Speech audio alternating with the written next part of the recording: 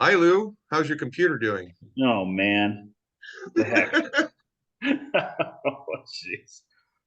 Well, Oh, the start of this got started like 15 minutes late because of technical issues. Zoom decided to do something stupid and switch things up on us. And now he's having a hard time recording. So who knows? Maybe next week it doesn't happen that way. Well, But I got a pop-up that said you're now recording, and I've never had that. well, that's because you always come in after we're recording. Oh, okay. yeah. I've never seen it because I'm the one that hit record. When he hits it, I I saw it see too. it. But it's like I'm giving him permission to fucking like record this, and it won't let him record it with it's just giving him the rigmarole.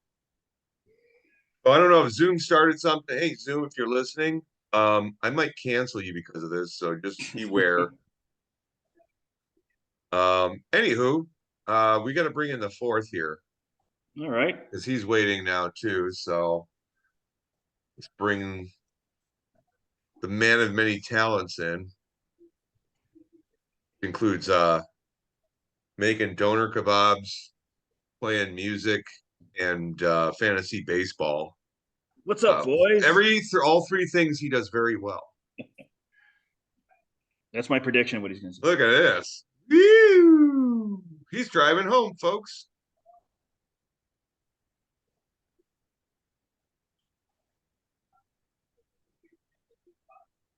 Hi, Phil. Are you going to hand him the trophy tonight, Lou? Nah, he's already got it. I think your trophy's hanging from your You already mailed it? rearview mirror there. Oh, the little one, the little trophy. Yeah, I guess I Barkley. could have his name put on it early. I know I went in the gutter, but that's not where I was going on that one. You got a sunroof or something? Nice. No, you're sitting on my desk. I mean, it's really dark over here. Where the fuck you driving? It looks sunny. He's in Oh, those are street Czechoslovakia. lights. Those are street. There's street lights, man. Yeah. Driving up Kedzie. I'm driving on 9. No, I'm driving up Kedzie. Well, this is the first time we've actually had somebody en route talking on the podcast. True. Yeah, apologies for the lateness, but I mean, now you got multiple guests, so you don't need me to, cover anything. So Plus, it's nice, visual there. It's nice. I do want to tell you though, I saw you guys play at Wicker Park Fest, and I thought you were phenomenal. And why the fuck did you even stop playing music for a second? thanks, man. Dude, no, you guys are everybody was great. You're like one of my favorite bands now. It's like I just like your sound.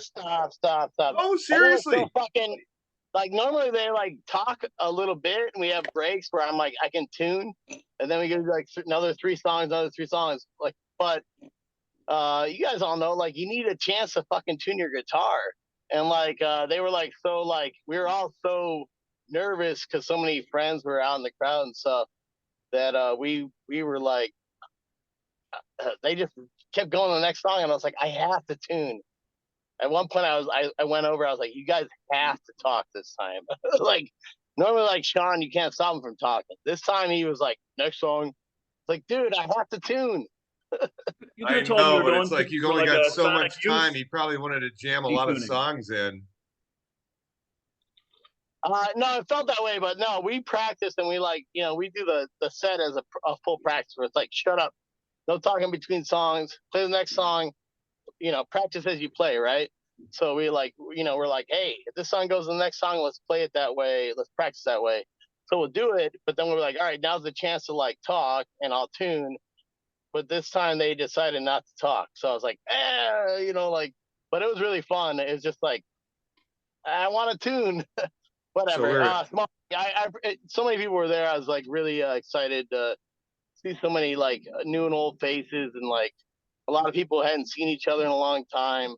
I guess because they know us but don't know each other that well. And Yeah. I saw people hugging in the crowd who hadn't seen each other in a long time, and it was just fun. Thanks for coming, man. No, seriously, you guys need to play more, a lot more. And I understand why you guys like Proto Mutter because you guys were kind of doing shit like that before they even got going. but also, it's like, I mean, listening to your music, it's like I got this vibe where it was like, kind of like similar to like Proto Martyr, a little Frank Blackish, but like also like, if you mixed in Florence and the Machine and some My Bloody Valentine with that whole fucking scenario, you kind of mishmashes into this. And Yeah, well, yeah, I'm like third time caller, first time listener, whatever. No, I mean every time pretty listener. much. But like multi-time commenter. So of course I heard what you said like right after the show, and like I was like, oh man, Jeff really like kind of like did a good job nailing it, and like it was a nice like review. I appreciate it on No, the you guys were podcast. That was nice. absolutely fantastic. And Well, you have to let me know next time you're playing out because I will be there for sure.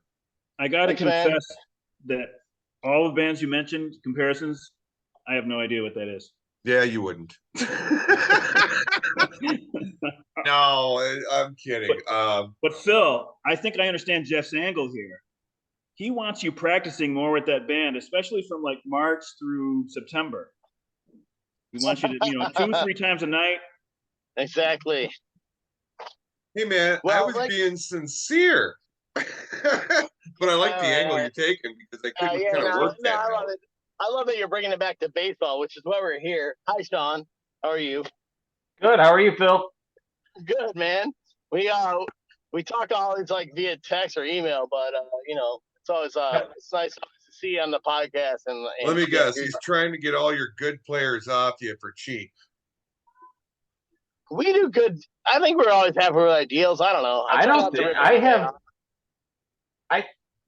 The three people I traded this league with are basically Phil, Chris, and Lou. Because everyone, if there's a trade proposal, it's a fair offer. Yeah.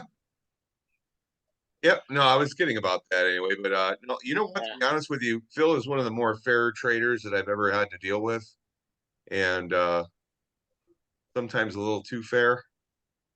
But Well, Jeff, I mean, like I don't know. What's your streak now? You're doing pretty well. It all like comes right after you traded with me. So I'm just saying. oh, I know. Do more I trades with know. me. Devers isn't a bum. That's all I'm saying. Well, who's the bum? No, Devers is not a bum. Detmers. I didn't get Detmers off you. Oh, Devers, I thought you had Devers. Oh, you Devers. said. I thought you said Detmers. Oh, you meant Devers. No, he's not a bum, but he is also $81. That's true. So I know you're trying to get me into that like scenario where I have to make a decision on Soto. So I know your angle. Oh man, I'm not that micro. I can't like I don't. I'm not even trying to steal soda from you. I can barely. I don't know, man. You're changing out players every day. That's pretty micro. Where'd So you just go? for yucks today, I looked at Phil's worst 42 game period this year. Uh-huh. And I kind of had to, what do you call it? Interpolate between the 42 and 45 game, the half week screws things up. But anyways, Extrapolate. I think it's like interpolate. That's a good word. Yes, that's the word I would have think. But it was 27 and 15. That's what I came up with. And this is the beginning of the year. So then I was like, okay, let's do what my best 42 is, and it was 28-14. Also interpolated in the beginning of the year. So it's not realistic that the Gaggers are not that same team now, and Phil's Satch is not either. So, but even with that, Phil doing the worst he's done all year, and me doing the best, which I was doing the beginning of the year, I would gain 1 game on him. Over the so, and that's a bad bet right there anyway. So the model has it as 25, so another 6 games between the two of us, and then like third place like 30. I mean, it's just crazy stuff. I mean, there are teams that could be potentially playing for this year, those the 5th through 2nd teams, and maybe people that want to avoid coming last, especially those who've never come in last, like Norm or Doug. But other than that, I think even our first place team's got to be looking at next year. Yeah. How about you, Sean? How important is it for you to finish second as opposed to go for first next year? It's not important for me to finish in second. I mean, I'm not gonna I've already picked up an NA guy that's on my active roster. Okay, yeah. So I'm eating a roster spot. Right. I mean, I'm not going to go crazy about it. I'm going to try to finish in second, but I'm not going to. If I see something available, I'm going for it. I mean, if I can For hold on to second place. second, that's 300, space units. We don't play for actual money, but and you do have, but with the $0 at fifth place, you do have the king of the off season honors, but I'm not really that afraid, even if I came in first, I think it's like $20 less than fifth place gets next year. That's like kind of a drop in the bucket, right? I mean, it's a nice incentive. I'm glad that that everybody agreed to pass that, because I think it's a step in the right direction. But the comparison I made was in MLB would be kind of like comparing the 15th team in payroll to the 17th team in payroll. It's a pretty minor. It's not like it'd be A's, Mets, or whatever it was. I don't know if in the beginning of the year, if you remember, I had the A's. I think the A's had like $80 to spend if they were in our league, and the Mets had like 810, whatever it was. It's just crazy how it's embarrassing that the Mets would have. Can you imagine a guy that we gave him $800 to spend in the auction, and he's like below 500? I mean, that's embarrassing, right? But Lou, let me ask you this. If you're going to compare the same, but like an MLB team can get controllable years for like 7 years, right? Yeah. So if you're going to get apples and oranges, it's like, well, I know you tried to do it with like the X plus 28, but it's not quite the same. 27. 27. Well, this year. Nice shirt. Hey. Represent. Shawon, you must I've have got the one AC. too. It just doesn't fit as good as it used to. You must have the AC cranked at your place, man. You got a hoodie on. Oh, I do. I got solar, and I look at pay Phil. nothing. I pay nothing, and so my air conditioning is set at 70 degrees the day after Memorial Day, and it doesn't go off until after Labor Day. Hey, so my question to you though is, we've been paying solar in the wintertime when the hours of sunlight kind of dim down a little bit. How's that work? Do you have to dip into local electricity if you can't get enough sun from the If I could not, I would have to go to ComEd, but I still bank it. I mean, where they put them on, my roof faces the south. Where they put them on, I get a refund every year. No shit. Yes. Wow. Now it's only like 150, $200, but whatever. I can keep my air conditioning on. You have to pay for the beer league. Yep. How many solar panels do you have on your roof? Probably like 15. How big are they? I don't know, like 8x4. 4x8, so like a sheet of plywood. Yeah. Huh. I wonder if how much did that cost you for each panel and getting it set up? Nothing. Why? Did you do it yourself? Nope. I got granted into a program that they had running out here. No shit. I wonder if you got anything like that in the city. I think I got enough. I mean, it'd be better on the one side house. Anyway, let's get back to baseball. Fuck that. We get caught on these tangents, and it's usually my fault. It's an Illinois thing. You can get it. Yeah. You should talk offline. But like, you can get it. Sean, I will talk with you. But yeah, I would love to not pay anything for electricity around here. Yep. Well, I do have to pay $13 a month to ComEd. Yeah, so be it though. That's better than the fucking $80 on. Well, no, actually, right now in the summertime, I'm paying like 150 because I got my air conditioning going. Well, you just need to look at the bottom of your bill from ComEd, and I'll try to make this quick. But there's stuff on there like admin fees, whatever. That's paying for my solar panels. No shit. Yes. Oh, all right. We got to talk, man. We'll talk offline. I'll give you a call. I need to find out about this program and get those things strapped to my fucking shit. Yep. Yeah. Anyway, welcome back, Dr. Satch. I think you changed your name and it kicked you out. Yeah, I thought it was stupid and funny. So, anyways, I'm going to share the standings, and we can, let's go for it. We can breeze through it. I won't talk so long about all these important things that come to my mind.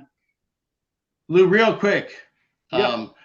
Not because I'm bored by the standings or the review. I love the review. I have to quick take care of 2 things of business. I'll be right back. Okay. Can you guys go without me? All right. All right. So we won't even talk about the fact that Satch went 6-0 again this week. Yeah, that's his walk off right there. He just dropped the mic. We'll and just skip right over him. Yeah. And McBride's took the collar, and I did note in the email that Cows went 5-1, and Sombreros went 4-2. I only mention those because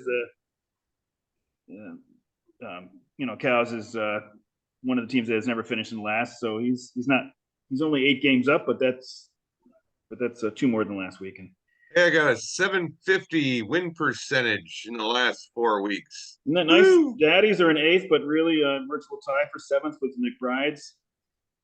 And their innings are still pretty up, so you could expect that you'll have 7th to yourself, even though you have 150 less points than they do. Lou, there's 7 weeks left. I'm coming for you. Yeah. I'm coming for you, man. I'm going to try to get that 5th spot. I'm hoping that you get farther, you can get into the top 4. If you're still in 5 when I get there, Jeff, I'm going to put 10 large on that one. Oh no, I'm not. Large. Well, large to me is a penny. 10 large, so that's 10 cents. Yeah.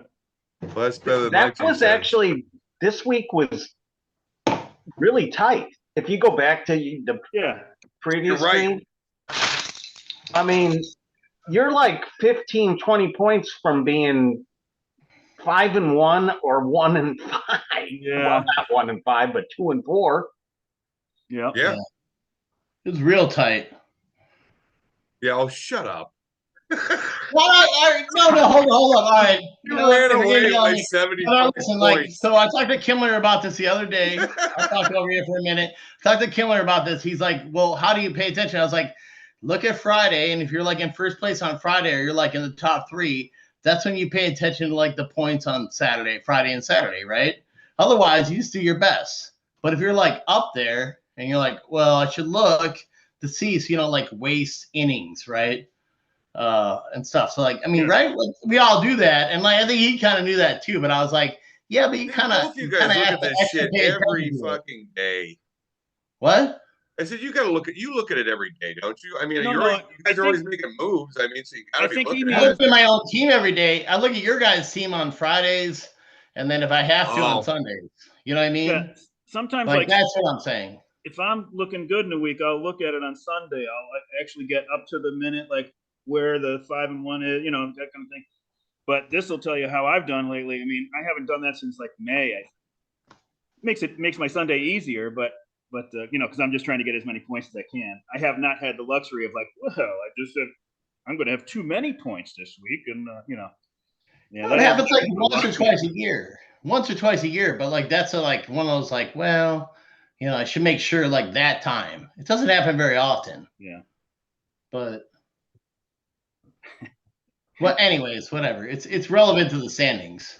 Yeah. No, I look at it on Friday. I mean, when Lou sends out the thing, I all right. So for instance, where I'm at, and do I need to stream pictures this weekend? Because I could be, if I'm way up, I could be 6-0 and you just leave it. But if I'm in the middle, well, I need to pick up a couple pictures. Right. If you're really dragging ass, or like the few times you're way ahead, it's happened twice only, Jeff, this year. I looked, it was you were. I'll tell you right now, you were at 63. Kyle's is at 62, and I looked and I was like, who? What? And I immediately went to your teams. Was who are they starting? I was like, all right, you had maybe 2 starters, but they're kind of weren't great. And Norm had 2 or 3 starters. But the guy luckily I had weren't starting till later, except one. So I was like, well, I'll check back in at like 3 and see how they're doing. If they're But not otherwise, doing like, I too think good, I have then a 40 fucking point pull 'em. lead. So like, if they have a complete game shutout, yeah, I'm gonna start a guy. Otherwise, I'm gonna sit him on the bench.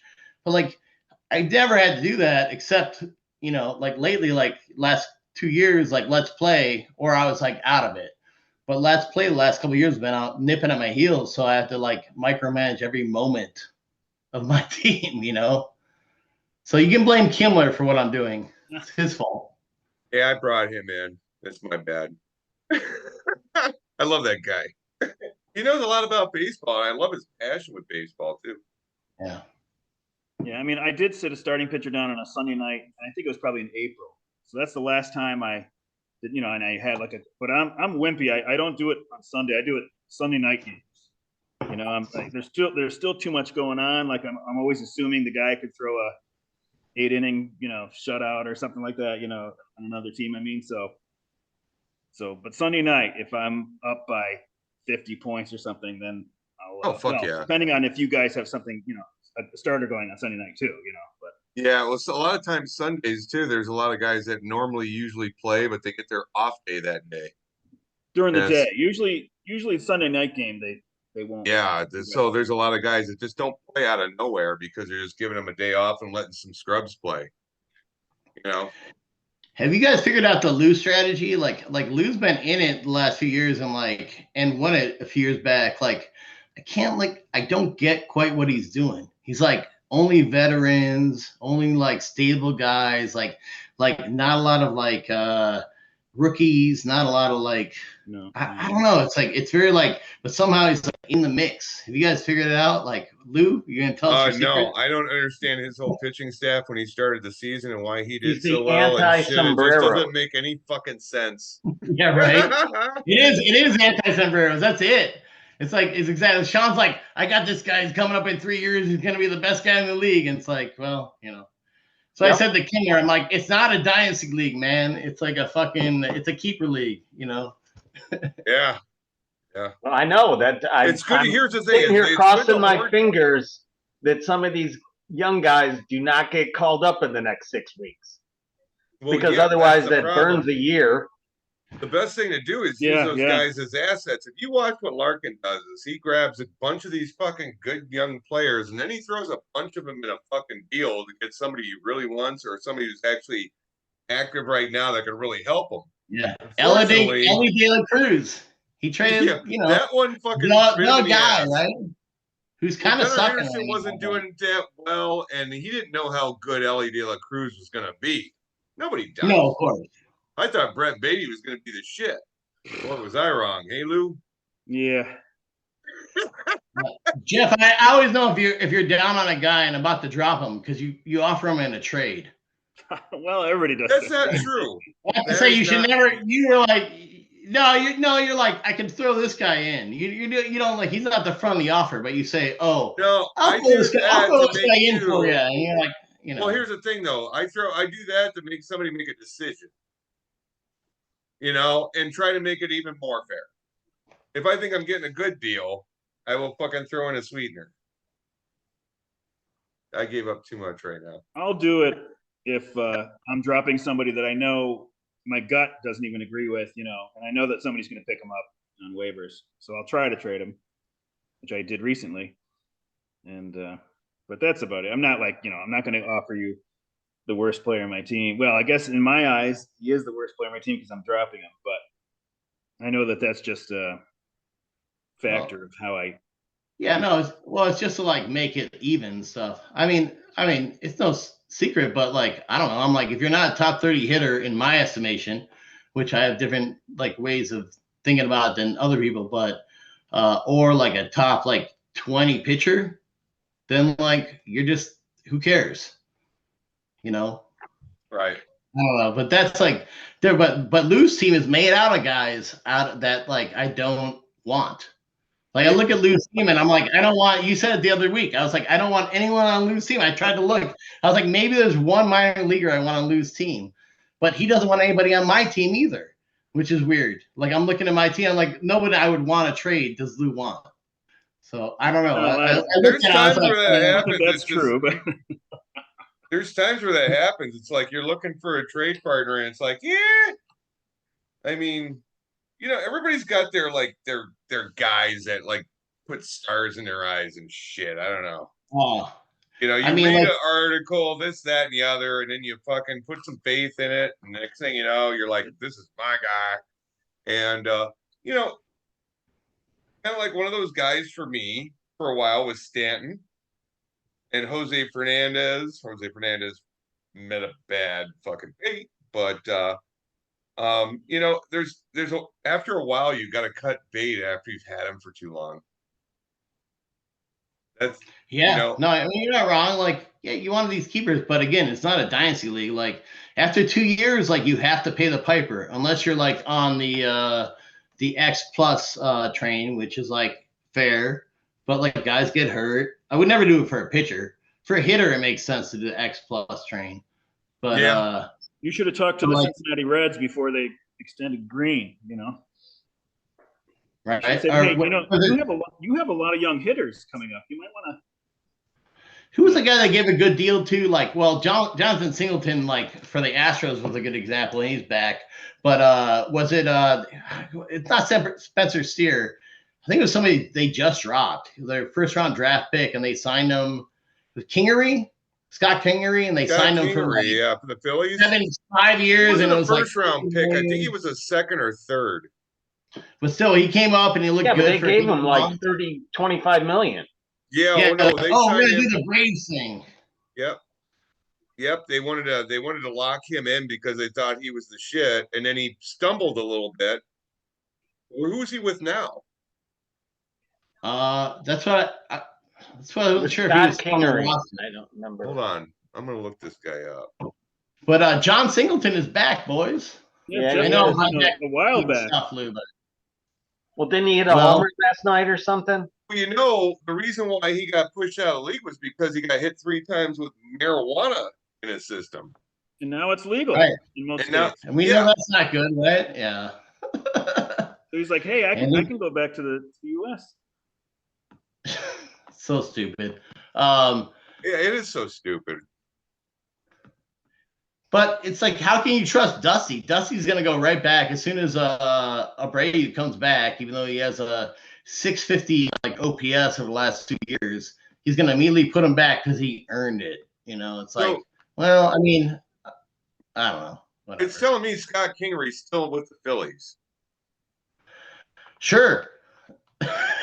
I mean, I'm sure he is. They owe him a lot of money, so why would they give up on him? But he's a real rich AAA guy. He's the one paying for a lot of people's meals, I'm sure. yeah, he's like, yeah. There's also that. You send a guy down and he has that much money, that's a pretty good life. I'll take $50 million and hang out in AAA and like hit home runs and be the king of Indianapolis for 4 years. I'm telling you, I'm a mediocre, like I'm a bench player in the MLB, or I'm like the king of like, I don't know. Name another AAA town. Buffalo. Well, the first 4 letters of his last name is King.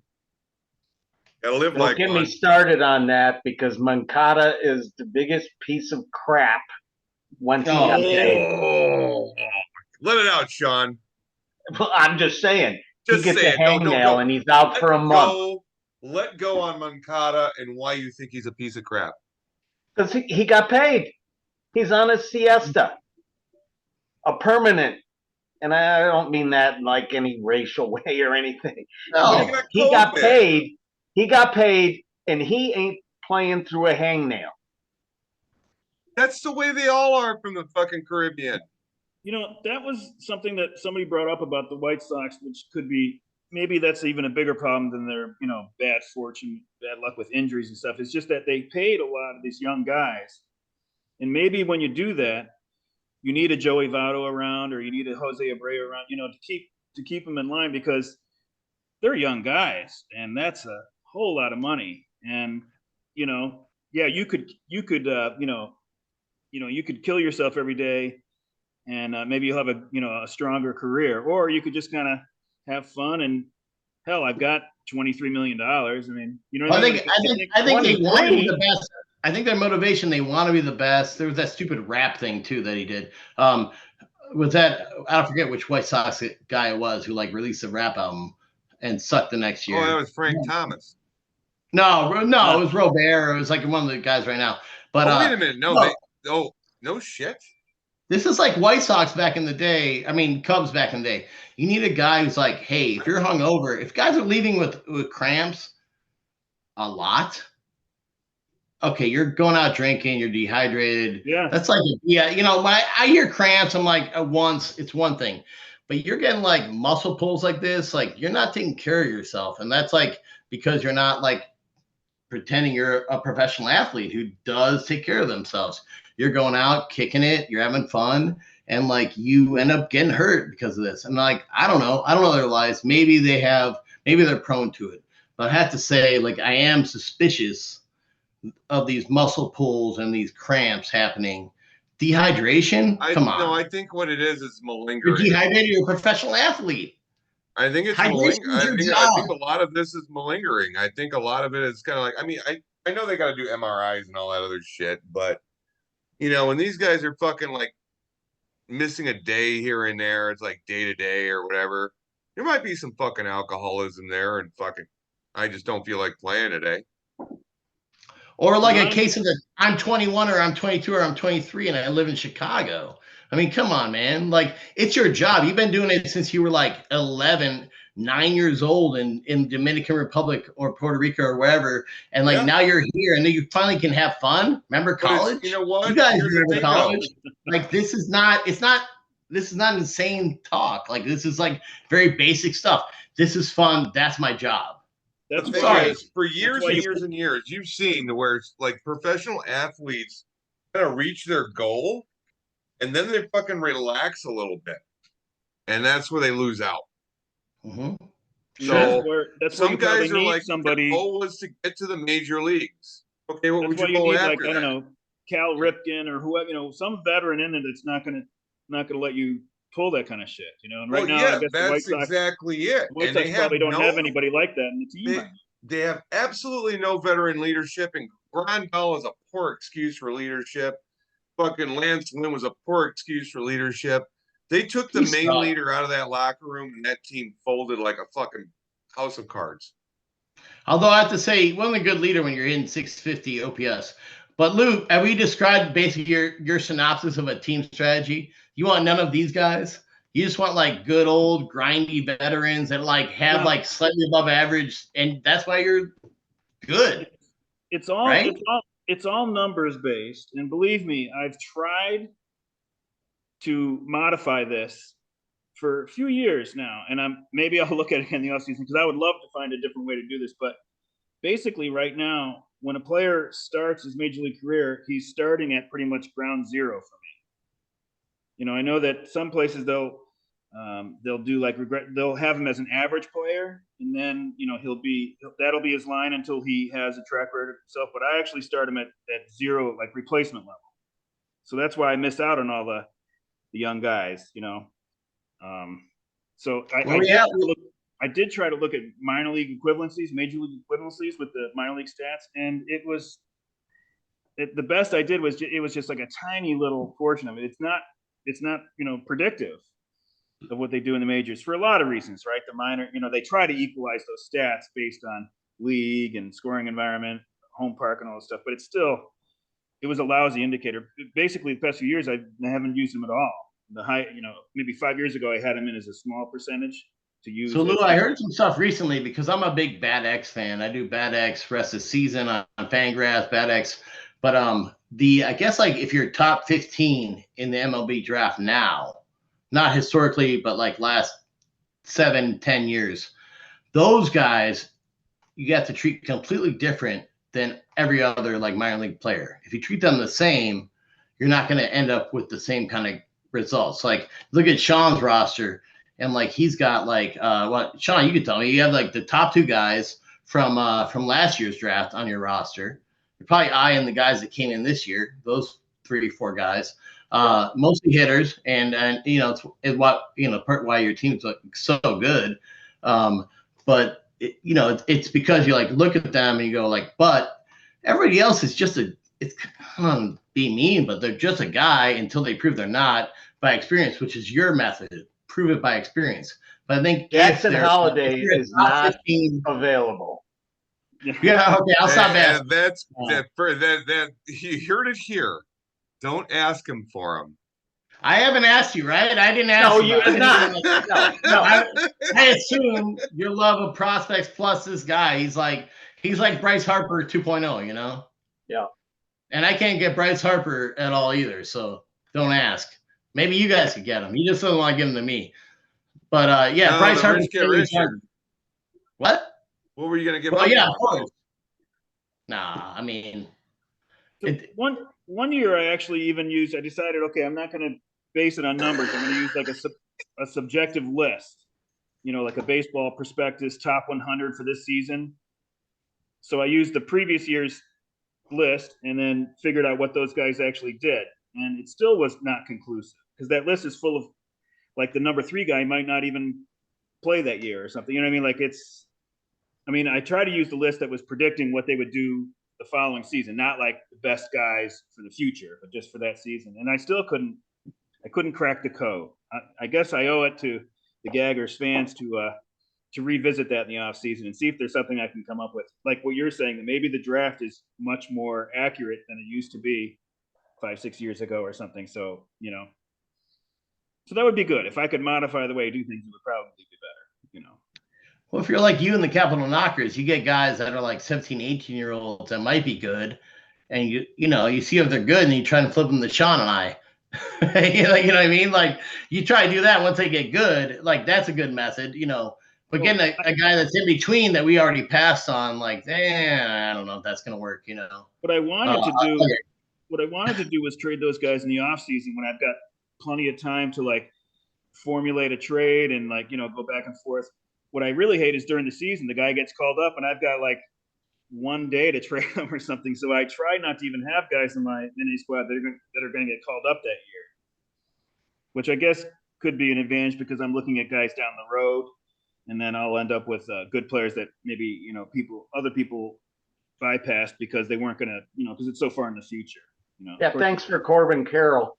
Yeah, like last year I had Francisco Alvarez, Michael Harris, Corbin Carroll.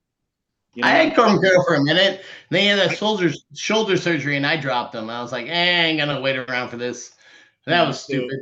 So I lost out. I got nothing for that. So yeah, I've got it. It's definitely not an area of strength for the Gaggers. They're the way that I can pick good any players. That's good. I follow the lists from all the smart books I have, but I don't know. Well, honestly, like I don't know if you saw it, Sean. These guys were hosting it, but Kimler was like, I don't bother with any of that. I let the crowd decide. I just go and like look at the smart teams.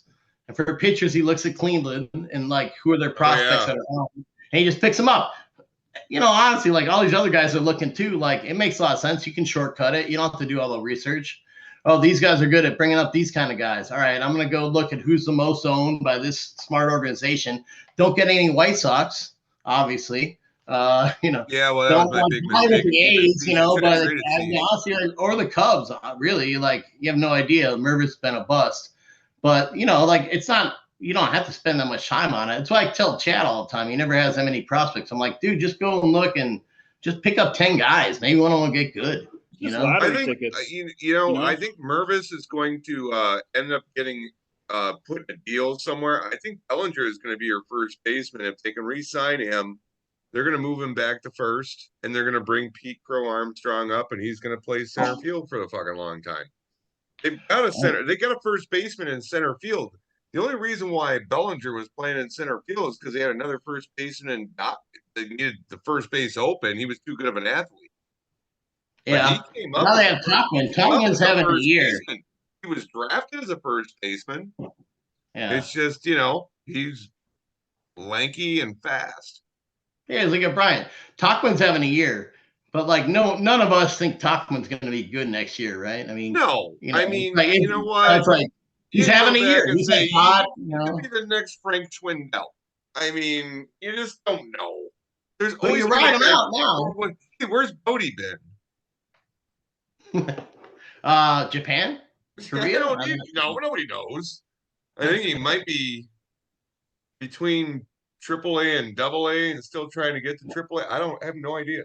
You know, even losing his mind here because he's trying to get through the standings and we're talking. I apologize. No, I don't care about that. Even all right, so I'm gonna ask are... one question to Sean because I know Sean's gonna dip sooner than me probably on this. Sean, do you have a resource that you like definitely look at? Are you like you have one? You don't have to reveal it if you don't want. Do you have one like a couple ones that you think are like these are the best prospect resources? Because you're kind of a prospect guy in this league. Phil's you always end up recording with this, by the way, Sean. I watch. Like you're recording it. I have MILB, the package. Oh yeah. So I watch it. But I would probably rate Baseball America and Keith Law for hitters. Keith Law does not know anything about pitching. But if you're researching a hitter, it'd be, and he's on, I don't know what he's on now. He's on Athletic now? Yeah. Yeah. But he knows his hitting. He's in tune with that.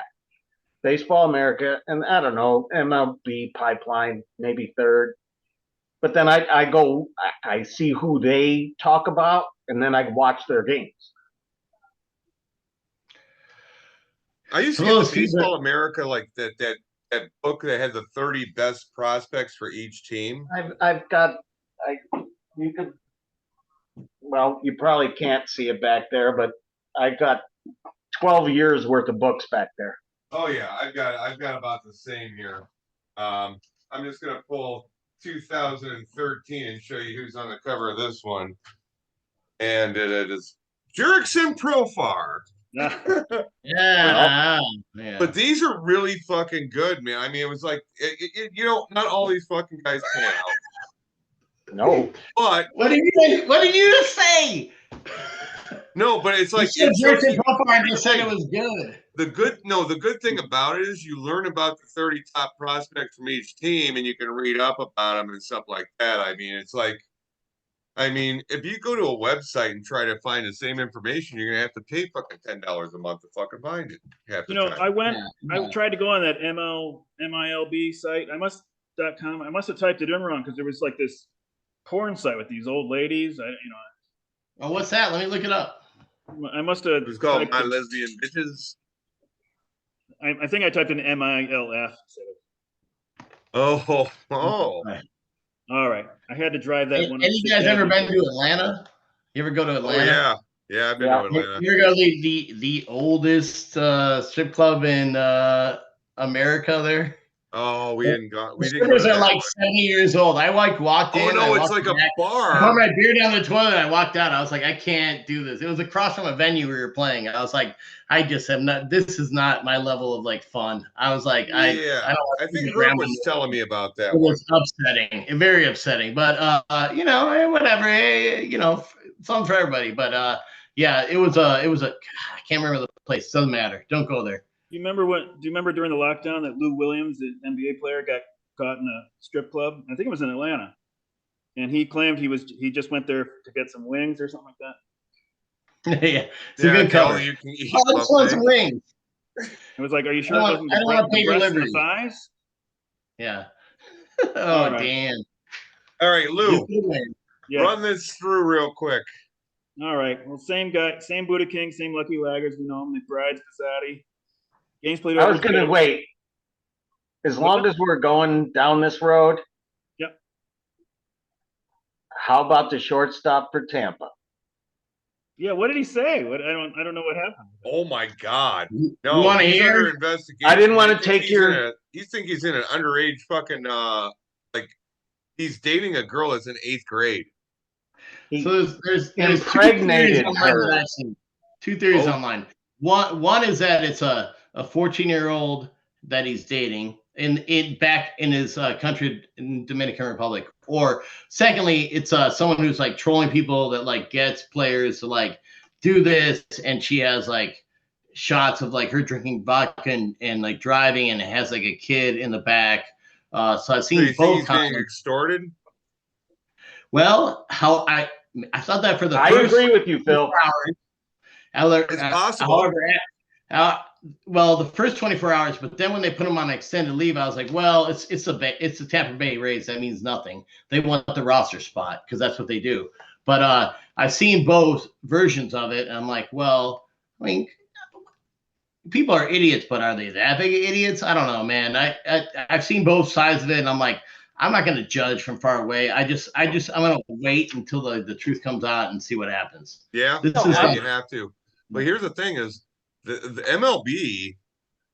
Okay. So the day they were playing, okay, that this came out, MLB had pulled him in like the fifth inning or something. Like, I don't know if it was MLB, but they took him out in the fifth inning.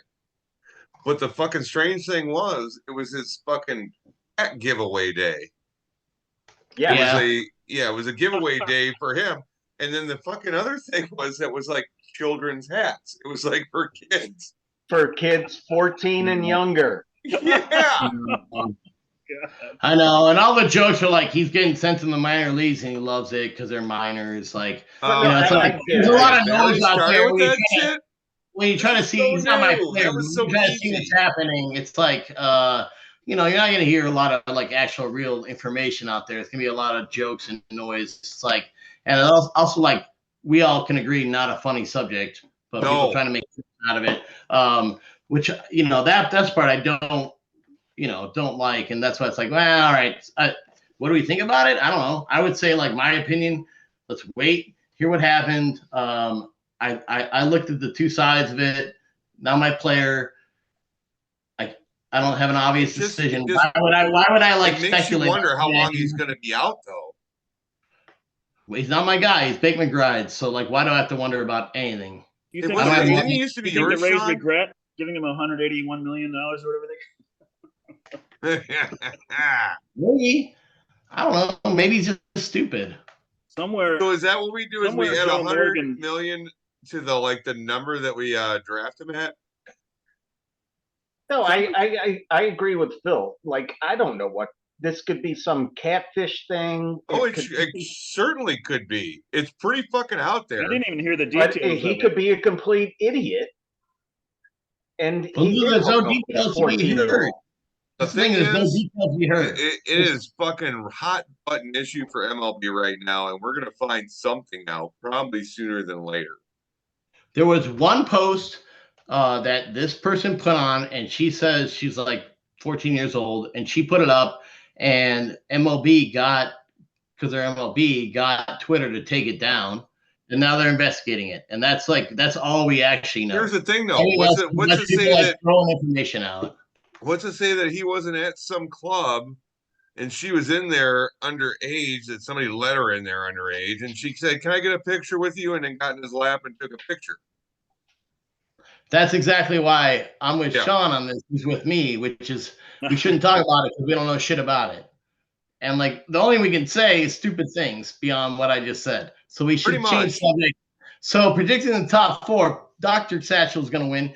Lollygator's second. Clemson Sombrero is going to get third, but 162 does a lot of games, a lot of innings, so maybe he's going to pull him to third. I was going to say that I bet you Joe Morgan is, if he's watching this, is enjoying this because things are kind of not going so well for the Rays, right? We were talking about them the first podcast, like they were everybody's darling, right? But they went through a lot of pitching injuries, and this Wander Franco thing this is not the first time that Wander's caused a problem. And you guys know what happened with the Rays. How would you like to be that other Wander Franco right now? The Rays invented a new version of hitting. Like they have a swing and a B swing, right? They invented this thing. They had everybody focus in the offseason, like focus on your A swing, and like for 2 strikes, try to hit a home run. And like after that, do a B swing. They did that with all these guys who were just like B swing hitters. And they hit a bunch of home runs, and people stopped grooving them balls, and now they're not as good. It's not like rocket science. They tricked people for a couple months, and people adjusted. They went, everybody was doing A swings for a couple. Now they throw it out of the zone. The guys are swinging too much. It's not like the whole team slumped. It's like they did a scheme. It worked for a while. It's Tampa Bay Rays. They always try schemes. Well, here's the thing, though. In the second half of the season, they should have switched it up and said 2 B swings and then an A swing. Right? But there Right? were a lot of Rays haters in the beginning of the year, like Mad Dog Russo, who just wasn't buying it, even when Brian Kenny on MLB Network was showing him all the statistics and stuff. But he's got to feel, even though it's only because of really the injuries to the pitching staff. I mean, mostly that's what befell them. Whatever. Well, I got Luke Raley for $1 next year, so I'm feeling pretty good. He might be could be a rookie of the year candidate. He is in the running. I have that from Fangraphs. We can sort it by rookies, and I can see that. Let me ask you this. Actually, ask Sean this question. Sean, when you have teams like this who are like platoon heavy, like the Giants and the Rays, do you see a minor leaguer in there and go like, I want to back off? Like I'm kind of like that with Manzardo, where I'm like, now he's a Indian. I mean, Guardian, Spider, whatever. But like, I see this guy in the minors, but he's going to come up and be a platoon guy if he's on the Giants or he's on the Rays. I picked up a Rays guy who was tearing it up, and I'm like, they're going to bring him up and platoon him. So I'm not going to put him in my NA roster. Right? Because he's going to get called up, and then I'm going to have to drop him anyway. So that's the thing is those guys that are going to come up and get plugged in right away as the guy are the most valuable. There's other guys that'll come up and it's just like, okay, they're going to give them a shot and show us what you got, and that's not nearly as valuable when it comes to NA rosters. Yeah. If they had any, I think a prospect on the Rockies, but you want somebody on a bad team, maybe, right? I mean, right, exactly. Playing time on the Rockies, good park. Speaking for myself, I think the best people in this league, the NA rosters that they keep, is Phil, John, Larkin, and Gambler Spear keeps some good players on his NA roster too. Those are like the top 4 that I see. So good for you on like doing your homework. I love how Gambler. I love how he like does his team. He's so ruthless. He's so like, what do you do for me today? He's like, I mean, I pick up guys off him, and then maybe I'll end up dropping him. But I was like, how did he drop this guy? But he's so like, I feel like he sorts last 30 days all the time, or last 7 days. He's got a system, and you know what? He stays in the fucking running pretty much. It's not too often I see him get blown out. It's great. He's just like, I'm gonna ride the streak, and then you look for a guy, and you're like, he's already on his roster. But if you wait 3 or 4 days, he'll probably drop him because he was a day off or something. And then you're like, I love the fact that so many people in this league are competitive. There's really the people. Everybody wants to fucking win. They really do. I was gonna say Phil dropped Trace Thompson the day after he hit 3 homers. I think that's pretty. He did, didn't he? That was like in the fucking 3rd week of the year. I was like, man, that's a hard team to crack. You know what though? He knew damn well that shit was gonna fuck him up. You're dropping me? I'm sorry, the organization decided to make it change. It didn't hurt you. But now he went to another shit team. Or a different. Hey, you guys run through this. I gotta get more ice and take the dog out and smoke a cigarette. Because the Sox picked him up. They got him in a trade. Former White Sox. The thing is, if you look at his he was part of the Lance Lynn trade. I thought you were out of here. Go, get out of here. Yeah, we don't want you around here no more. Get out of here. All right. For once, Lou has someone to talk to. Sean and I are here. No, he's got great StatCast, straight like great StatCast numbers, and like honestly, like it's only because the Dodgers moved on from him that I'm like actually like, maybe I'm like looking at the wrong things, because I think they like start him against particular pitchers. It's not just righty lefty. It's like he can hit these pitches, and that's the thing that like nobody looks into. Like I have no idea, but where they go like, oh, okay, I'll put him in if he's got a slider and he's got this, or like this guy will kill changeups. And like they want those guys, and like a lot of guys they don't have that many bench players, but they try to build a roster, especially like Giants and Rays. They definitely do this. Why is this guy in? He's like opposite hand, but it's like no, he can hit this pitch from that side, which is like crazy. Like I mean, they have stats upon stats, which was what I was saying the other day, which is like, how do you pick up these guys? I'm like, well, I just look at what the roster does. Like they tell me what the smart organizations tell me. They're batting this guy third. I'm gonna pick him up for that day. It's not like rocket science. They're batting him third. They're smarter than me. They have like teams of people who know all this stuff. I don't know like who hits a slider or a changeup. I just know that they know that, and so I'll pick up a guy who's like, oh, they're gonna bat him fifth. I'm not gonna pick up a guy batting ninth because they need him for defensive reasons. You know what I mean? Like you asked about like the lineup thing, Lou. It's like I don't pick up a guy unless he's hitting in the top of the order for that day. Yeah. Otherwise, like the team, I think is even the dumbest teams are smart enough to know, with a few exceptions that we already mentioned, smart enough to know like, hey, I can't, like I'm gonna put this guy in the best way to like succeed.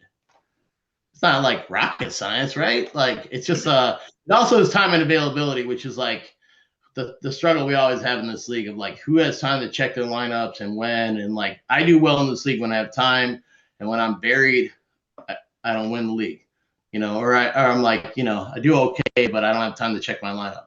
And it's the same struggle we all have, and like it's the eternal conversation that we like work around, but I don't know. Yeah, the lineup stuff's a real challenge. Even, I'll see those green circles. Is that what the good thing is? The red X and the green, you see green circles and I'm like, oh, cool, I'm all set. And then you find out, you could have a late scratch, but even like games postponed, oh, I wasn't counting on that. And then it's too late to put a guy in that's on your bench. And, guys, I don't trust Yahoo. I look at different sites. I look at a different site. I know Yahoo isn't a betting site will know way more. A betting site won't exist as a betting site if they're wrong. Yahoo, they're going to be there around because we're there. Yahoo's definitely not as fast. Check a lineup at a betting site. They say somebody's in, they're going to be in.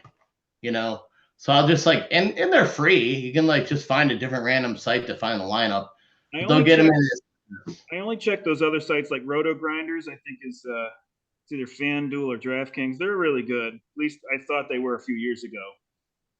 And I don't check them to second guess Yahoo. I only do it when Yahoo doesn't have the designation in yet.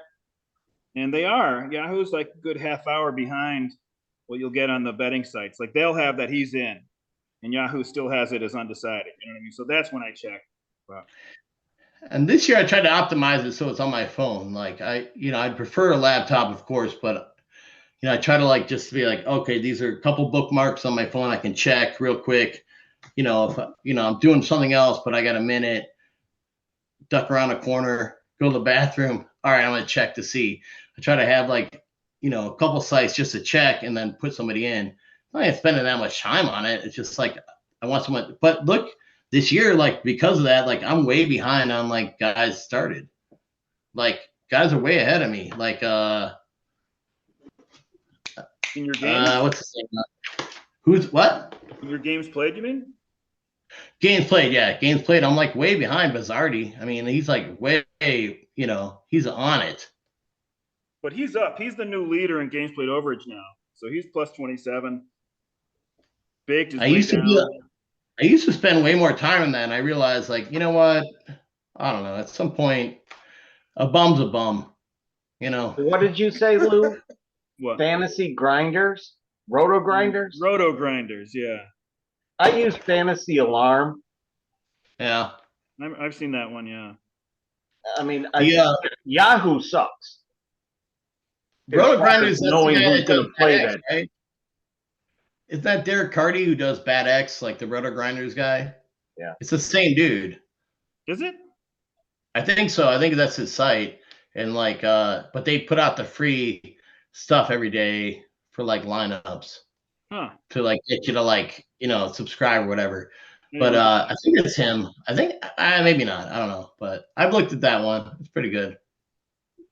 Well, anyways, we'll get through this glance page. So Bizzardi is the new. We will not get through this page. McBride's is 1 plus 146, so they've come down a little bit, but it's still they're too high. And then Cows is in the best spot. They're up a little bit. And we didn't really. No, Lou, this is not to mess with you, but how much are innings going up next year? We all need to know. Like a definitive number, like should be in the email. It'll be the 8th most. It'll be around 200 innings. More? It's like a whole other starter more? Yeah, it'll be the top 8 starting pitchers. Well, top 8 innings, guys, in baseball, and then plus the top 3 relief pitchers of the top 36. 4 times saves plus 3 times holds, guys. Okay, well that's rewind to the first. The plus is the only one that matters there, right? The extra one you're adding. The old stuff was like before.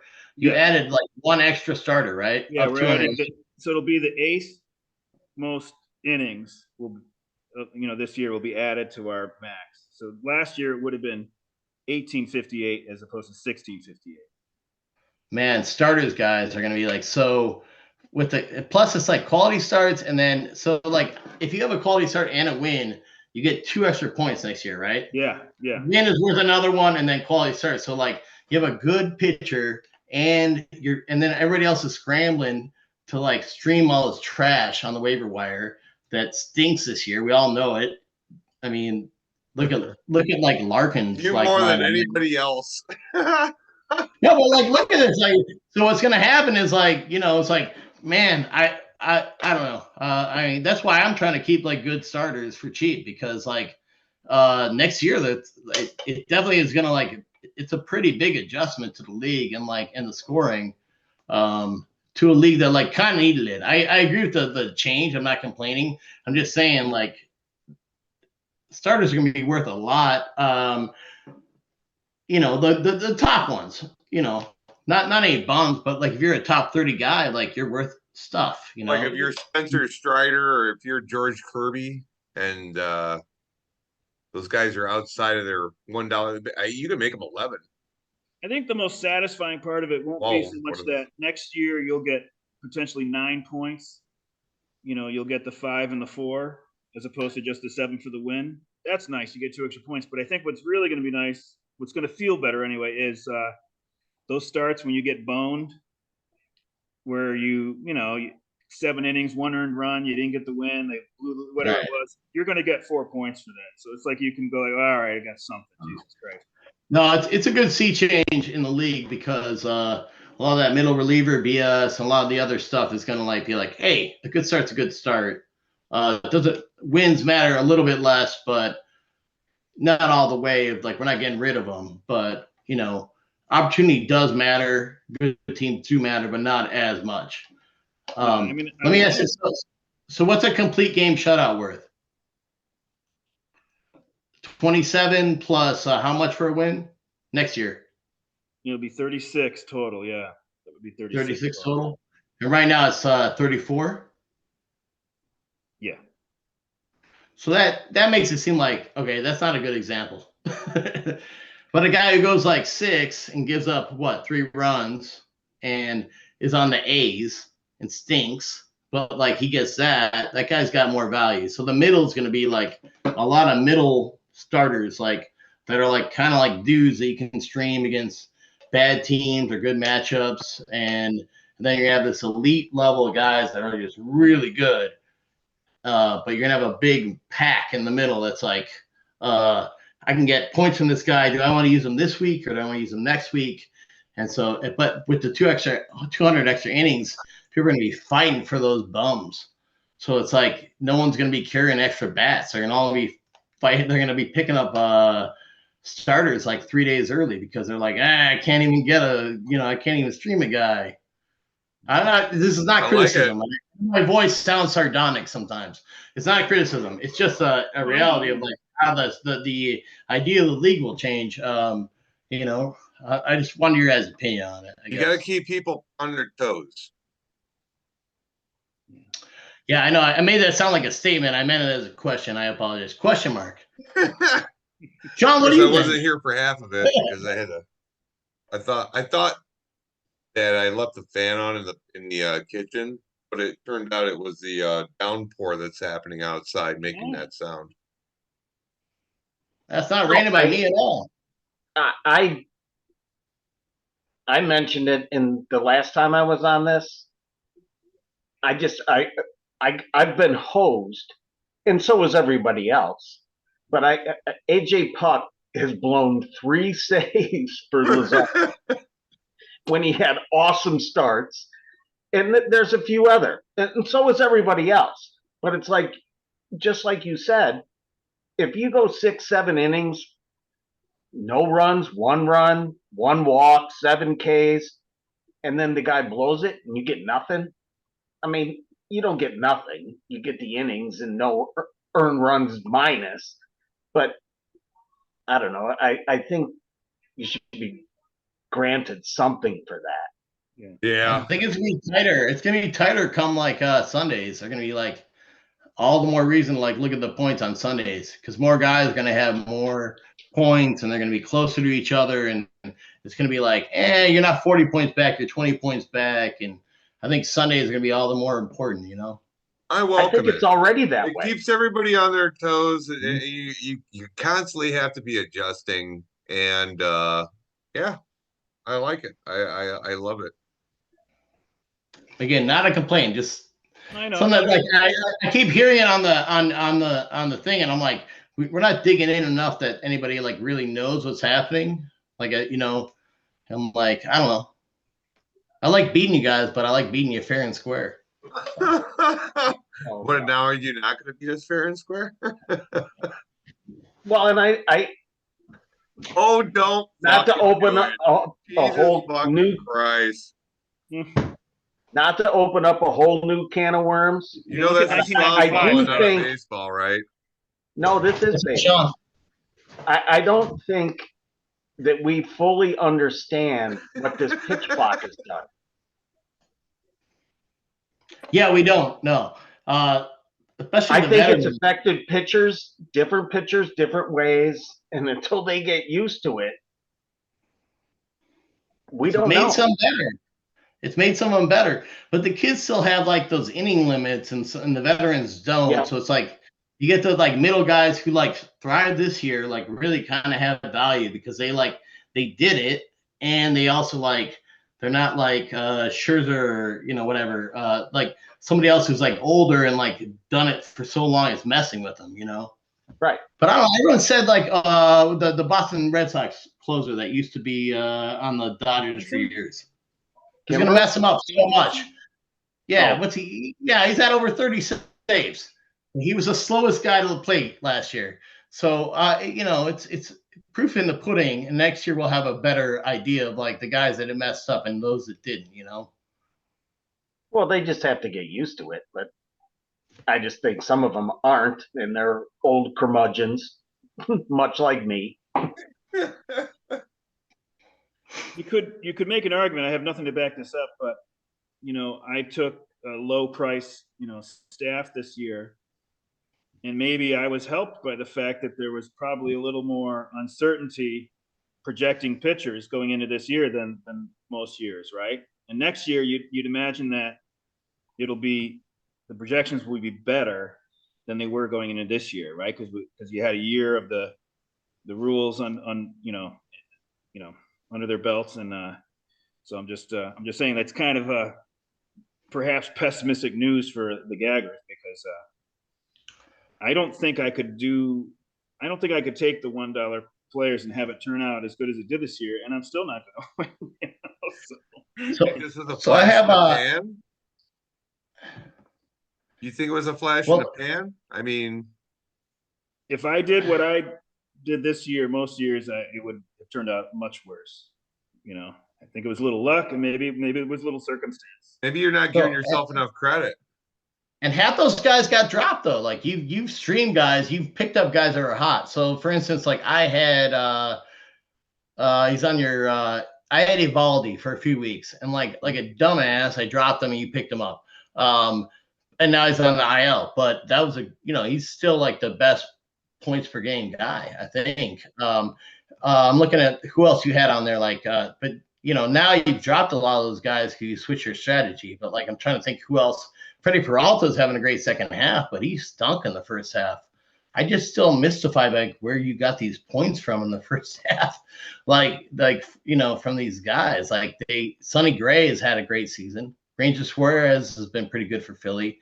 Tyler Anderson, you just picked, he was hurt for a up. while. Like he's been out there. Exactly. So like Lou, who are the guys that like made this like miracle $1 pitching staff happen? Like Tyler Anderson's the guy that I think everybody else would have dropped by now because he's been bad.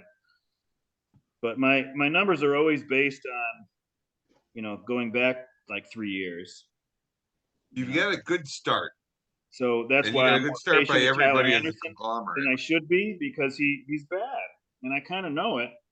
But he's still on my team, so I don't know. All right, so on May 1st, the pitching staff of the Gaggers was Merrill Kelly. He had a really good first half. Still got him. Descalfani, now on the IL. Sonny Gray, still running. Yep. I think this was a streamer, Josh Winkowski. Corey Kluber, all right, way gone. Tyler Anderson, still around. Evaldi, now on the IL. Freddie Peralta, having a great second half. Jameson Taillon was on the IL then, but he's back. Savali's gone. I look back in time, I'm like, I still am like, it's a magic trick, Lou. I don't know how you did it. No, I don't know. I don't know. I mean, I don't want the answer. Like, don't tell me.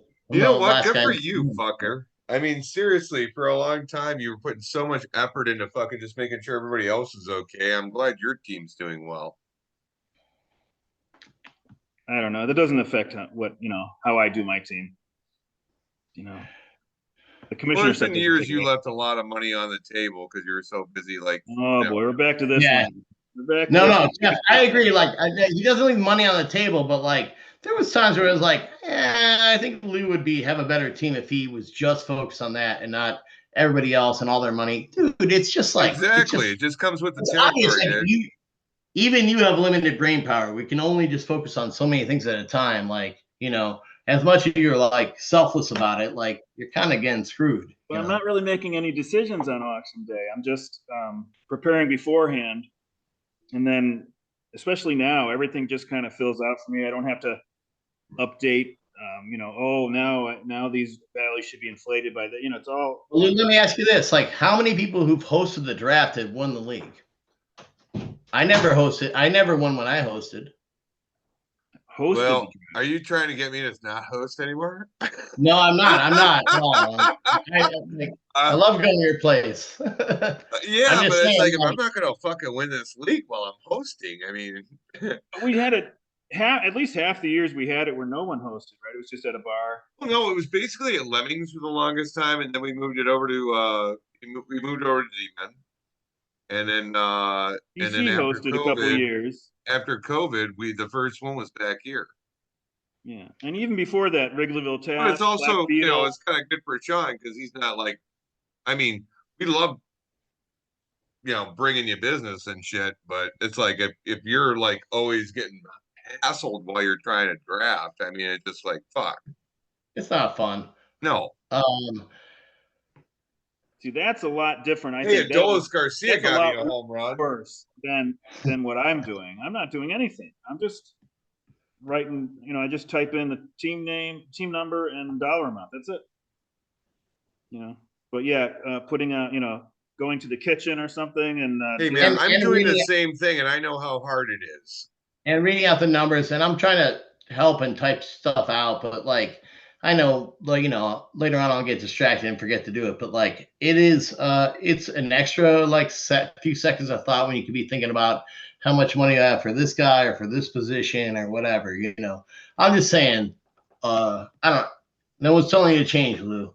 Just saying, I'm just saying, like, we appreciate it. That's all. Yeah, no. Hey, Sean, we haven't heard from you in a while. Well, going over there. I was actually looking up the pitcher numbers. And I know that was brought up how Lou went for $1 pitchers and whatnot. Just pull up the top 25. What is it? Yeah. I mean, I know there's guys on there if you want to share the screen, you can share the screen. Everybody can share the screen right now. I'll stop my share. Well, I just Justin Steele is 5. Oh, I kept him at $1. He was a good guy. There you go. I like him. You know what? I actually thought Wisniewski would do better. And Dane Dunning is like 13. Dude, I always liked Dane Dunning. I didn't get a chance. Well, I liked him on the White Sox too, but Jose Barrios, he was complete garbage for the last 2 years. Tawan Walker, Taiwan Walker? yes, he's in the top 25. No shit. Jordan Montgomery.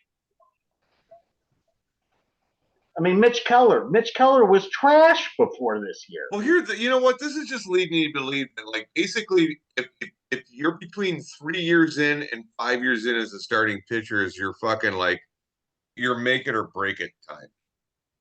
You know, because if you look at Jordan Montgomery, he's been in the league for like 5 years, maybe. Taiwan Walker's 5 years. But who did they traded him to the Cardinals for? I don't know, B.E.E.R. Yeah, you know what? Some of these guys they kind of develop a little bit later. You know, I mean, Charlie Morton's in the top 25, and he's like 100 years old. yeah, but he's just an old pro, man. He's No, like Jamie Moyer. I get it. I get it. You know, he walked No, 7. he's a Brave. He's a Brave. He's like they win a lot. He walked 7 Mets in the first. Yeah, but his fucking numbers are pretty good finish. for like. I mean, he's got a pretty good ERA and shit. Morton walked 7 Mets in the first 4 innings. No earned runs. I mean, of course, it was the Mets, but I mean, hey, how do you get away with that? Well, Chris Bassett is in the top 25. Who's that? Chris Bassett. Yeah. He was a Met. I mean, not that would have changed their season, but. Oh, Logan Webb. I got Zach Gallen. Zach Gallen, I think I told you this earlier in the podcast, but I actually got to see him pitch live in minor leagues before he ever went pro. And it was while he was with the Miami. So it was my 50th birthday. I went to New Orleans, and the Iowa Cubs were playing the fucking New Orleans baby cakes. Or king cakes, I'm sorry. But everybody called them baby cakes because they had like a baby on top of them or whatever. It's so fucking southern and stupid. But anyway, nobody in New Orleans wanted to go to these games. So we were like, we've all heard like the story 12 times people now. in the stands, huh? We've all heard the story 4 times. It's a great story, but like I gotta stop you. We've all heard the story 4 times. No shit. Okay, all right, fine. Right. Yeah, it's Zach Gallen, right? Baby cakes. It's a great story, but Phil, Chad's just going to hear it for the first time. Right, well, he's not going to watch this one. He's not. Chad's not on this one, so he's not gonna watch himself. I'm gonna share my screen out. I try, but well, I'll save you from yourself. That's all. It's out of kindness. Does this work when I share the screen here? Yeah, share the screen. Yeah, I saw it.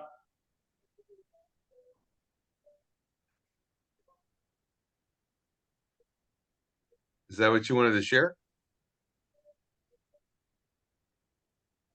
Hold on. I can't hear him, but I can see his screen. Yeah. Let me do it again. I think I figured it out. I know I'm pushing.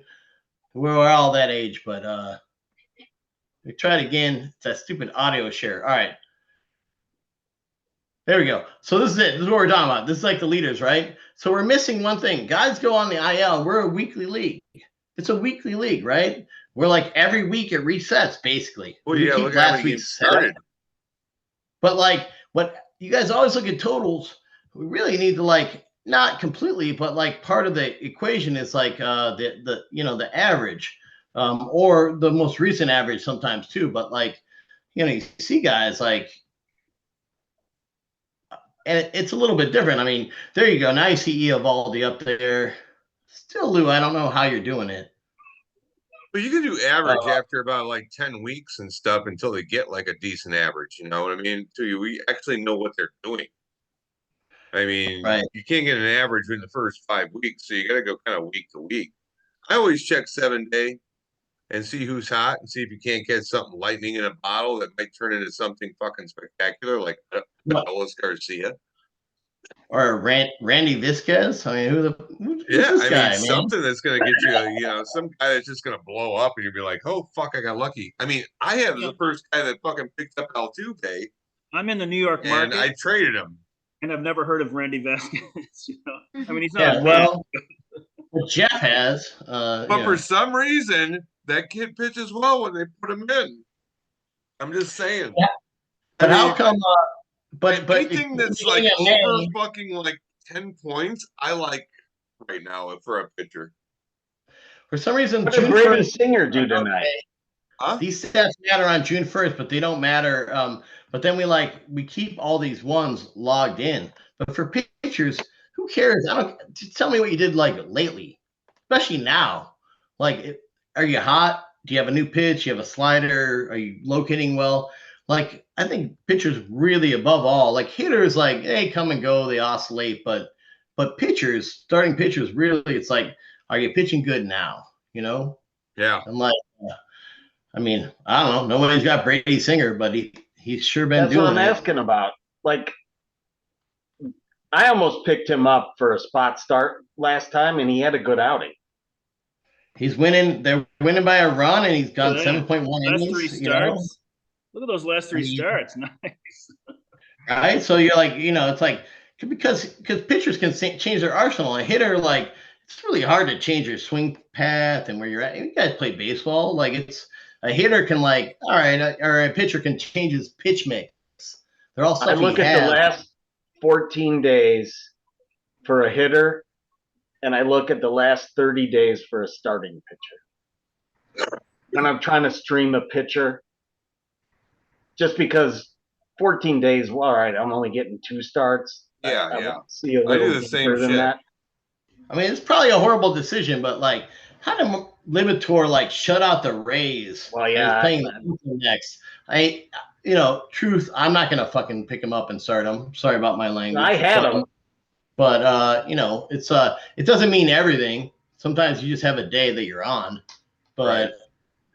I think for hitters, it's more like this is your skill level. Pitchers, it kind of goes up and down, Anyways, I just wanted to say that about averages and I think Kimmler touched on it last week, but like averages versus like season long totals. Guys get hung up on like how much a guy has done. I'd rather have Corey Seager. He's not on the top of any list because he's been hurt so much, but I still like having Corey Seager. Yep. I mean, I don't look at the past 14 days. The only thing I do recent is like I'll look at playing time. I'll look at playing time like that, but I don't look at production like that. I'm not saying I'm right, you're wrong. Obviously, you're right. But Well, yeah, look at Nicky Lopez. That's why, like, you got like, Weston Wilson, it's not filtering for how often they played or just like, but John Singleton, we mentioned him there earlier, it's like, I don't know, maybe you see a guy, we're in the competitive league, a guy gets picked up. I don't know, but one big game like Singleton had with those 2 homers will float you for a while. And What he does just that thing say next to Wander? The little note? Oh, Wander Franco? Oh, that's all right. Let's see. Yeah, restricted list, take a leave. That's nothing. Yeah. Okay. Major League Baseball. I will say though, when a guy is hurt, he's not getting 0 points the way I do it. He's getting a replacement level of points. So he's getting whatever that is, 13 points a week, whatever. It's something anyway. If he's out a month, he's going to get some amount of points. Because I think we recognize that if you have a guy that gets 300 points in 80 games. But even look at this, like, it's better than a guy getting 400 for the year, right? Because you're going to get more than 100 the rest of the the other 80 games. And it's valuable to be healthy, but like, look at these guys, and then when you switch it to average, it's like these guys are good. We all want these players, right? Even Right. Lane Thomas, like, we want these players. When you switch it to average and you got like replacement, you can pick up a guy. Again, I don't know who Weston Wilson is, but Schneider right now on the thing. But like you see guys and they're rolling and they're having a good thing. You won't see Corey Seager on there. You probably won't see even Jordan Alvarez, who's been hurt for so long. They're still valuable guys, even though you won't see Murphy because he only plays every other day. But they're still valuable players, even though they're like, I'm just saying, don't get like stuck in like, oh yeah. I should stop myself. I'm just trying to give advice, you guys. It's like, that's douchey of me, and I apologize. I'm just saying, like, don't get stuck in this like season-long total hole. Where people get stuck in like, how much have they done this year? It's like they might have been hurt for a month. What's that matter about what they're going to do this week? That's why you got to add the replacement level in Agreed. for the time they miss. You know. Well, it shows value. Yeah. Anyways, I'm not even just looking at this year. I'm still looking at stuff that happened when 2021. You know, I mean, so I guess that's where Tyler Anderson could still be my team because what he did last year. And sometimes much of they're messing with the sometimes it ball. works out bad because he probably should have been gone a long time. He's got an ERA over 5, and I've had him I think all year. Them messing with the ball like they have like really makes you like do that 3-year average used to be my like gold standard. Like now it's so hard to do. The one thing like Kimmler says is like the WRC plus. It's like, well, at least it's adjusted for the league.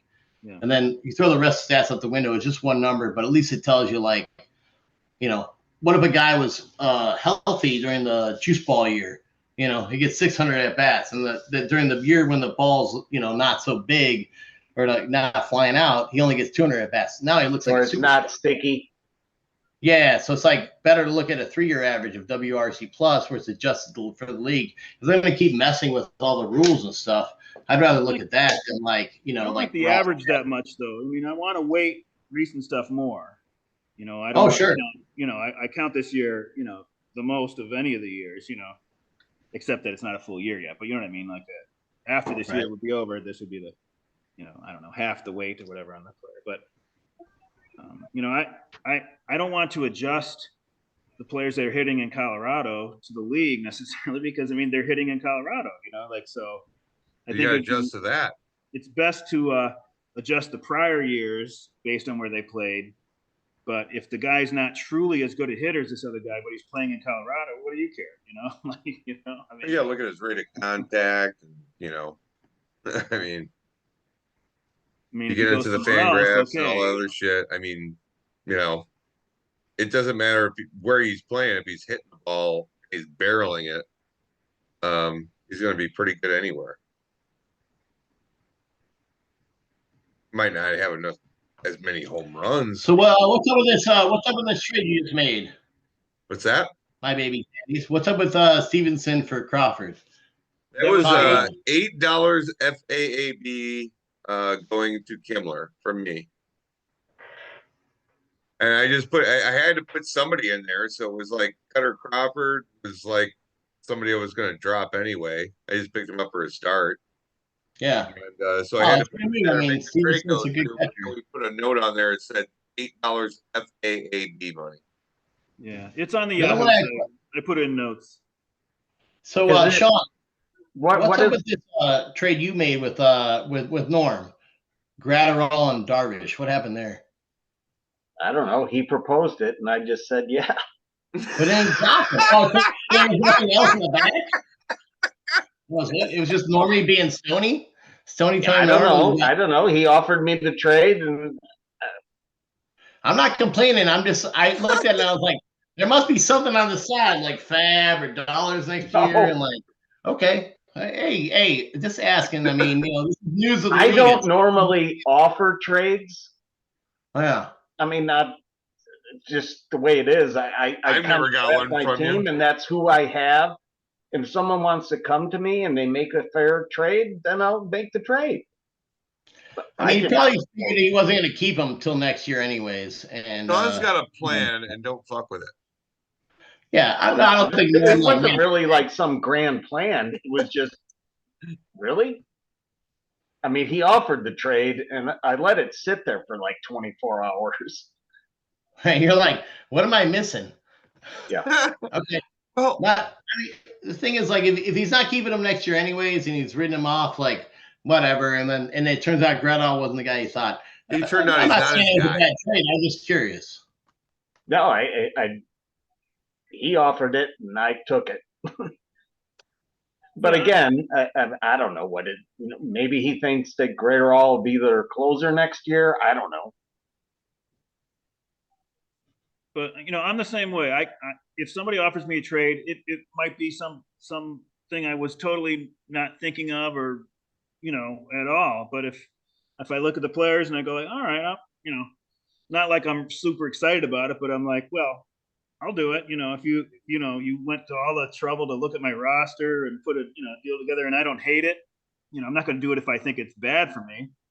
But yeah, it's a no-brainer. I'll just accept. I don't care if I have Darvish or Gratterall, but yeah, if you want to offer me that, and I think it's okay, yeah, I'll accept it. Whatever. I mean, the great way to make a trade is like when you got too many guys and like a guy, you're annoyed. A guy is on your bench all the time. He's hitting home runs. You're like, what am I doing? I got too many second basemen. You just go to each team, and go like, who doesn't have a second baseman? You just like, all right, let's look at players, and you go, let's like, who do we have? Like, who doesn't have a good second baseman? Who can I do? It's like, here, let's. Dude, I did that. Man, everybody's got a bunch of good players.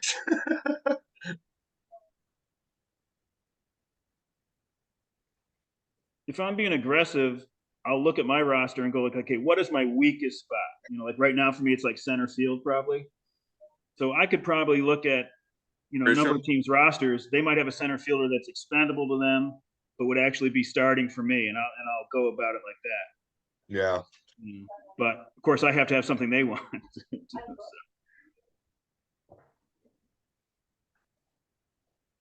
Looks like who's got the control of the screen right now? Satch.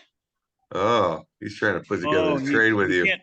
We can't hear you. Oh, Satch, you gotta your mic is off. Yourself. You gotta unmute yourself, Phil. There we go. Sorry about that. The thing is, like, it defaults. Every time I share a screen, it defaults to share tab audio, and it's annoying.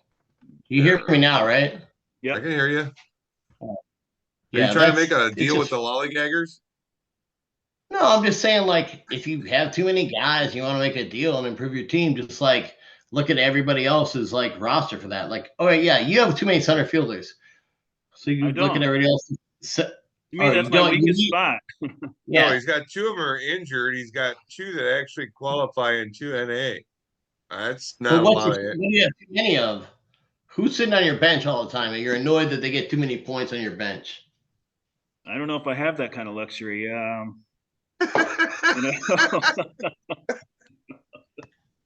mean, I don't know. I guess my bottom bench guy is like Mark Canha, and I'm always checking the depth charts to make sure he still has the starting spot. I haven't checked since before the weekend. So you were all pretty good at like getting these guys that qualify for different spots and filling those needs and stuff like that. Because I mean, seriously, you can plug and play a lot if you got guys that play multiple positions. So yeah, you look at that fucking list, what you just showed was a bunch of guys that played 2-3 positions and then qualify for like corner infield, middle infield, and fucking outfield. It does help a lot, but I don't concentrate on it. It's more just a happy, happenstance or whatever. It helps get you like, it lets you play with your pitchers a little more, I think. If you get a lot of guys like that, because then you don't have to worry so much about your games played. I actually think, Lou, it might have been maybe the second time I've proposed a trade in the league. And I offered you Hader for Rhys Hoskins, and you said no. Because I knew that I wouldn't be able to keep Hader next year. And but Hoskins, I'm still thinking maybe dirty drop him. Yeah, but I won't. I'm not gonna spend for relievers. At least not in this. I know that's what you said. I don't want to spill the beans about, but I mean, I thought that was a fair trade. But Hoskins would only be a matching rights guy. I guess if I was 3 games back of Phil, maybe I would make that same trade offer to you. In fact, I will look at it again. But been sipping that Haterade. So I mean, I could. No, actually, no, you haven't been. I guess he's $28 for next year. I mean, I could hold him at 28, but of course, I don't think I'm going to do that. So yeah, I don't know what I'm doing with the Hoskins. So well, I'll be fully. Maybe I retain him and dirty drop him, but I ain't keeping him at $28. Yeah. Oh yeah. So if I drop him and I have to match him at some other point, or I just let him go, I'll let him go. So I'm gonna do a new thing this year, guys. I'm gonna tell you now. I told Kimler, but I'll tell everybody. If there's a guy I think is gonna get poached, I'm just gonna drop him on the last day of the season, and we can all get at him.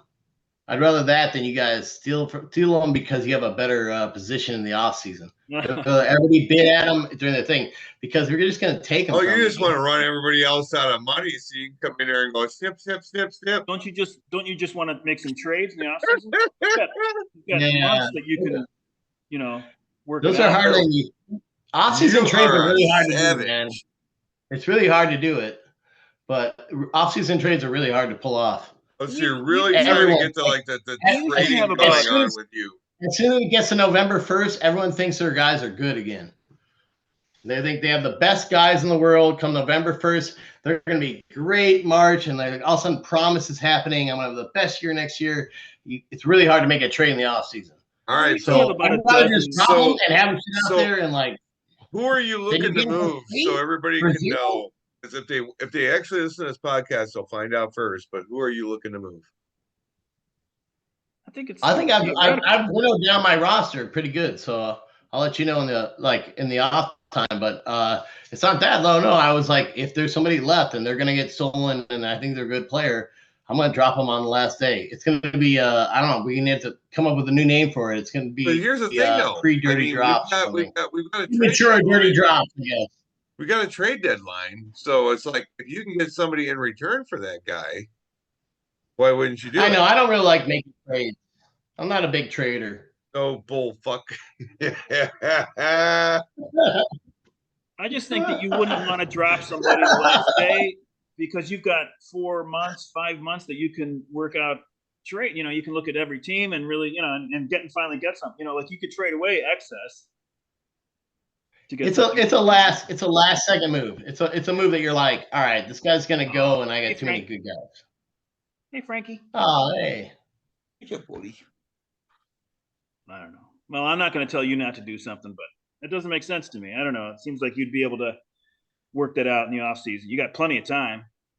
You got guys that are sitting around winter with little to do. I mean, you might even get a response. I say you have such a lead right now. You just unload and see what you can get in return.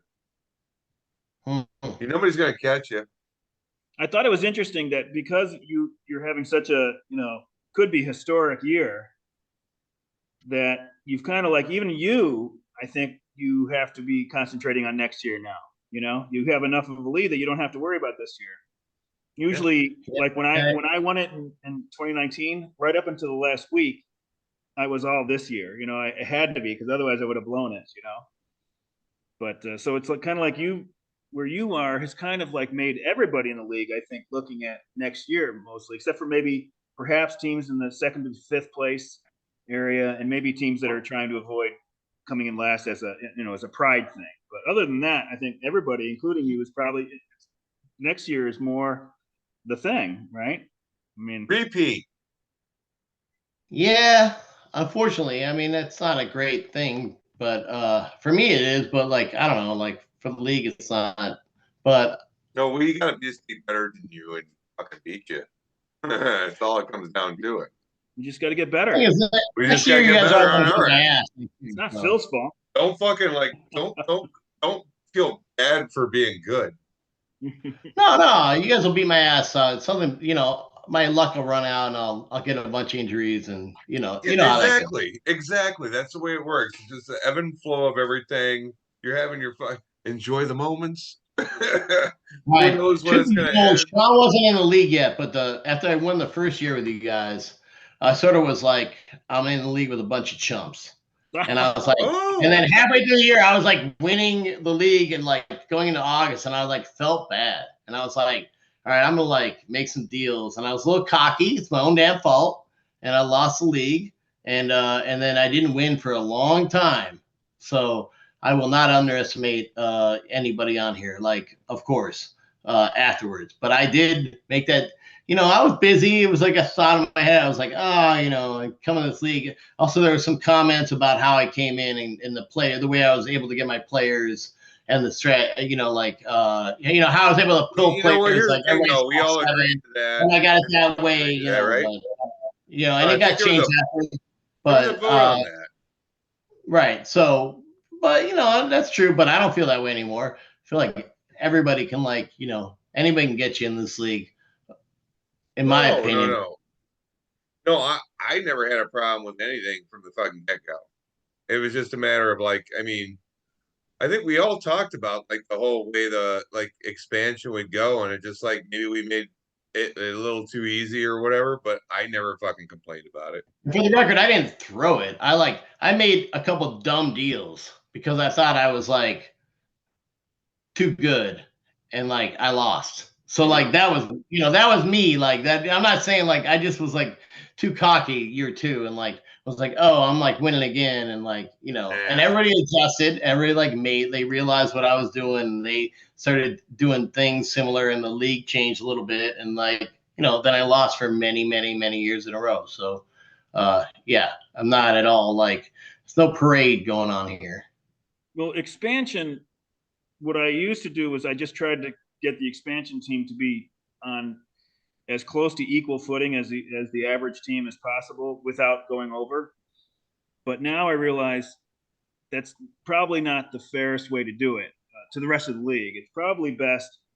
Now I've tried to estimate what would put the expansion team at the same level as the worst team in the league, just below them, close but below. And so instead of, I think the expansion, I wrote an email about it, and I'll definitely have to forward it again because I didn't remember it, but I saved it.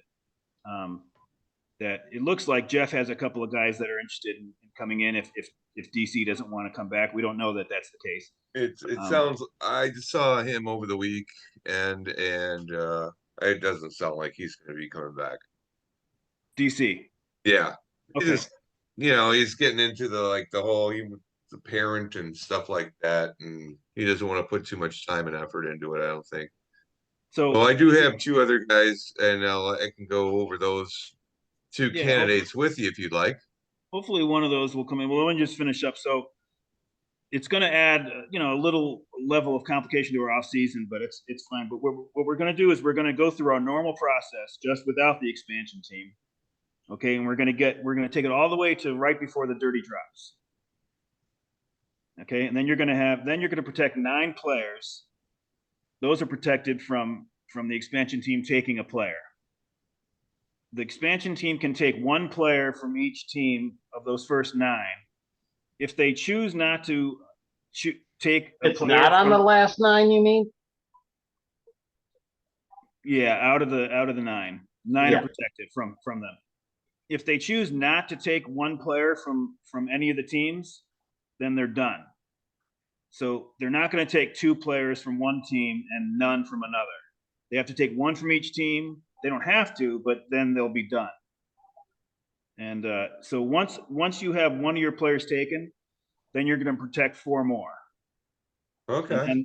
And then 2 unlucky teams are going to have 2 players taken as opposed to 1. So they'll have 9 players from everybody, and then 1 player from 9 teams and 2 players from 2 teams. Mm-hmm. Right? Does that work out? Yeah, 13. Yeah. We're going to be protecting 13, and then we're going to be protecting 13 players if we expand. If we don't expand, then we're going to protect 14 like before. But and then at that point, what if you really want to make it interesting and expand by 2 teams? Let me finish. So at that point, we'll do the dirty drops. In years past, like when Tracy joined in 2006, whatever, and he almost won. 2005, no, 2006. We did the dirty drops.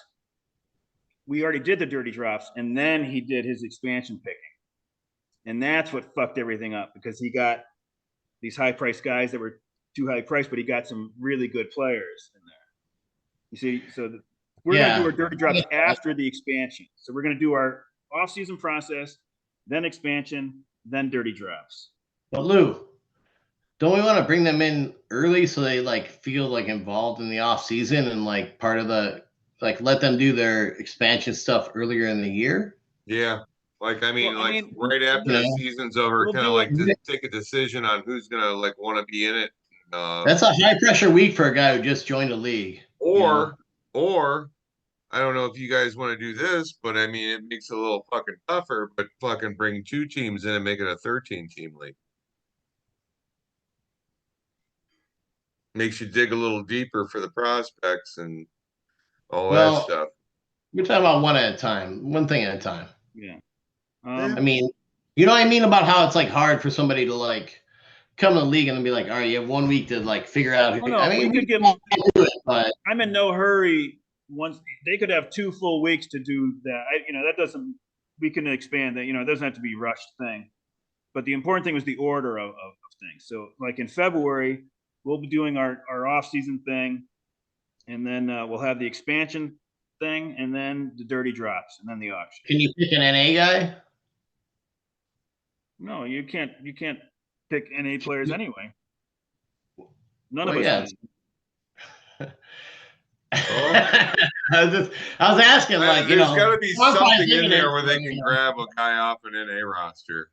There has to be I like feel it fits in the normal thing, but it's an expansion. It's different, Yeah, it is. only But, retainable players. it depends on maybe how long you had the guy on your NA roster. No, You had it for them for 3 years. Almost like a I fucking. just like want to know your 40 opinion. You're not talking. You're not almost saying like anything. Yeah, Shaw would get raped. No, by the way, when did you come into the league, Phil? 2015. I thought that Lou posted a picture that we were at a draft at a bar, and I didn't remember you before.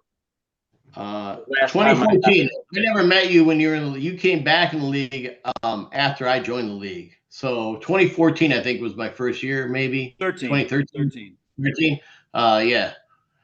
I won it, and then once I started running a food truck, I couldn't keep up. But in 2014 is when Norm won it, and I don't remember, but you're saying that you blew it. But Norm is the one that he might not even been at 500 on June 1st. He was in last place. It's when I tell myself to go to sleep at night. That's all. It's not like the narrative. We all have our own narratives, That was the miracle cow. Yeah. It was his year. I don't want to take anything away from him. I didn't throw nothing. I remember feeling that way, but I think I just made some dumb moves, and I realized, you know what? These guys are all sharks. Don't pretend like you're swimming with fish when you're swimming with sharks. That's all. That's all I got to say. Luring you back in. But you've won it 3 times, right? What was your last year before that? You took a pretty long break. Oh, God, yeah. I mean, what did I win in, like 2000? Well, hold on a second. I think you won it 2008. I think your first year was 2007. And 2015. I didn't ask when Jeff won. I asked when Sean left the league Sean? and came back. Yeah. When I left, I think it was probably like 2003. But when I won, I don't know. Lou would have to tell you, like 95. 94 you won. And I think your last year in the league was 99. The year that I was out was your last year in the league. And then when I came back, you were gone. No, so that's probably why I left, because you weren't running it. It was a forerunner to the problems with Bremerski, because I think you said you had maybe a problem with Bremerski, right? Mm-hmm. Did you have some sort of I can't remember what it was. I mean, it was about the league. It wasn't personal. Well, was it hosted at his house? Yeah, that's the year that I missed.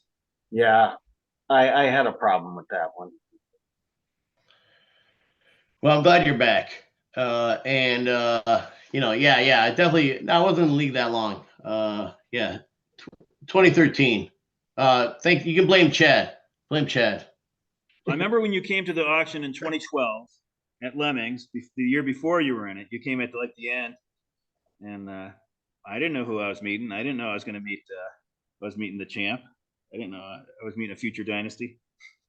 All right. Enough's enough. I'm gonna get a drink on this note. I do want to ask Sean about some of his prospects and stuff, but whatever. You're gonna have four. You're gonna have 4 trophies now, and only Chris has more. He has 6, so you still got to win a couple more you got to win 3 more so you can. Well, you're really you're really extrapolating here. It's not so easy as you say to win this league. So trust me, I've tried a bunch and I lost. It's not so easy. It looks easy right now. It feels easy. It ain't easy. You Well, gotta you like put do the a right lot of team stuff. together at the right time. Oh yeah. It's I mean, mean, how many I times got have pretty you won the lucky with league? that Matt Olson. How many times have you won the league right now? 3 times. He's got 3. This will be the 4th, right? Wow, fuck. Okay, that's good, man. I mean, you haven't been with us that long. And you've won it 4 times. You're giving Larkin a run for his money. Norm was pretty fucking good. You giving him a run for his money. I got a couple lucky years. That's all I got. He pops up there. Steiger pops up there. Steiger's Norm pops good. up there. Lou got his. This, last few years I was so like scared of Larkin's roster. I pretty much had a campaign going of like, hey, Larkin's so good. It's not going to play this draft. So I'll just say it. I'm like, yeah, the champion. Like as soon as he walks in the room, oh, I'll hail the champ. Like, I like hammed it up because Larkin's so good. He's just having such a bad year, and no one's going to believe it in this year's auction. But I was like, if they run him up one extra buck on his guy, maybe it's worth it. I don't know. That was my only strategy going in, other than get my guys. But it ain't going to work this year. But I think Larkin's going to have a good run next year. I wanted to add, Doug Smith's won at least 2. I think it's probably just 2, but it's at least 2. And I think Doug's done a great job. So he's done pretty well in the league too. Got a good team, this man. year especially. I mean, he didn't make the draft, and he had he had a lot of work to do once like the draft was over with grabbing players and stuff like that, and the fact of where he's at, doing that. I mean, my hat's off to him. Great draft. Number one, good that he saved the guys that he wanted, but also after the fact, putting a team together to actually competes pretty well. Well, Sean, I think you've got some good years ahead. Yeah. This one ain't so bad either. I like my NA roster, but there's going to be a lot of market prices going for players because I have a lot of NA players.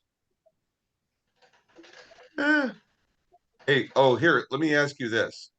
What do you mean by that? The NA players? I mean, like if they're still NA, you want to. X players. I'm sorry. Oh. I'm gonna have Rushman, Corbin Carroll. Do I do a plus 27 on Acuna? What's he at right now? 55. Yeah, which I probably am going to lean towards. Yeah.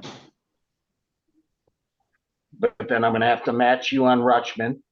Which one would move you for Soto? Rutschman's going to the auction? Is he already an X? Yeah, he came up last year. Okay, that's why.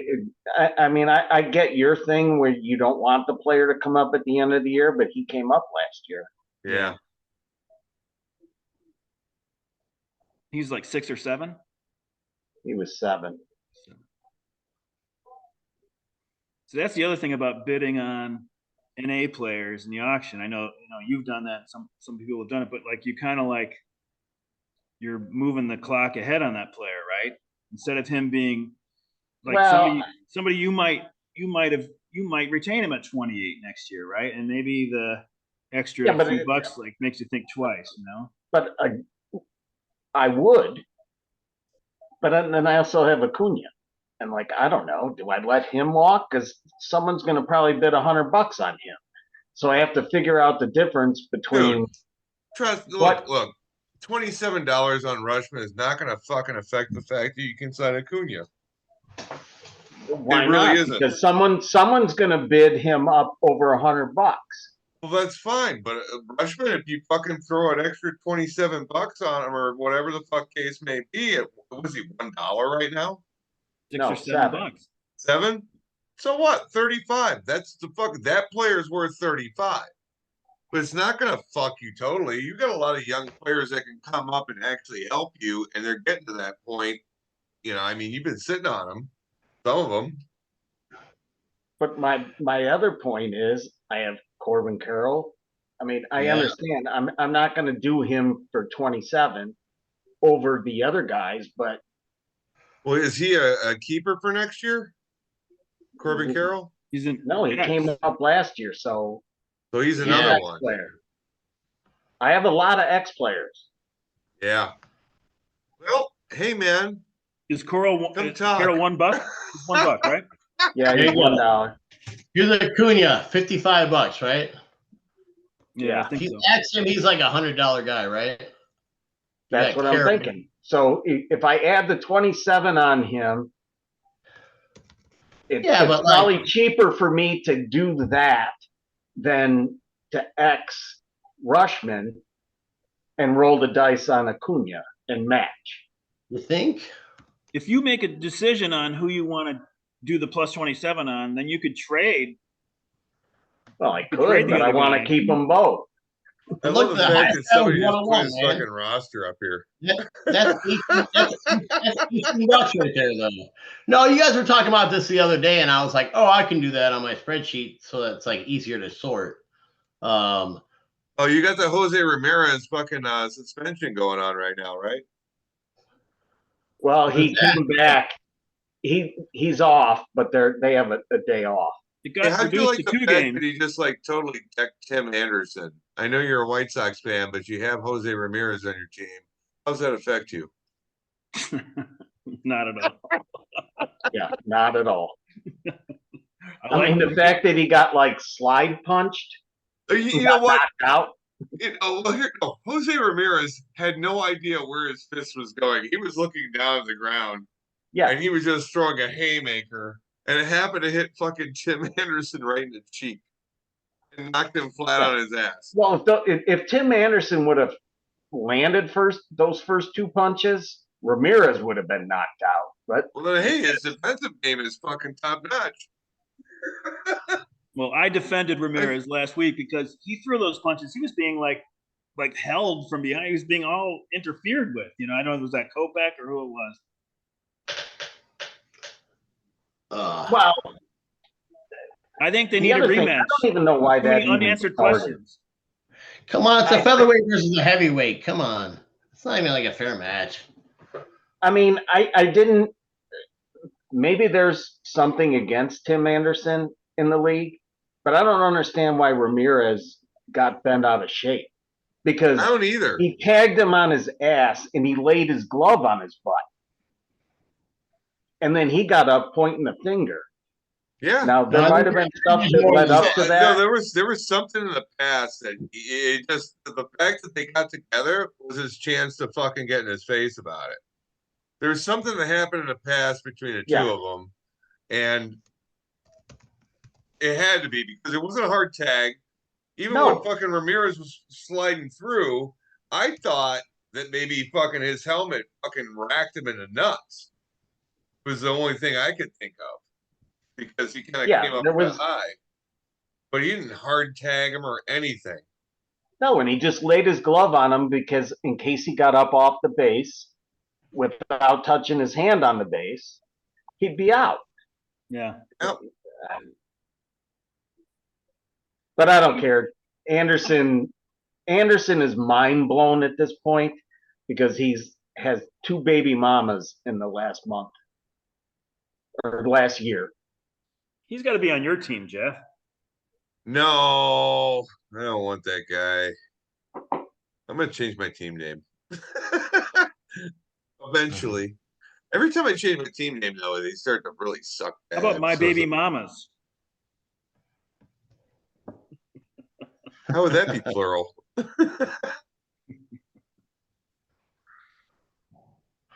don't know. I've had that name for so long. It started with like a fantasy basketball league. What? And it was around the time where Sean Kemp and Jason Caffey were like just impregnating the world. So that's why I thought it was funny. and then I just kind of stuck with that name for a while. So now it's Steve Garvey and There it is. oh, we're gonna put the fucking video up. Ah, ew. Oh, that was Ronan Ordura hitting the fucking Batista. Yeah, that's the old school one. He's like, what is that? It's a lot of close-ups in this one. It's not a Yeah, good what the video. fuck?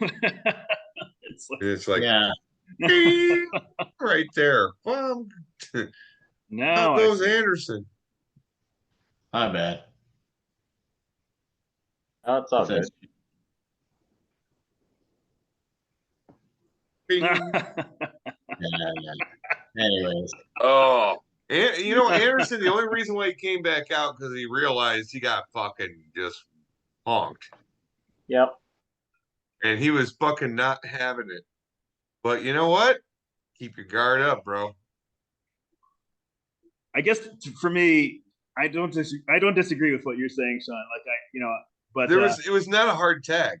the funniest part to me is that Anderson gets in like the whole like boxing stance, and then 3 seconds later he's on his butt, on his back.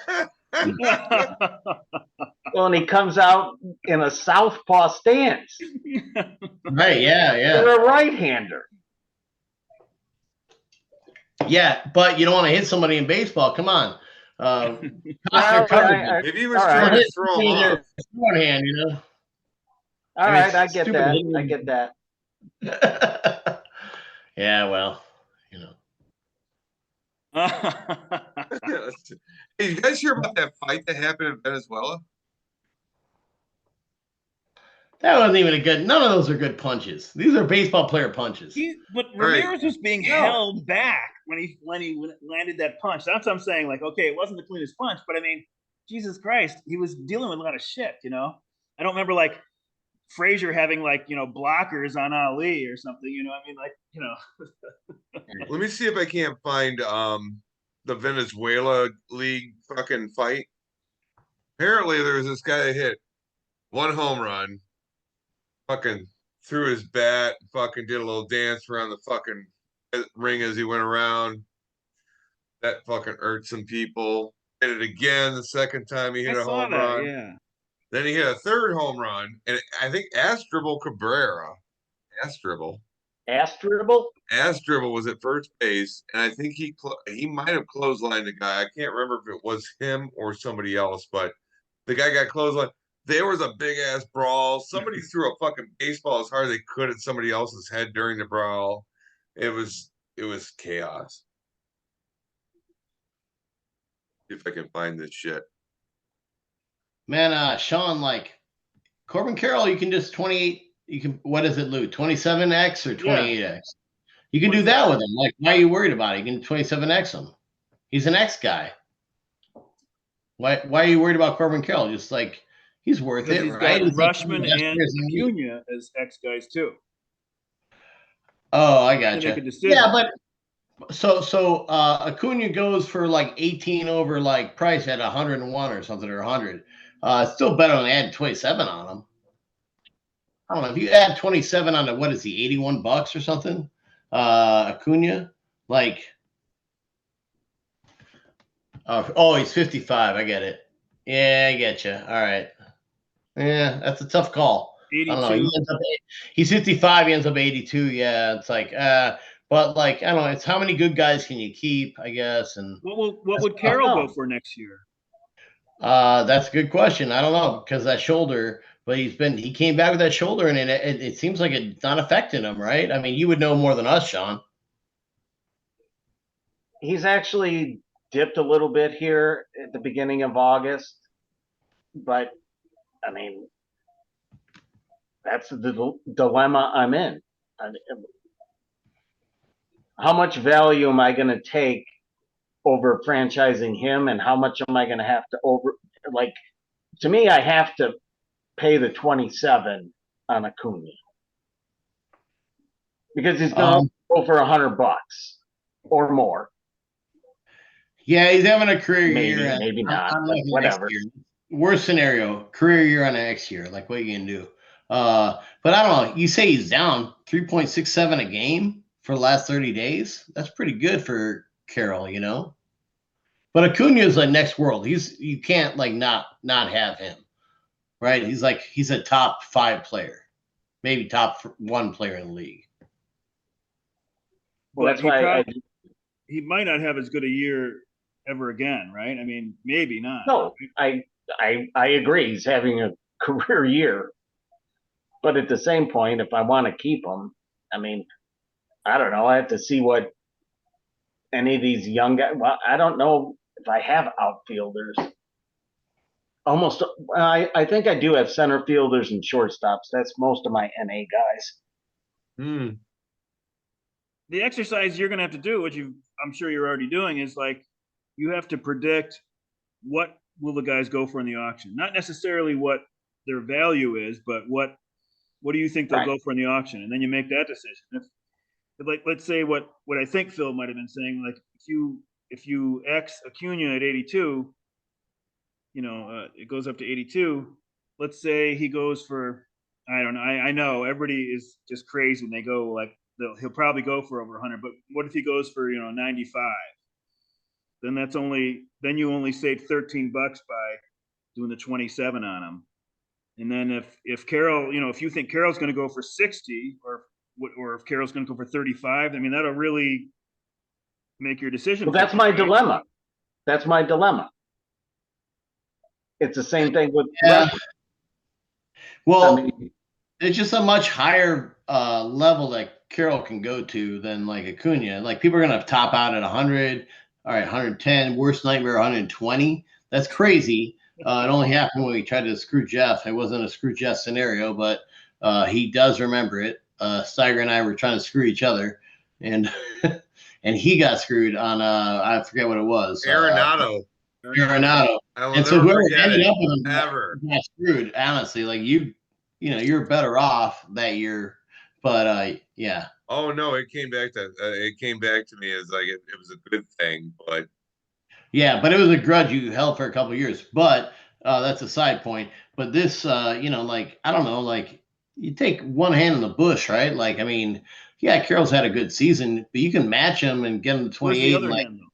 how high is Carroll going? Well, how high is Acuna going to go? He still can match him, and he ends up with two of the top 10 players in the league. Like I don't know, that seems like a win-win to me. Like versus like Carroll could go up to 50.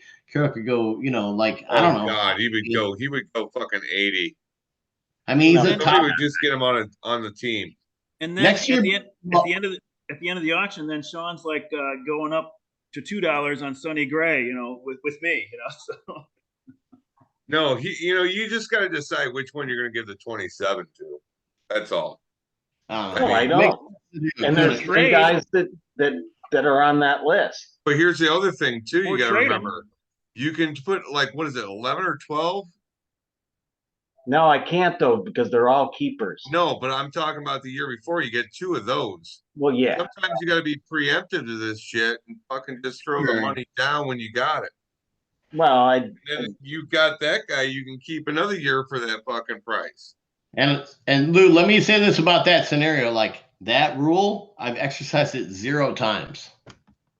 Like I just don't think it's a value. I don't think. God, I have. The guy gets first. I didn't do it with Jose Ramirez. I didn't do it with Strider because I don't think it's a value because I think the guy might get hurt in the off season. He might flip a motorcycle on himself, and then you're stuck with this guy for $11. Like I've used it many times, and I fucking got away fucking great with it. Yeah, it really depends on the person. I mean, it fucking works. It's funny for me. I've used it every year until this year. I think I even did it with 2 players each year, and it hasn't really worked out too well. But this year I didn't do it with. I was almost going to do it with Yandy, and I decided not to. And this year it would have been a good idea. So I don't know, But I don't think the Yandy Diaz's are that's a guy that's been around for a while. But I think the time to really use it is those young guys for $1. Then you can extend their clock a little bit, right? They're still making like $30, 4 years down the line or something, I did it with Tatis, and then I ended up trading him that same year to Larkin, which actually worked out because he got hurt last year. And He hasn't really got a whole lot in return. Hey, Jeff, I keep trying to switch off, but it turns out it's your screen, but it's All right, fine. We do can you keep. see this like baseball player running here? Yeah, just stop it. All right, no, here, I'm gonna just play it real quick for you guys. So this is that Venezuela fucking game. This is after his third homer. This was the first. Oh, here's I think the close. Well, did they show the clothesline? yeah, well, they're going to show Rare it here. clotheslines him right there and knocks him on his ass. Yeah, fuck. I thought that was good. Anyway, I'm gonna stop share. No, keep going. The rewind. All right, yeah. You'll Oh, rewind man. what? You saw the whole thing. I didn't see nothing. Well,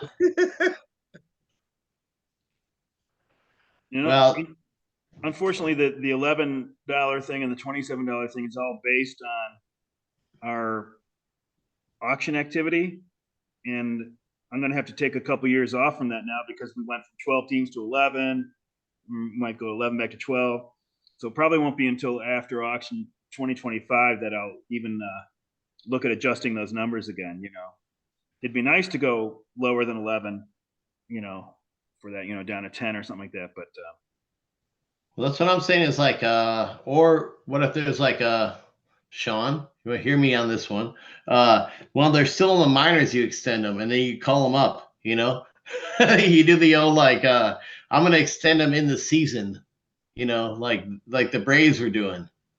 Like, oh, can I extend them now? And like, I'm locked in to this thing. Like the Braves did, like, I'll give them $5 next year, but I'm locked in and I can't go away from this. I don't know. It's just I think it's too fair of a dollar amount, so that's why I don't do it.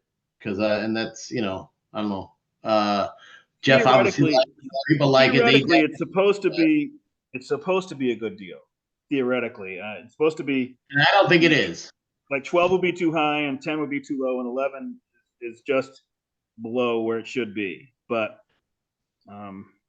it could change too. Like that's why I love to look at that stuff every year, and I couldn't do it this year because we went down to 11, and I can't do it next year because we're going to go up to 12.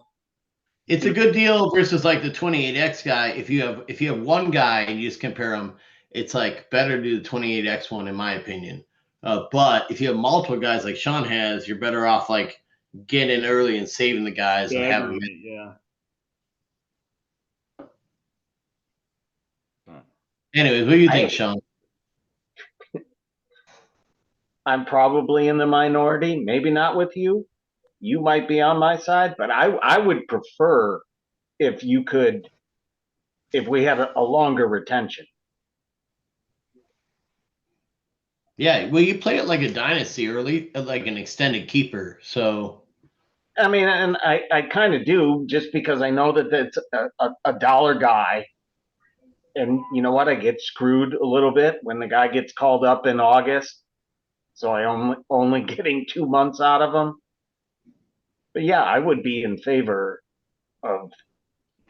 And that's why I traded Gunnar Henderson because he wasn't Corbin Carroll, but I was like, well, I only get a year out of him, and so I didn't get that much for him. But I was like, well, all of a sudden he's the next guy, and I'm screwed the year after. So I know what you're saying. I know Gunnar Henderson is good as Corbin Carroll, but I feel where you're coming from. Yeah. I mean, I'm not pushing it. I understand what the rules are. I know what they are. Yeah, no, it's nice when we all know the rules and we can all like, and there's enough changing. So I'm not trying to change anything either. I was just curious.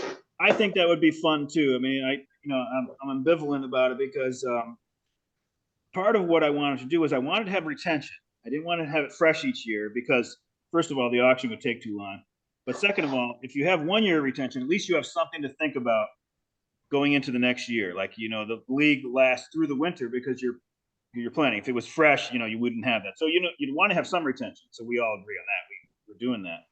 The only reason I didn't want to get into multi-year contracts is because I was kind of trying to save us from ourselves. Like a major league team, they're an ongoing entity. They're worth tons of money, and but a beer league team, let's say a guy just like he has just effed himself for like 5 or 6 years or something. Maybe you're not talking about 5 or 6 years, but in rotisserie leagues, you could do like 5-year contracts, even 10 years. I think some of them have. And you Like could the old think Marlins pitcher. how you could really screw yourself, like Jose Fernandez, or just somebody that just sucks after a while.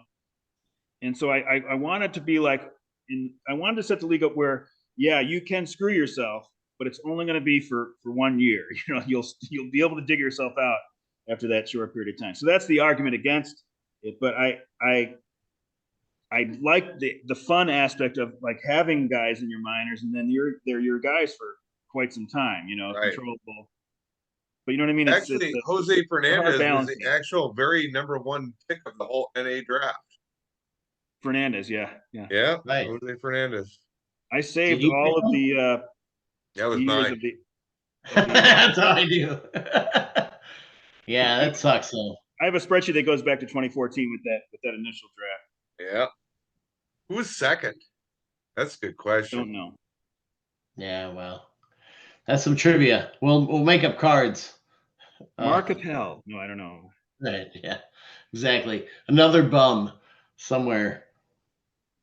But yeah, talk about that more. I mean, you know what I'm saying, but how do you think it could work? Well, I think the whole thing's changing with the way guys are getting brought up early, and the way they're now like the incentive for the minor, extra draft picks if you have the rookie. And so you saw last year how that happened with Gunnar and Corbin Carroll, where they brought them up, they managed their at bats, they stayed under the minimum, so they could be eligible for Rookie of the Year this year, so you can get the pick. So that's going to kind of happen, but going forward, is that a thing or is it worth it? Is that a Cabernet or a Sauv Blanc? What do you got there? It's a lush Pinot Noir. It's Nighthawk Black, yeah, baby. Yeah, so I think it's hard to tell right now, but the whole league, like my baseball's like just been wild. I don't know. It's very hard to like tell what's happening next. So how hard would it be? How hard would it be to like say if they're a September call up, it doesn't go against their their $1 value that you can keep them in the next year? Seeing that maybe they will start the next season on the roster. Or for something that won't hurt somebody, like let's say Chad isn't like a prospect hound. You have 2 guys who are like dynasty guys that are just like they're on your team. They don't cost nothing. I know it would like be for that'd be really hard on it. I can see Lou prematurely started rubbing his back out of pain thinking about it. But like an idea where it's like, oh, these are my 2 guys, my 3 guys, they're my guys. Like, because like Chad loves being like, oh, but he's a hackster, and I don't want to like lose a hackster. He's my guy, and he's thinking, I want him in 2027. And like, or whatever, or, if there's a value for that, like each year it just goes up under like a NFL style contract where it's like you get the guy and it's just like, all right, this year he's like $1. The next year you get him, he's 10, goes to 17, it's just controllable, but not in the X way. I don't know. I mean, I guess that's the X thing. It's just, I think it like accelerates so aggressively that I don't find it attractive to hold a guy, because of the volatility of like injuries, and you never know if they're going to end up being a pedophile or whatever. So why hold a guy and like not know, current news aside, just saying like, you don't want that much risk. You're supposed to be valued for the team. You're supposed to have a guy, but I don't want to hurt Chad, who's like the anti-prospect guy, but I want to help Sean, who's the prospect guy. So, I'm kind of split on the decision. I think it should be like maybe it's something where a guy comes up and you're like, I want to keep him. He's my guy. I get him for this number of years. I think it's maybe kind of a moot point, because like at the end of the day, you're done. I don't know.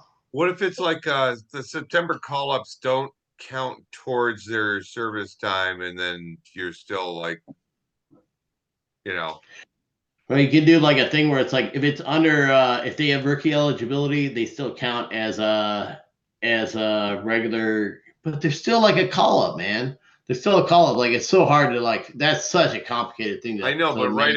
if it doesn't happen before August 31st, it doesn't go against your service time. And that way the next year there's a possibility they could actually be in the roster or they're going to be the next guy up. Well, we're not really talking about how it's going to affect the year that's immediately after, right? Because like Right. the call-up guy is still eligible. Let's say he's at $1. You can retain him at $1 next year. Or no, what I would say is like give him amnesty for the first time he's a September call up. Well, what I'm if saying. you're saying keep him, as NA eligible on our rosters, but No. He's allowed to play, but as far as like our rules go for waiver periods, that like September call up wouldn't count. It'd be like starting over, like, okay, now you've got 2 years. I mean, I do want to talk about how we can slow down the clock, but what you're describing, I don't think would affect it, right? Because he's already going to be able to retain the following year at $1. It's what happens after that gets affected, right? No, So I'm saying if he's how an do you NA slow it down? player, if he's an NA player, if he gets called up in September, his clock doesn't start ticking until the next season. But that's the way it would be anyway. Not necessarily, no. Because if he gets called and he's up, like a September call up and stuff like that, basically he's at $1, and then you get him in next year for $1. You can keep him. Okay, you're saying But don't what make I'm him, saying is wait. You're saying don't make him an X.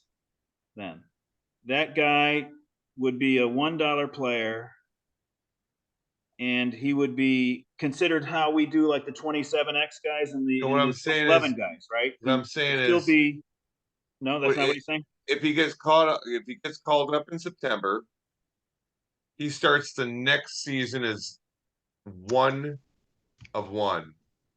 So then you can keep him another year for 1. But yeah, okay, that's what I'm saying. So remove the X from him, even though he was retained. Right. That's a way to do it. Is it interesting or no? But how do we decide who's eligible for that? Whoever gets fucking called up after fucking August 31st. Well, there's a rookie thing where if they go over, they're still like, even if they're called after, that's why they like played with their like at bats last year. I think it was like 70 or something. So if they're still rookie eligible for the next year, like Carroll and Gunner, then they're still like eligible for whatever this thing is. Yeah, no, that's I mean, it has to be after August 31st. It's got to be a September call up. We don't add all September call up things to our fucking existence here. That's all I'm saying. The problem, Jeff, is that there are very few players I can think of that were called up after September 1st that would be affected by this. Oh no, Adley was called up in May. Carroll was called up, early, last year. They wouldn't be affected. When they first get called up, though, it's not going to count for this year. You get started fresh the year following, that doesn't kick you in the ass. I'm getting called up for fucking 2, 3. Let's just use Shawon's team as an example. That's representative, okay? Adley and Carroll were both called up before June 1st, probably last year, right? I mean, right. Well, there's different Carroll was called up. I'm just saying when you get like just to the last month when they're calling somebody up for a cup of coffee. I know what you're saying. I'm telling you that it's not going to affect enough players to make it worthwhile. You shouldn't have to burn kind of a year of eligibility than having to put the $11 in it. I don't know. Am I not hearing you? What I'm saying is that, like, let's say Adley Rushman, he was called up at the end of May last year, right? Uh-huh. So this wouldn't affect him. No. There's very few players that are called up after September 1st that I can even think of right now that are the rookies that we're thinking of. Julio Rodriguez, Michael Harris, Adley Rushman. What I'm saying is Carroll. People, when they expand the roster, if somebody has those guys as an NA player on their squad already, then they shouldn't have to burn a year of eligibility just for them playing 1 month. Right. But I'm saying a more interesting, bigger idea would be maybe anybody who makes their major league debut in a year, has that extra year. Oh. Even if it's like fucking April? Yeah. Listening is a skill. I You get can it. bring that up for a vote. Somebody might fucking be down. This is my I'm on point. the Like, does fence. it really help Sean? It would probably help me. Is it going to help like Chad? Who like isn't No, really I paying mean, it's not going to help But I- me. It's not and going to like help me, but I mean, I think like you're the arbiter of all things fair and equal in the league. So as much as we would like this, Sean and I would love it, but and Jeff's a prospect talent too. I think you like pick up prospects just so you can flip them because you don't think they have any value. Well, you have value, but wait, you said it. It's your own words. I know. But but I think who's the fuck over? Like guys who don't really like have a lot of prospects on there and don't pay attention to it. It screws them and it messes up the league. I think it's fun for us, but for the guys on the call, other than you. But I think it really would fuck over. I don't know. I've given Chad tutorials on prospects. I'm like, just look and see. Like, they're all over the internet, and he's just like, What about you know? this? But What about but if then you did the- here's his team, and I want Chad to have a chance to win the league as much as anybody else. Yeah. What about this? What if you did the prospect thing would be at All-Star break? Second half of the All-Star break doesn't count. First But half of the All-Star break. then I don't think it's going to be much of a change because all those guys I mentioned, Francisco Alvarez, even Corbin Carroll, Adley Rushman, Michael Harris, all those guys, Julio Rodriguez, were all called up before the All-Star break last year. This year, but last year Gunnar and Yeah, but Corbin it's not all the time. I mean, there's going to be times where there's going to be some trades made, and it's going to force. They're going to be making trades so somebody can get their shot up in the league. It's like maybe somebody will trade their catcher. Guess what? Your guy that's sitting there in AAA is going to come up, and he's going to be the guy now. I mean, at least we should, if it doesn't have to be the beginning of the year, it could be kind of tied in with Major League Baseball service time thing, where it would be, May 1st, whatever that magic point is when they're not going to get the full year of eligibility. I don't know if they changed that in the last CBT or not, but maybe you can do it like They directly. did. Like, all right, Sean, I want you to talk because okay, I'm what do you sorry. think about all this? I'm gonna ask Sean a question, and like this is like so like, is it good to change all these rules, Sean, year to year based on conversations on a podcast that people may or may not see? And then the next year they show up at the auction and they're like, what the hell is this? This isn't the league I used to. It would be announced and voted on, obviously, too. Well, I asked Sean the question, not you, Lou. Okay. I was thinking while you were just talking, Phil, and I agree. I mean, yes, I would prefer to have more retention, but that's the way I play. And there's other people who do not play that way. And you know what? Yeah, you're going to screw over people. Chad doesn't follow the minor leagues. I think, not to call him out, but I think Phil has one NA player. Paul has one NA player on his team. I mean, that shouldn't happen. And so I don't want to screw over those people. I'm in another league that is a draft league. And the way it works is that it's times one penalty per round of where you draft. So say I draft a guy in the 15th round. Well, the next year he cost me a 14.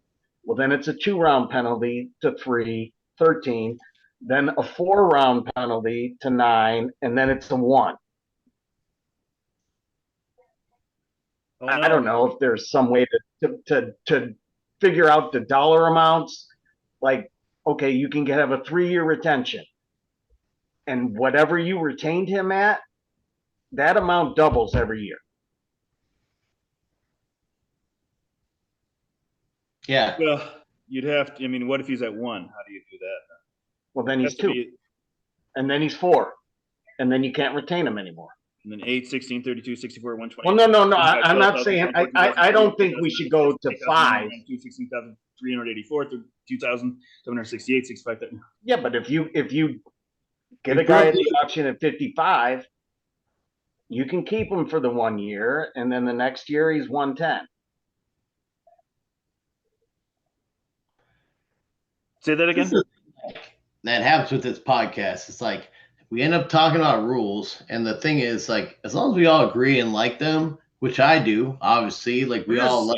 like the rules, but like we end up driving Lou a little crazy on these things, which Hey, is Lou, like we're just I like spitballing. rules. That's all we're doing.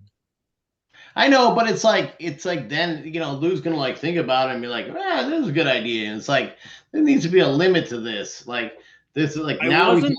way I more. wasn't. Now we're doing way more rules than we used to. And I'm just saying, like, a guy who doesn't pay attention to all this stuff is gonna be extra fucking screwed next year if they're not paying attention to what's going on. And Well, like Either watch that or he's going to get on the the ground level of original, it and get it better than we will. the well, original I know you're idea. gonna do a vote on email and like you're gonna do but still like it's one thing to do a vote on email. It's one thing to see it play out a whole season. Yeah. Are we going to be MLB where we change the rules all the time? We change the ball. We change the like everything. We change the strike zone. Like I don't know. Are we going to be like this is a game? Whatever.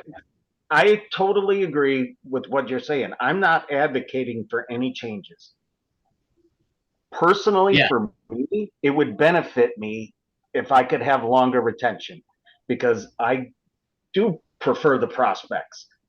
Yeah. I'm not advocating for a change. It's fine. I can live by it. Yeah. It'd be more not friendly just for you. live by it. I'm fine with it. Yeah. I mean, I like that idea too. I think it's more fun for me, but I'm also like, these other guys, are they gonna like pay attention? Like I like playing, like watching the prospects and going, man, Sean's got every guy I want. But then I'm like, oh well, you can't keep him 2 years later, can you? Well, what are you gonna do? Like I guess you gotta play the rules by how the rules are. It's like so be it. Like so, it's just fun on both levels. You're like, yeah, you're the prospect count guy, but like then you gotta deal with like how do you keep them? Yeah. I mean, hey Lou, I love the rules where they are, but it's fun to discuss them. I'll say that. But we've already changed a lot of stuff via podcast this year, and I But just want that's gonna. we're sort of talking about two different things here. The first thing that I was concerned about was that I didn't want people to screw themselves long term, which this wouldn't do. This is more just an opportunity for someone. It's not going to screw you. You're not talking about locking yourself in for 3, 4, 5 years with a guy, right? No. It's just a year-to-year decision. Not at all. So what we're talking about Right. is there is a faction of the league that doesn't pay attention to the NA squad, and this is not going to help them. That's more, so That's another thing too. the other part is, this is fine for what I was concerned with as far as I don't want you to sign guys to 5-year contracts because guess what? Maybe you're not gonna like it after 2 years, and you're kind of screwed depending on how bad the deal No, is. they weren't talking about like 5-year contracts. It's talking about like how the money would double, like from year to year to year. Yeah, no. I mean, this is different. So we're really talking about something that I wasn't concerned with when the way I set the league up with, which is now we're just talking about some guys are going to have an opportunity that they can take advantage of, and you're wondering if it's fair to somebody that wouldn't, take that opportunity. Like for me, for instance, I mean, I don't think it would help me at all. But I would still like to do it if people would enjoy it. So it's obviously something we could vote on, and maybe those people that wouldn't take advantage of it would just vote no. The only thing I'm bringing up is like maybe amnesty for a September call up. It's like, Yeah, but why I'm would saying you lose that a would be year? such a Why would you minor. lose a year over a guy It's getting a not cup going of to affect coffee and then may anything. not be up at the start of the next season? You know what I These mean? top prospects are not getting called up after September 1st. I can't think of one. It's happened before though. It just happened last year. So like I agree with you, Jeff, in a way. If it kept happening every year, like I would totally be in on that. But like let's wait and see if it happens this year. Because who else is coming up like they did last year? It's like the rules changed, so they brought up the two. But are they gonna do that with other guys? I don't know. And also, like, is that different than like it does suck though, like to have a guy and you're like, man, I kept this guy, I held him, I saved him. He came up for 30 days when I was like in 4th place, and now I got to keep him as like a buck guy, but then next year I'm an X guy. It is a bummer. So I know what you're saying. You're like the guy in Silence of the Lambs with the larvae, right? You know, he cared for it, and then he just has to watch it fly away after a couple of seasons. But Sean, talking about Buffalo Bob? what changed in the CBT? You seem like you were going to say you knew that something changed with that as far as the dates and the playing time, service time. I don't know the exact rules, but it did change. Besides the Rookie of the Year thing? I'll share it with you guys. Like if you're named Rookie of the Year, then you get a year exempt. Yeah, I mean, besides that. No, there's a different amount of service time that qualifies. Yeah, this is not going to be it. This is it's service time.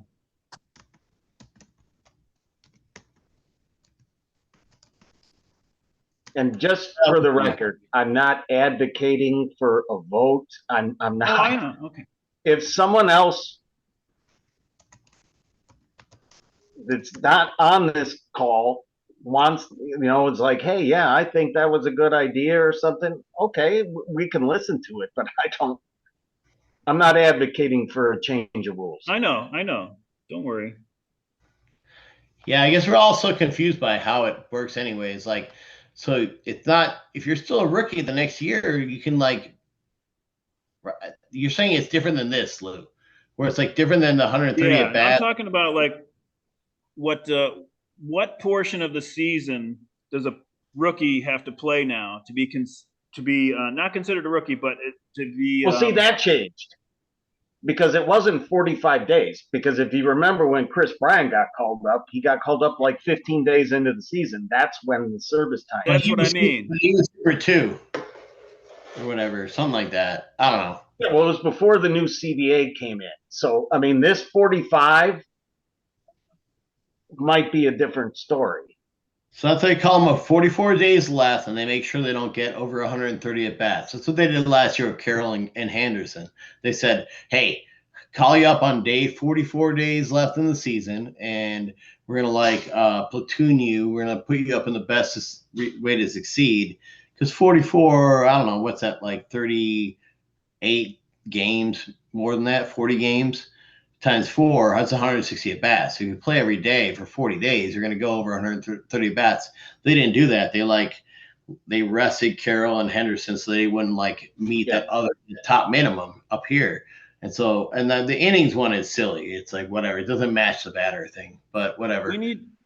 If you can look up service time, we need to know what portion of the season does the player have to play where he's considered to have a year of service time. Not a full year, but it can't be the September 1st. It can't be that it used to be September 1st because no, it's not September 1st anymore. Yeah. But I will say anyone who actually is called up after September 1st, it doesn't count. I know that that's for a fact because the White Sox are talking about bringing up somebody and it won't count against their service time. Yeah, I mean, so like Jeff's idea with the September 1st, it's not like it's a bad or unfair idea. It's just that I don't think it would affect anything. I can't think of a hot rookie that we're thinking of that came up last year that came up that late. They all came up early. And also, last thing we want to do is make rules more. The last guy I can remember, who was the second baseman for the Mets way back in the day, Lou? What day you're talking about? Like 87, 88. He was a left-handed hitter. Like Jeffries? Yes. Okay. They called him up after September 1st because it didn't count. So that's what we need to find out is under the new CBT, what is that day now? I don't think that it matters the day. It's the amount of playing time. Yeah, I think it's a number of days on the roster, 45 days on the roster, or X number of bats or 50 innings pitched. 45 days on the roster is going to be August 20th this year, August 18th or something like that. It's just not going to that part of it's almost not worth it to even make a change because it's just not going to affect anything. Yeah, I mean, honestly, like I think we've driven this point in the ground. I think it's like No, unfair. I think it's interesting to think about. But how could we extend it without long-term contracts, which you're not talking about doing? I just don't want somebody to be screwed. I don't want them to have such bad prospects because of bad decisions they made in 1 or 2 years that for the next 5 years they're toast, and then maybe they drop out. I don't want them to do that. But that's not really what you're talking about. You're talking about more an opportunity for people that will utilize it, and then you're talking about if it's unfair to the people that wouldn't utilize it. That's it, right? I mean, Exactly. You can pick up off waivers for $1 like that you didn't realize, and those guys show up and they're not on prospect lists. And next thing you know, you're like, well, I have this guy, Zach Gallen, he's great, and like, oh, I'm just gonna keep him for $1. I think everybody would have a dude they would keep for like $1 that year who's like, hey, this is my guy, just like God, who's like under a certain amount, who's rookie eligible. But I don't think it makes the league better. I think it makes more complicated, which I don't know necessarily makes the league better. But I would adjust, but it ain't about me. Well, anything that we bring up to vote has to pass. Yeah, of course. I'm not asking for any vote. I know you're not. I know you're uncomfortable with it. So Shawon, I brought it up, man. I brought it up. I brought it up. Like I just was like asking because I like your style, but I see like you keep getting screwed because your guys like you talked about with Carroll and like all of a sudden you have Acuna and like you can't keep him because it's a 2-year thing. But maybe that's part of like the deal. Like maybe it makes the Pauls and Chaz of the world like more competitive in the league because it's not that much of a benefit. Because you become a villain to help you that year. I agree. I mean, I like it because I could actually do it without it being a bookkeeping nightmare. It would be as complicated as not putting the X with those plus 11 guys or not putting the X with the plus 27 guys. This is a real one that could actually help with everybody to like look at their teams and trades and stuff. I have an idea for numbers, and I would happily help put them in for X guys. I think it should be like just make it like a guy's $1 guy, but he's a 1X guy. That guy's $1,000. You know what I mean? And so we all know, oh, that's an X guy. So it's a way to work the Yahoo system where you see the guy and you go, oh, okay, of course he's not worth 1,000. So that's a ridiculous number. He's obviously an X guy. So you add like 3 digits on that like guy who's an X guy. I would help with that too. In Yahoo, every player right now, every player that's got the K in the box, those should all be X guys. I didn't know that. If there's a player that if I've entered those in wrong, hopefully I didn't, but I designate them as keepers or non-keepers. And the mistake I made on our side spreadsheet, not in Yahoo most years, is I forget that those 11 plus 11 guys, those plus 27 guys are not X guys the following year, even though they were retained. Everybody who's retained is an X guy except for the plus 11 plus 27 guys. So in Yahoo, unless I made an error, anybody that's got a K with a box, that's an X guy. Okay. So you could have retained players from last year that don't have the K in the box because they're plus 27 guys or plus 11. Oh no, it's good to know. I mean, I think you probably told us and I just didn't realize. But all those guys should be X. Like Tony, you're looking at Acuna or Simeon, Garcia. They're all going to be X guys. Yeah, so only like what Devers up here was where is he? I lost him, but only he didn't have a K with the box, so he's not an X guy. So you can know that. Looking, I can't believe how many of these guys are keepers. Jesus Christ, Devers is not an X guy. He's not supposed to be. I can keep him at 81. Okay. Oh, so I'm wrong. This is not right. Well, so say I'm happy to help, get it in there as long as there's a way. It just helps people like make deals without having to have spreadsheets on the side and stuff. Click on the little note thing of Devers next to Devers. Yep. And you want to see the transactions or history? Yeah, go history. This won't tell you if he was a keeper or not, though. The only clue would be how early 11th appeared. overall So pick. Yeah, he was got for $81. He was probably a dirty drop, so he qualifies to keep at 81 next year. That might be it. It might have been you put him in before dirty drop, like drops or something. No, I can't. I don't know what that shouldn't be. I'll have to look at that when I'm more sober, I guess. I don't know. No, I don't mean to give you extra work. Like I said, I'm happy to help. Look at it. We all can, but I said before, you can't rely on Yahoo for the dollar values because I've instructed them that any free agent has a dollar salary. Yeah. And in the cases where a player's dropped, taken the auction drop, and then claimed again, he's going to be $1. But this K stuff's concerning because that's only supposed to be the guys that I clicked the keeper box on when I entered the rosters after the draft.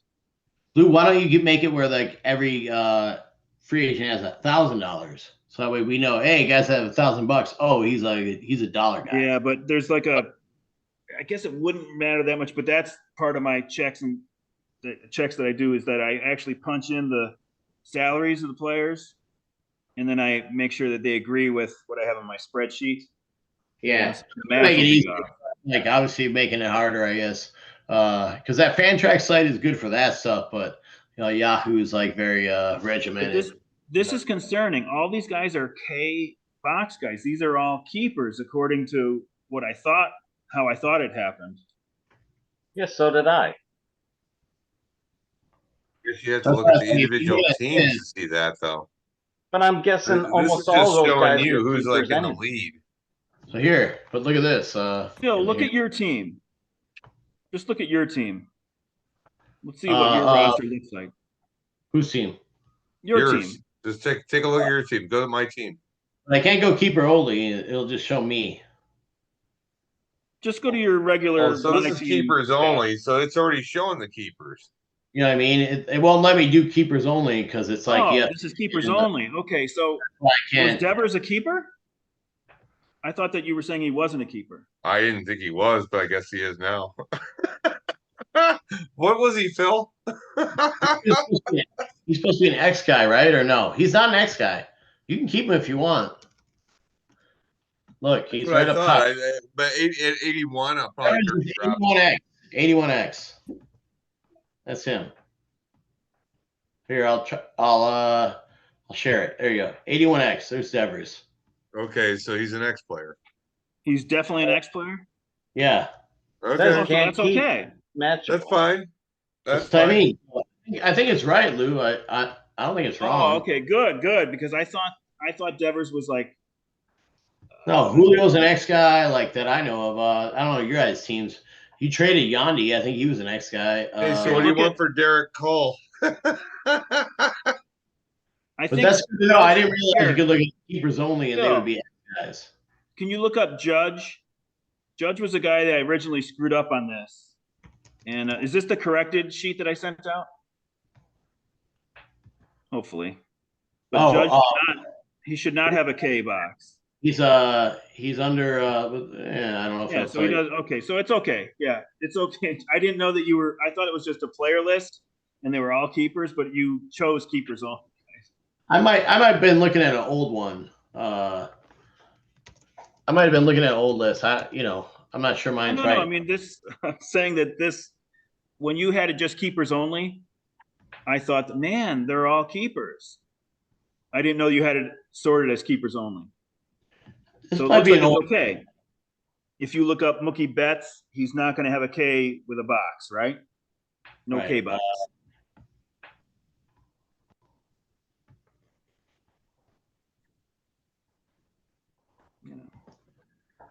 And again, I'm just doing it to make it easier for everybody to play with each other, right? Like. Okay, good. All right, so it is true. In Yahoo, where's the K supposed to be? He doesn't have it. So in Yahoo, it is true. If you have a K box, you're an X guy. If you don't have it, you're not. Yeah, you would X out of that, and there would be a K there if he was a keeper. Yeah, look at your roster. Acuna is an X guy, right?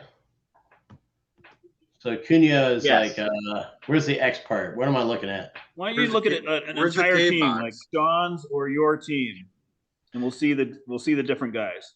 All right, so you can't see it on here, but we'll look at Sean's team. Go to or just go to my team. Just go to Satch. See the K? Go back one screen. Oh, sorry. There we go. Let's look down at. Is that you wanted, Sean? Back screen. I don't know. You had a Cunha Sorry, here, on there. I'm gonna go to your team. You know your team. Here's Sean's team. 2 seconds. I'll get there. Internet, talking amongst yourself. You just do your team, Satch. Oh, well, I'd rather we don't look at it, but that's Look fine. at your team. All right. Go ahead. All right. Murphy's keepable. Wilson's keepable. Goldschmidt. Yeah, everybody down Keepable. to Julio's not. Seth Brown is not. B.E.E.R is not. That's Where it. do you see that?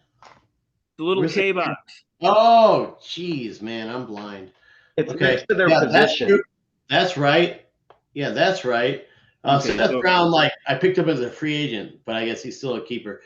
Suzuki, yeah, no, those are all accurate. Okay. Rowdy, yeah, I picked up. All right. So disaster And, averted.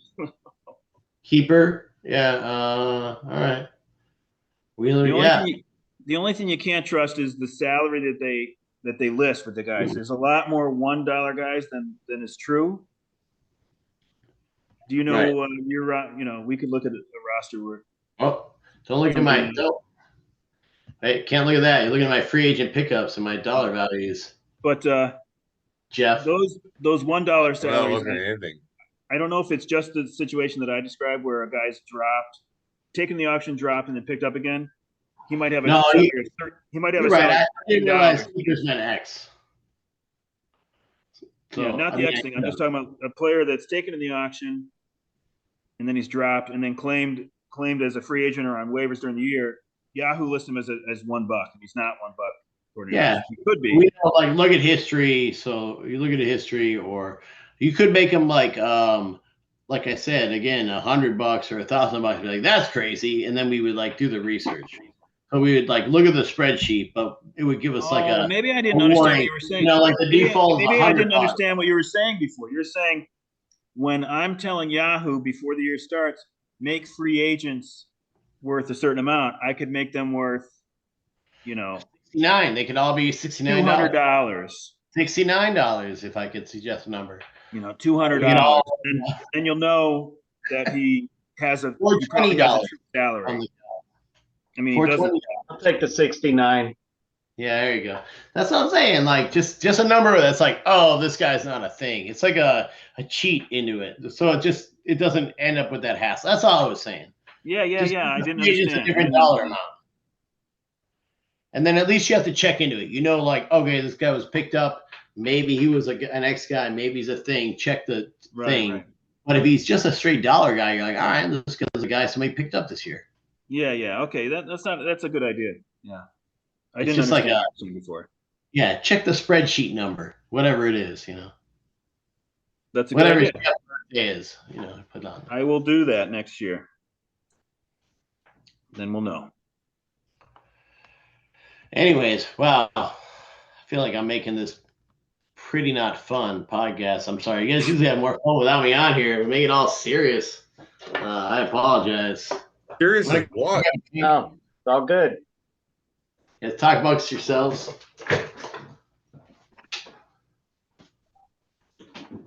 Well, Sean, look at it this way: all winter long on your train ride, you'll be able to think like Rushman, Carroll, Cunha. I don't take a train ride. I've been working at home for like 6 years. What do you do, Sean? During COVID, you had to go down into the office, right? Oh, you're accounting? Yeah. Nice. I remember your story during COVID. Early in the lockdown, you took the train down to your office, and you didn't have your keys with you, or something like that. Oh no, maybe you drove, right? I guess you could have driven. Yeah, I had to drive into the office during COVID. I had to go in there. It was a quick drive, though. Not from Yorkville. No shit. And you forgot your keys. Well, there was no traffic during COVID. there was no traffic, and it was awesome because I parked like a block away in the loop, and I got like a street thing where I paid $5 for 5 hours or something. I don't know. I was only in there for 2 hours. Yeah. Am I making this up in my head? I mean, like, didn't you get down there and realize that you didn't have your keys with you? Yes, my key card. Did you have to go home? No, Oh, there was somebody actually that was in the office, and I had the lobby desk call them up there, and she came down and signed me in. And I had that story a lot worse than it was. Thank God for that. well, no, it was. I got down there and I was like, "Holy shit! I can't get through the security thing to get into the elevator." But somebody happened to be in the office. Thank God for that. Yeah, those were fun times. That might have been the last time I was downtown, actually. Oh shit. That's 2020, right? I'll tell you what, the amount of people that do not come back downtown because they're working from home has crushed downtown's fucking like restaurant business. I've heard. I haven't seen it, but I've heard that like all these restaurants are closed, and Yeah. Nobody's going. I mean, you don't have that many people to like compete with. I mean, like only the strong survive. So it's a lot of lunch places too.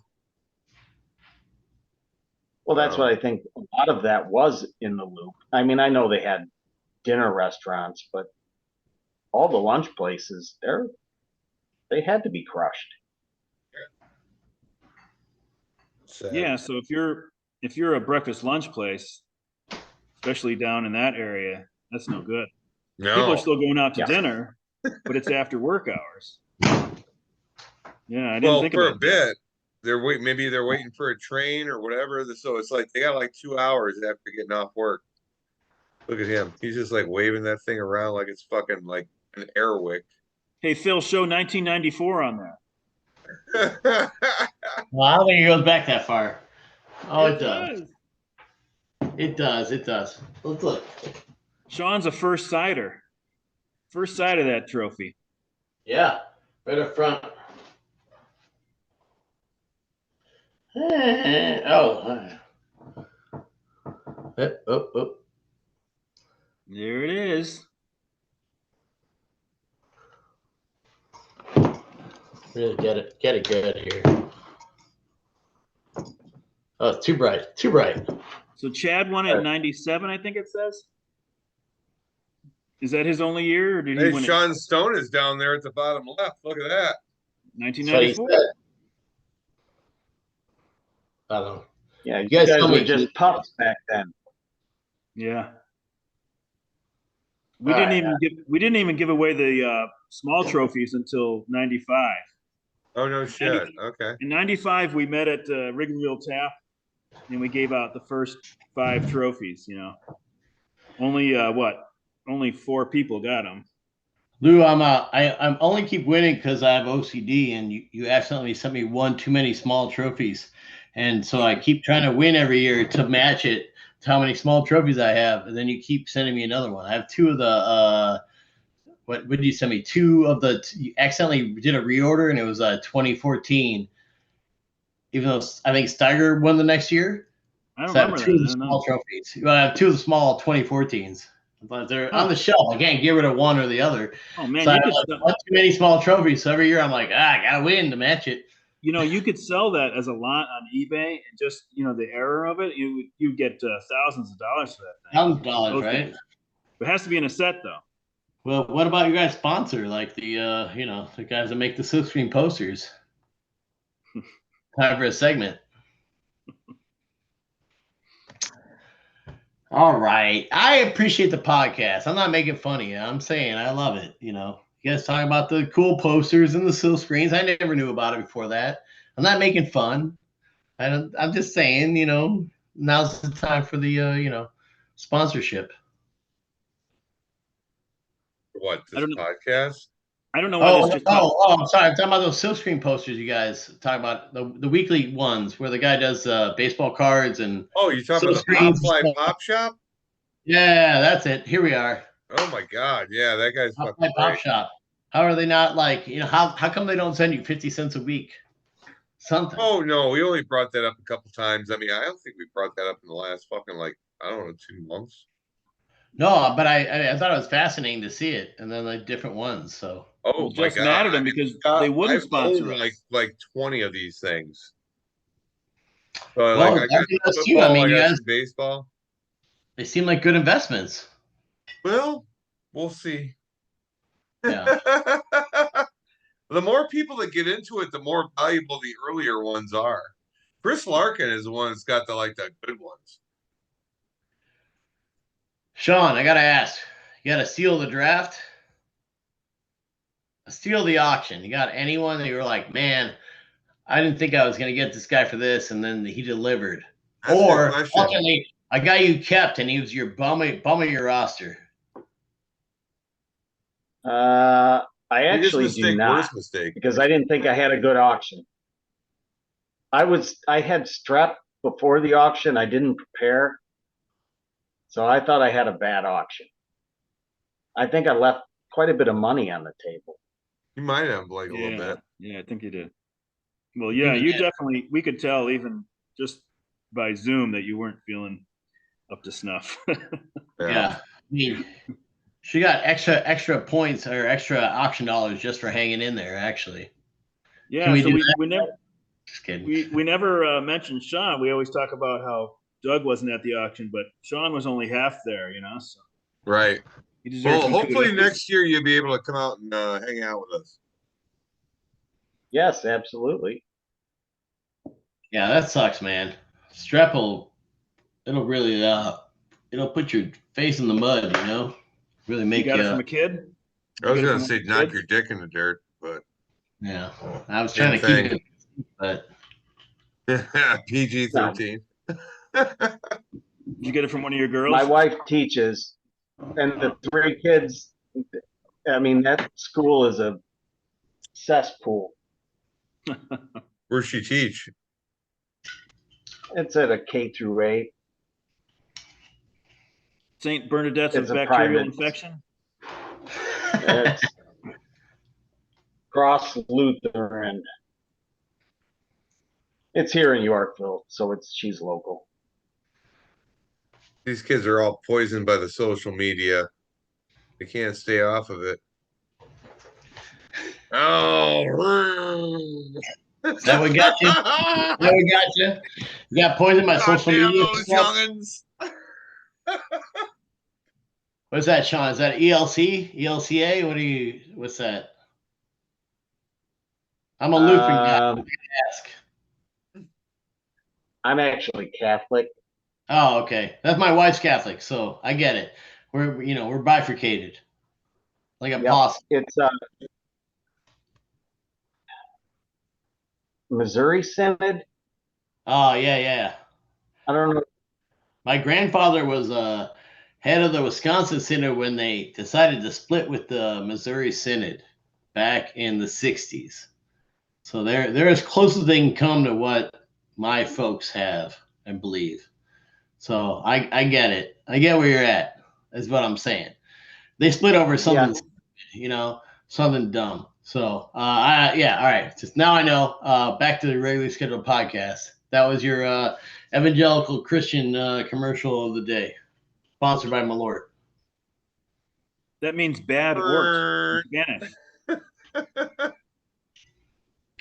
But anyways, I'll get a phone call with Sean on my own time, I guess, and we'll discuss these things. But yeah, I suppose.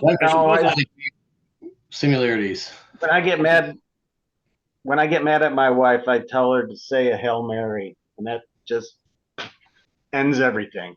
That's it. Yeah. We don't do that, And then you have to say an act of contrition, right? Wait, Mary, Mother full of grace, We were sinners now, and at the hour of our birth, and blessed be the fruit of your womb, Jesus. Yeah, that's it. Is it getting But hot in here? that's the one. That's the one. I'm messing them all day It's long. starting to feel fucking warm. What the fuck All are you right, guys all right, all doing? right, all right. Back to so.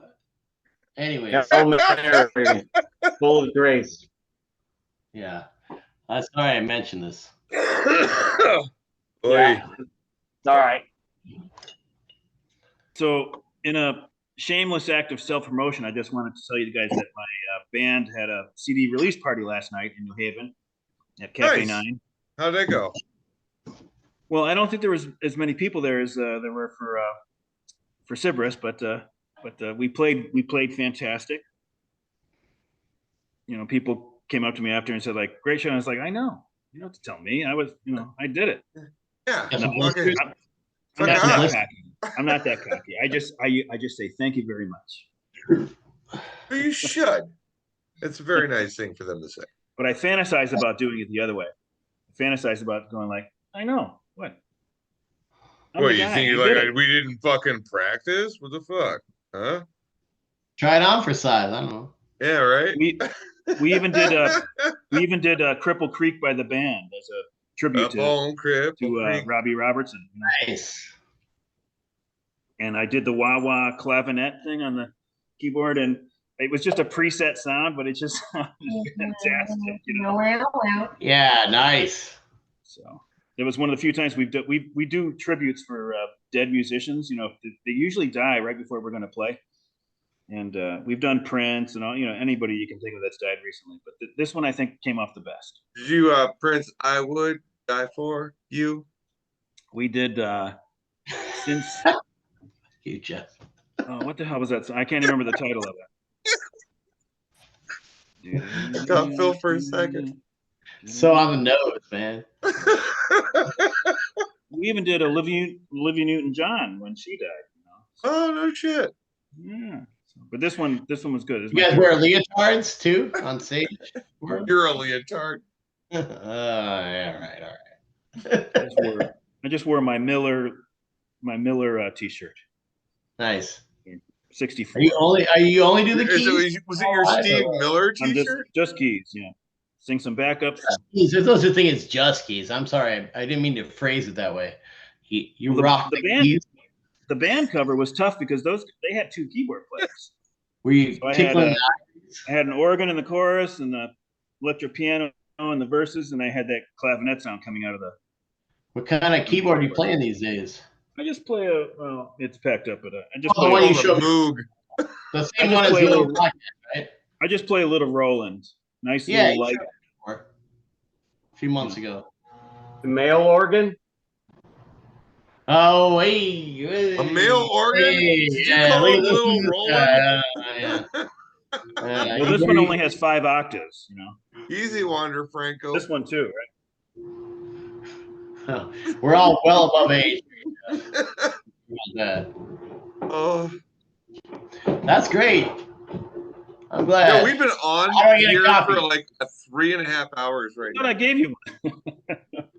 Oh, it was that one. All right, I thought that was. Yeah, 2 copies of it. Yeah, it came out like April. We just had a show. Yeah, that's a weird thing nowadays. I'm sorry, go ahead. No, when you get your record and then when like your album releases, it's been all messed up for like 4 years for everybody. You don't necessarily have your record, or you get it too early, or you get it too soon. We recorded it. We recorded it on 4/20/20.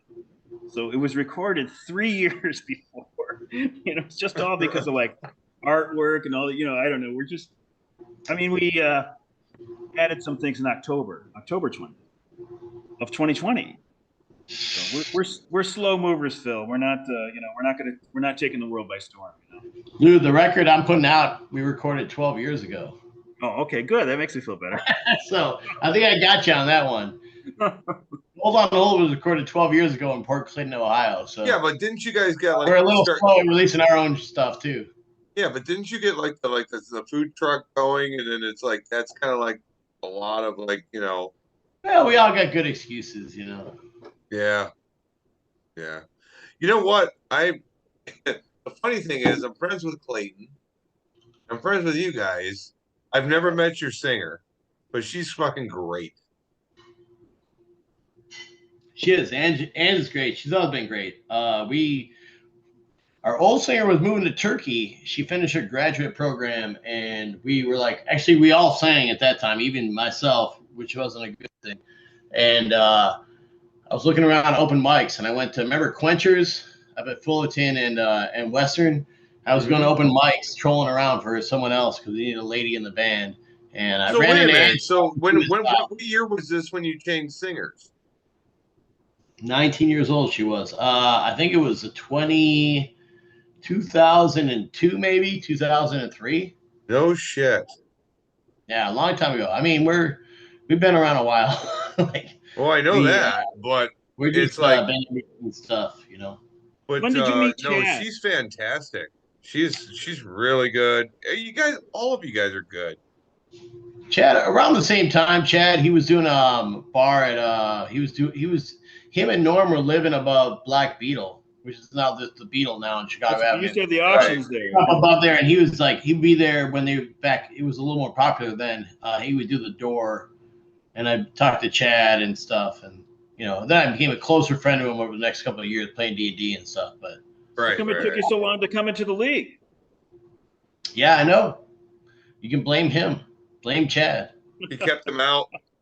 Knew he'd be a streamer. He knew. Chad knew. You know how he loves that shit. Well, no. Anyways, thanks. So again, like I very uncomfortable changing the conversation from a Lou's album coming out to my album. No, which I'm has all done. That was it. show.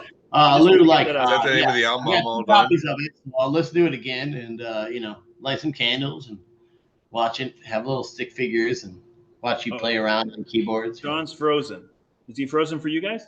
Oh, No, he's No. fine with No, me. I'm here. okay. I about need to go to the bathroom though. There was a point like an hour ago maybe that all you guys were frozen, and I was the only one moving, and then all of a sudden it kicked me out, and I came back. And I don't think you guys. I guess that's what happens when you freeze up. You think that everybody else is frozen, We might have all spaced out at the same time. but I had to True. re-enter the room, and I came right back in. Oh, Cool story, bro.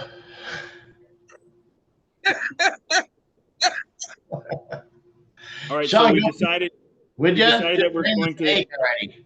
We're we're all switching waiting. to a dynasty league as of 2024. Is that what's been Oh. decided? No, 100% Unlimited not. keepers. Sean will win it every year. We can't do that. I'm going to send out an email. It's going to be called Sean's new proposal. Yep, 20 Oh, NA boy. He players wants this. with 20 NA Luke- players and full retention. Whiskey. Sean, you're just sipping water there quietly under the counter. But don't do it on Tito's. It's probably Tito's. asking. I only had one. It was a vodka lemonade. Tito's. what type of vodka? Tito's. Tito's. It's a good vodka. That's what you said. How much last vodka was in the glass? It was pretty stiff drink. Well, he said vodka then lemonade. You know, it wasn't a lemonade and vodka. Vodka lemonade. Yeah. Oh, boys. I think we I have to talked stay away ourselves from vodka. So I have a bad relationship with vodka and tequila. Although I do drink margaritas, but if I'm just doing like a tequila thing, that just doesn't work out for me. Yeah. Yeah, that's All too right, sweet. boys. I have a great idea. Let's look at everyone who got a lot of points today. Today It's a live. Monday. It's a lot of games off. I'll tell you that. Well, this John's would be like Al bad. Pacino. Yeah, He's like, just when I think I'm out. They keep No, that's but- what I think I'm out. It gets me Becky. Hey man, we'll have a 4-hour fucking podcast. Well, I have You ESPN gotta add on an over extra here guy. every You gotta add concert. extra time. That's all there is to it. And it's like we've done this for. You gotta add probably it's about an hour a person. The way it works. Look at that. Who's got Eddie Rosario? Free agent. Joe Ramirez, free agent. Bethencourt. Look at these guys. No one's owned by anybody. Yeah, but this Oh, is wait. what they did today. Oops, wait. My bad. Jesus Hold on. Christ. Oh, look at the gang. Rosario had a day. Look at that. Simeon had Simeon. Wow. All right. I've never looked at this. I've never looked at the Daddy's stats for the day. Bobby Witt having a day. It's just fun for the day, you know. Yeah, but It it's just doesn't the mean day. nothing. Like, yeah. Hey, look at that. Hey, it's all our guys. This is except for Chad. You got sombreros having Jordan Walker had a day. Look at that. What do you get? So do you like Tovar? Is that why he's got a star? A triple and a Walker? Platinum sombreros. Oh, I got a quick pick up Tovar. Oh shit. Phil likes him. Right now he's a Oh, hack. He's a hack. Saw Perez, Julio Rodriguez. Nicky Lopez had a night. I saw that the highlights. Yeah, honestly, like I think like Atlanta's smarter than they're like smart Tampa Bay with money. Yeah, Like, they keep picking up guys, and like, how does Nicky Lopez all of a sudden he shows up there and he's got a 15-point game, a day off, 8-point game. He's Nicky Lopez. I thought he was a middle infielder without any pop. He goes. He's all gunned up. He's gunned up. That's all there is to it. He's just one of those guys. He came up, he's fired up, he's doing really good. Then the whole fucking thing's gonna sink in, and he's gonna be in a fucking slump for a while. You watch. This guy's been a stud though. Ryan O'Hearn has been a free agent. He's like right side platoon, so he bats against. I mean, left side lefty, so he bats against every righty. He's been hidden. He's been hidden for he's an outfielder and a first baseman, but he's been hidden.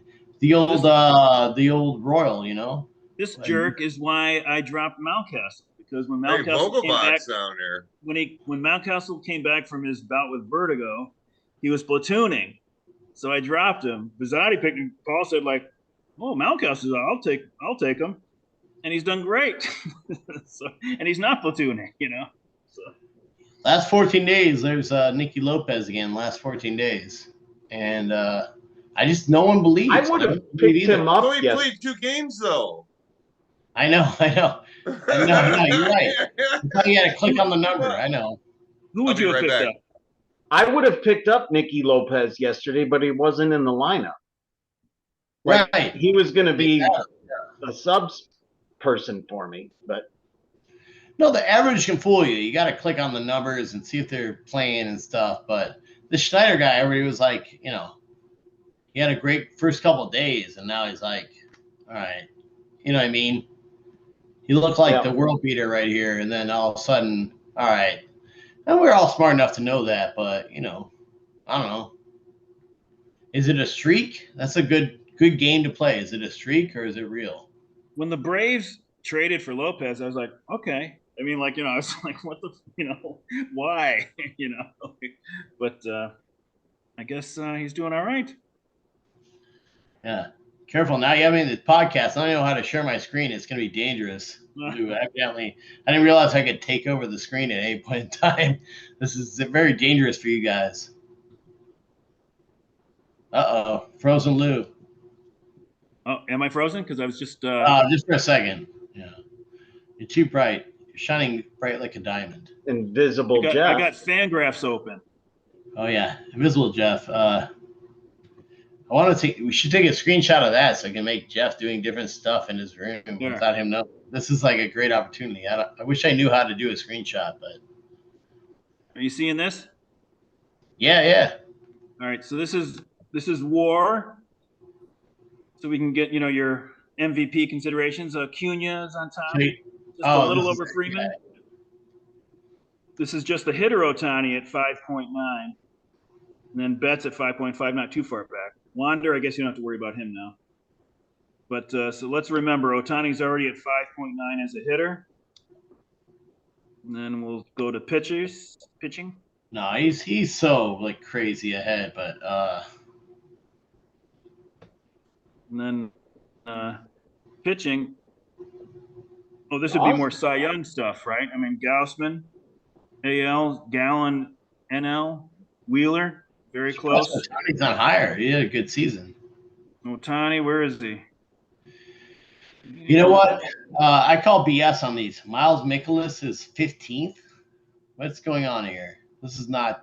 It's not okay. There's Shohei. So Miles Mikolas is 5.9. perhaps the 15th most valuable pitcher in the league. So he's at 8.2 total. So Shohei gets the AL MVP. I guess that's not a surprise. So Gaussman in the AL, and then Gallen and Wheeler neck and neck in the NL. Maybe Spencer Strider.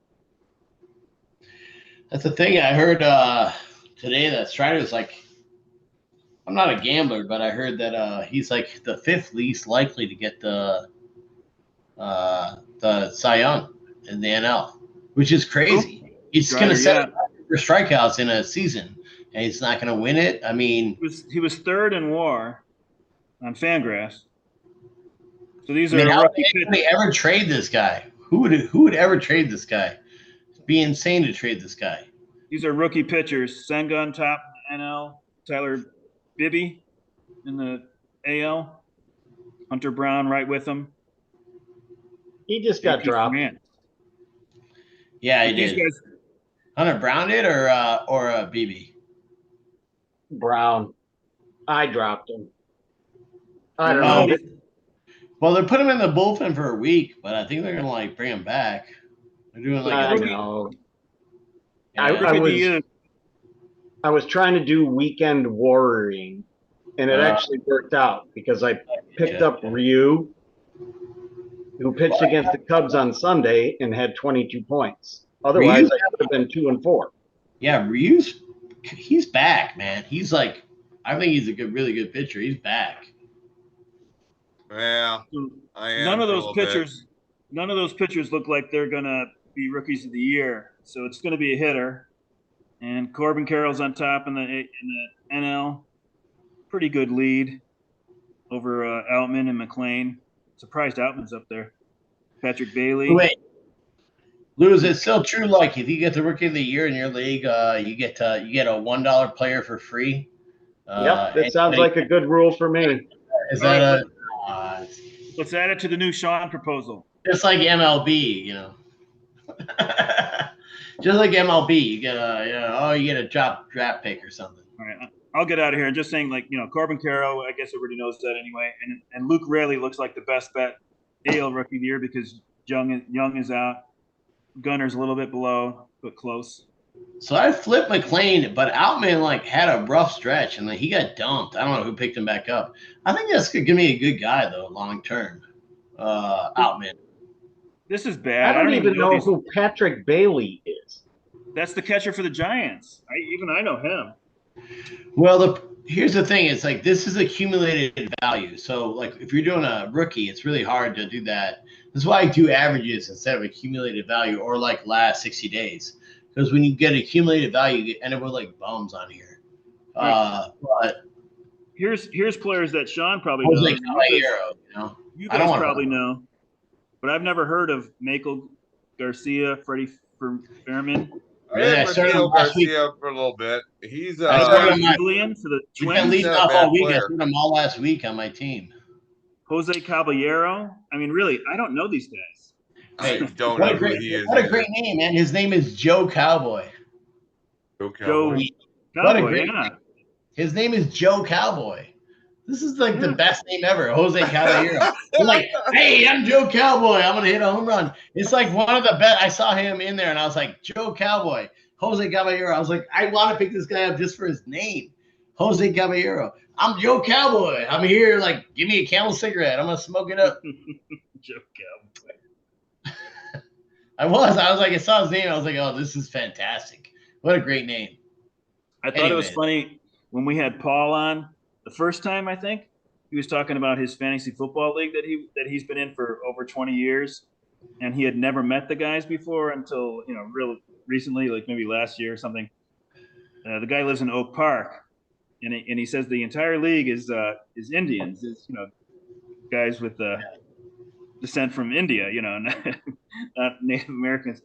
And I guess their divisions are called what? Cowboys and Isn't it Eh? Cowboys and Chiefs? Cowboys and Chiefs, right? I don't want to say it for you, but because he said it, I'll say it for you. They were dot and feathers. That's what Paul called it. Paul said it on the chat. It's not I a think I joke. remember that. Paul said it because he's like his buddies. You're just too nice, Lou. But like he literally, Paul said it on the podcast. What did he say? They were dots and feathers. It was like that was like the league name. Dots and feathers. No, he said it was Cowboys and Chiefs, I think. Chiefs were maybe, the Indians and Cowboys were the non-Indians. maybe it was that. Maybe I went too far.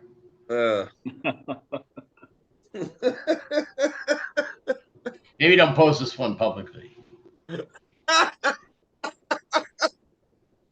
Oh shit, man! I've been doing this every week. What are you talking about? Well, Yeah. this is gonna be the last one with you guys until after the season.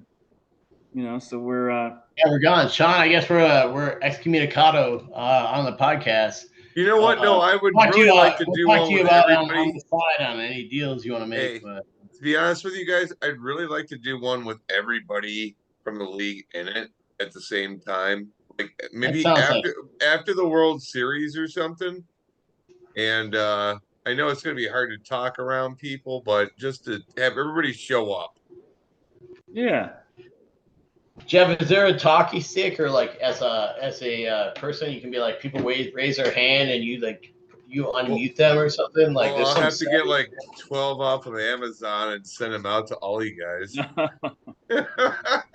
Well, Liz does this for work and stuff. I think there's a setting where you can be like, hey, this is the next person, and you unmute them, and they get to talk. No, I could do that. I actually could sit there and mute people and fucking like give somebody the fucking floor and stuff. So Well, I mean, only if you do that, because otherwise we're all going to talk over each other, and it's going to suck and be annoying. So, well, we'd have to take turns. You know, we'd have to go like, okay, next up. yeah, I have to honestly say, like this one with 4 people in it was better than with 3 people in it. For some reason. Yeah. More taking turns. No, maybe you know what? I always kind of wanted to do this with like more than one, just like the 2 of us and then somebody. You know, I always wanted to kind of incorporate a couple other minds and see where the fucking conversation goes. It's kind of cool. Because we're doubling and tripling up these last 3 because we just got 3 more and that's it until after the season's over.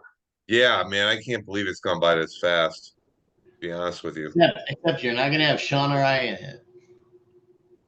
We didn't want to do it like for Monday Night Football. Well, did you notice like where he thought football. that like he did his analysis of where the league is going to finish, and you guys were like 3 of the top 4. So yeah, it's like a winners. It's like the winners thing. Like Kimmler last week, and then us. I think we're actually top 3. That's you know. According to the model. I guess we allowed Jeff in as host. You might make it up to 6, I think, or 7. Or I'm 5th. trying like hell to get as far up as I can. So I just keep plugging along, trying. I mean, some people would just fucking tank it and fucking sell everything off. I don't fucking operate like that. I don't think anybody's tanking or selling anything off, honestly. Fun, but there is. I've done it. Yeah, there's Lou coming back. What's that? You done? Yeah, such like, but for what? Like, I mean, like, you know, that's like I'm in the same mood you're in. We're all like Lou said to start the podcast. I always like strive for 5. If you're not going to get the money, strive for 5, because that gives you the first the waiver claims or whatever. You get the fucking like your pick of the litter. To reiterate, I'm going to drop any guy worth picking up on the last day of the season. What is going on here? Ooh. So Daddy's predicted 7th. And yeah, the 3 of us are predicted top 3. Of course, I make the model, so you know I kind of fit it to what makes me look better. You make the model, we make the finishing top 3. Yeah. Look at Here's that. the Look thing, at though. I'm tied Satch's. with Big McBride's right now. Look at Satch's hitting. Woo. Here's the thing: is like Sean's too modest here. He basically told you guys he has like amazing players you can't keep, and like he's not gonna trade with me because I'm in first. So like, just take some of his players and give him other stuff in value. Like it's sitting out there for you all. Like how Hey, are you you know not? what? He Fucking literally came on the tomorrow's another podcast and said, day. I had too many guys. If you guys are like flooded with trade offers tomorrow, you guys are broken. Am I wrong, Sean? You're not wrong. I'd see 10 in Babbitt. That's killing me. It's weird I because mean, your it's not FIP, really literally killing me, but it's your FIP is, I'm 11th in BABIP. Fuck BABIP. Doesn't matter. yeah, look at your FIP is Not in still this league. third. About home runs and walks. It's weird. You guys have terrible BABIPs, but your FIP, I mean, no, Phil's affected by it, but Sean is third in ERA, third in FIP, 10th in BABIP. It almost doesn't make But- sense. Guys, like, can I just say one thing about BABIP? They don't include home runs. So if you lead the Right. league in home runs, you look like you have a horrible BABIP. Guess what? A home run is a hit, but they don't count it. So like your players who are like it's a bad stat because until they include a home run is a hit. Sorry, you don't need like batting average of balls in play. Yeah, I get it. It's not a ball in play, Right. but it should be like it looks false because like why am I 11th in BABIP? I'm not upset about it, but I'm just saying like it's a misleading stat when your guys only hit home runs. I'm It's number not one a in home stand- runs, last in BABIP. That's It's if not you a add the standalone home runs to it, I wouldn't be there. It's not a standalone stat, though. I mean, it's just indicating that of the balls in play, you've had too many that have become hits. That's why Well, you've Lou, been. I'm in first place is a trash stat. I don't want to tell you. It's it works a little bit, but not like if you're not include a home run as a hit, why does it matter? It's like it only works in a very small angle of like things. Like a home run is a hit. Well, You're FIP, not including FIP the best includes balls home ever runs. in the stat. It's a bad stat. Like it's fine for like how fast you are as a runner but otherwise like BABIP is trash. I just think people look at it too much. BABIP is a trash stat. And I would think number 10 in the rankings, Platinum Superheroes would have my back on this one. It's a trash stat. Yeah. Well, FIP includes homers, and that says that in line with what your BABIP is, it says that you deserve an ERA that's second in the league, not seventh. There's something to BABIP. I mean, it doesn't include homers. You're right. But they're considering a home run as not a lucky event because it doesn't matter where it was hit as long as it's in fair territory. Hate to break it to MLB, but home runs exist. They exist and they happen, and they're worth points, and they exist. Yeah, it's not a standalone stat. I mean, FIP does include homers. I honestly like it's more to your liking. Such a slice and dice stat. It's like so like pick and choose. It's like cool, but why wouldn't you at least include like batted ball? That go for hits and just include them.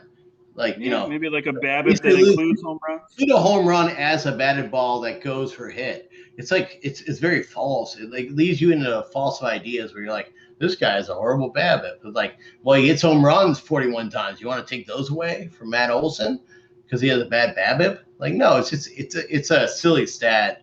Like other silly stats MLB has done before. It's like it should include instead of balls in play, it should include batted ball. All batted balls, not just in play. If you were using it as a standalone stat to judge a player, which nobody is suggesting, then you're right. But I mean, all it's saying is that a home run is not a lucky event.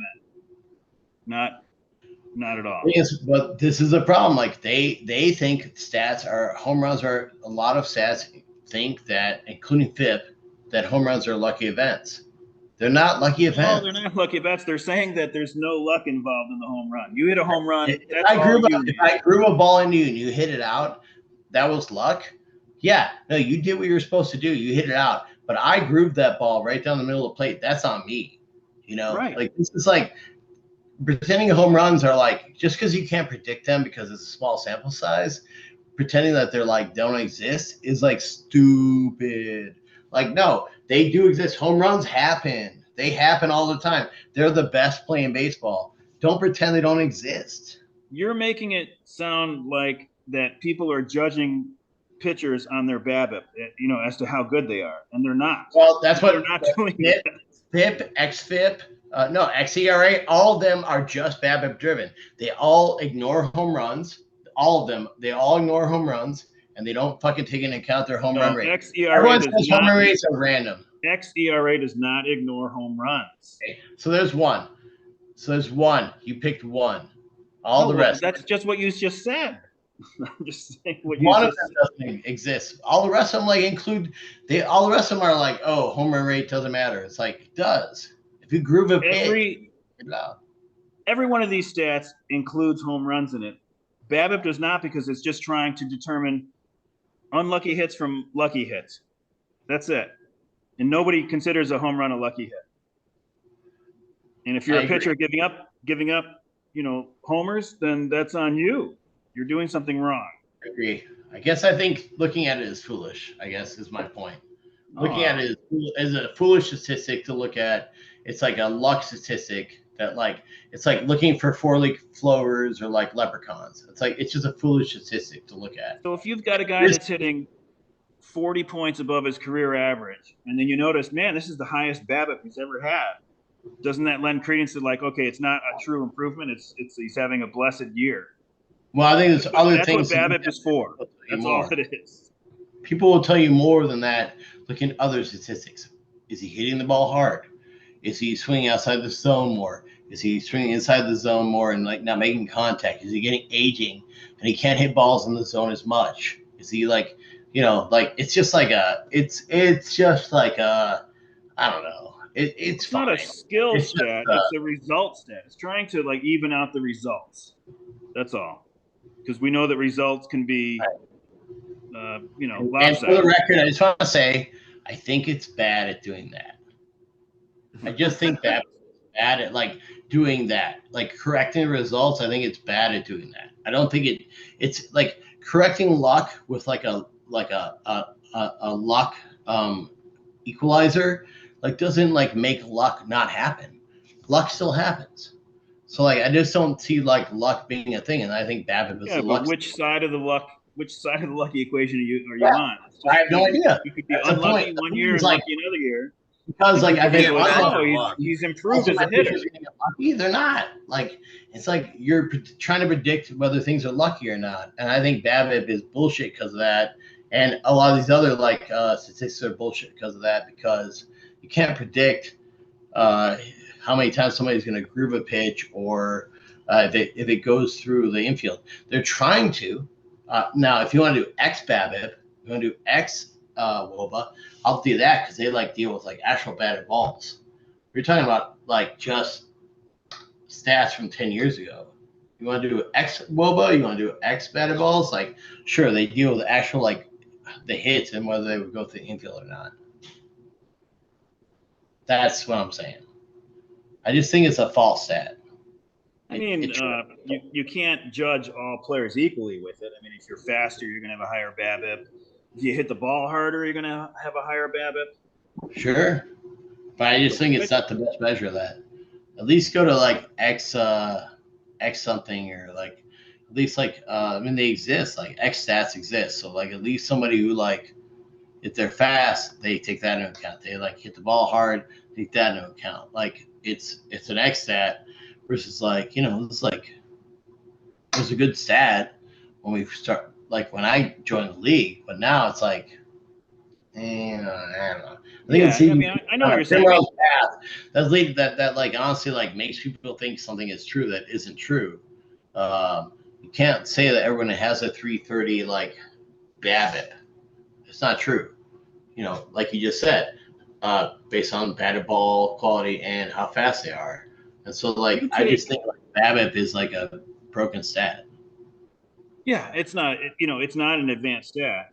It's a stat you could have had, 50 years ago, but I don't know if you take the way we're using it, at least on that page, that tab, you've got 14 hitters that are contributing to that. You've got, 10 next year, 11 pitchers.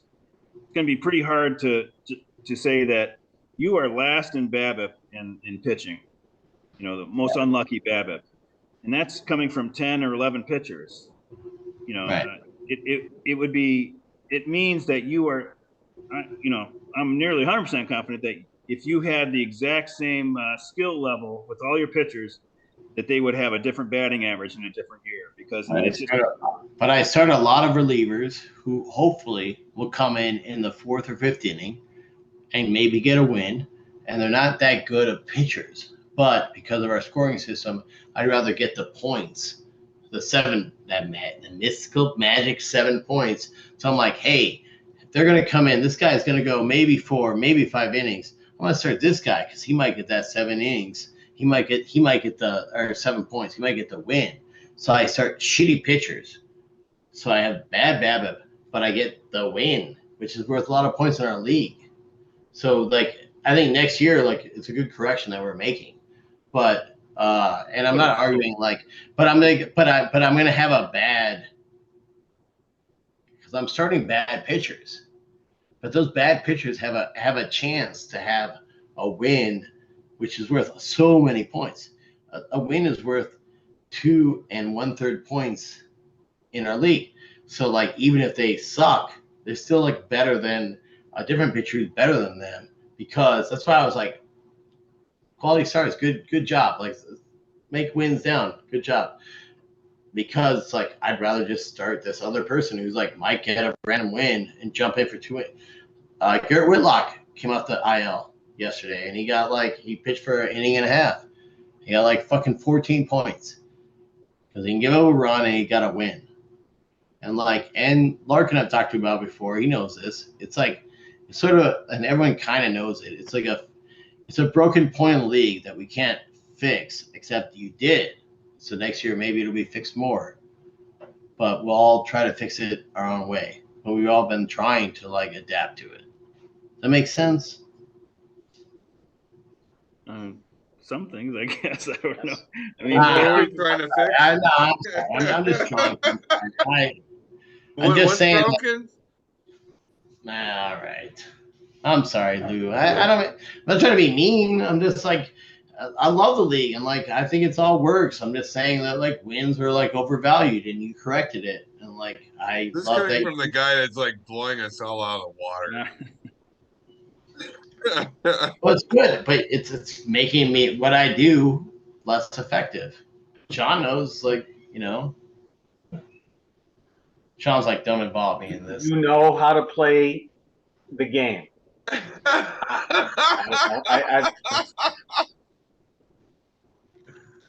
I've said it from the first time I got back into this. Dirty right now. I just heard all that shit. It's a stars and scrubs league. I can't go through the auction and let somebody go that's for $7, and I'm like, well, yeah, I want him on my bench, but you need to have all your bench players worth $1, and they all have to be expendable. Yeah. You can have 14 guys that are worth money, and everyone else should be worth $1, and you flip them all over. That's it. That's how the league is.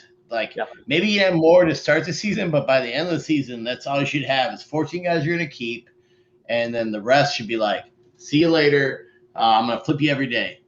And that's the league.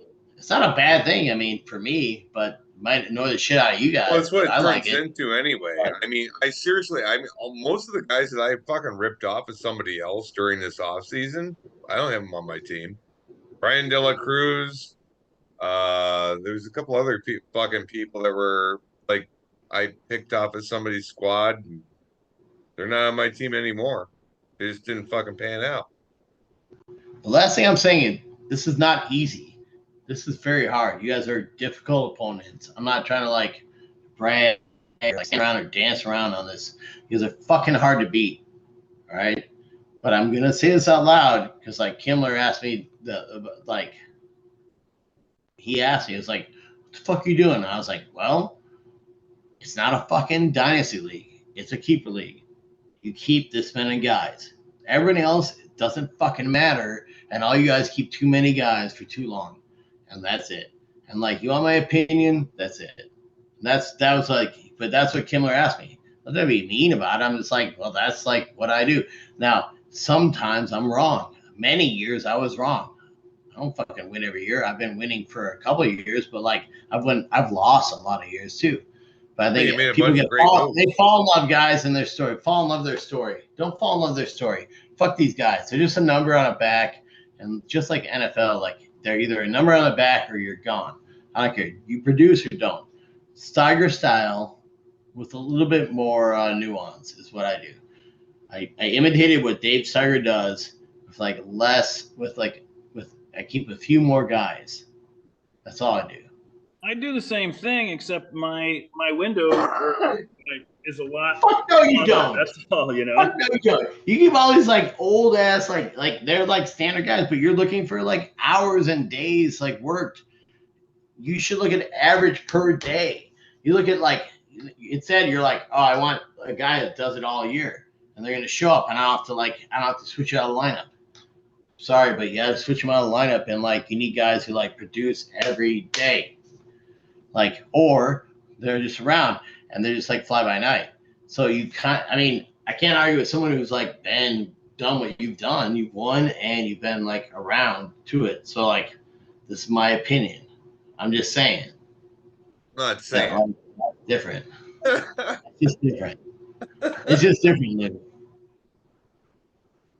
I don't know. I'm just trying to have the 17 best hitters that that are available out there, and the 13 best pitchers. Throw it up on the screen. 17 best hitter.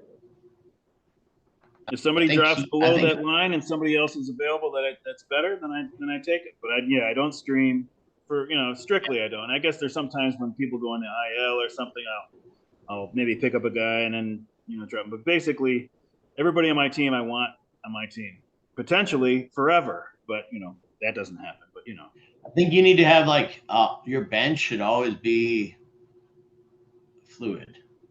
Because otherwise you get stuck with guys. Yeah. Hang on them. Like just like Kimmler was saying the other day about like, and that's why I don't like Manny Machado. Because Manny Machado doesn't go on the IL. Because he's like, I won't go on the IL. And he's like, ooh, I won't do this. And it's like, well, cool, but you're fucking over your team, both in like not like my team, but like in real life.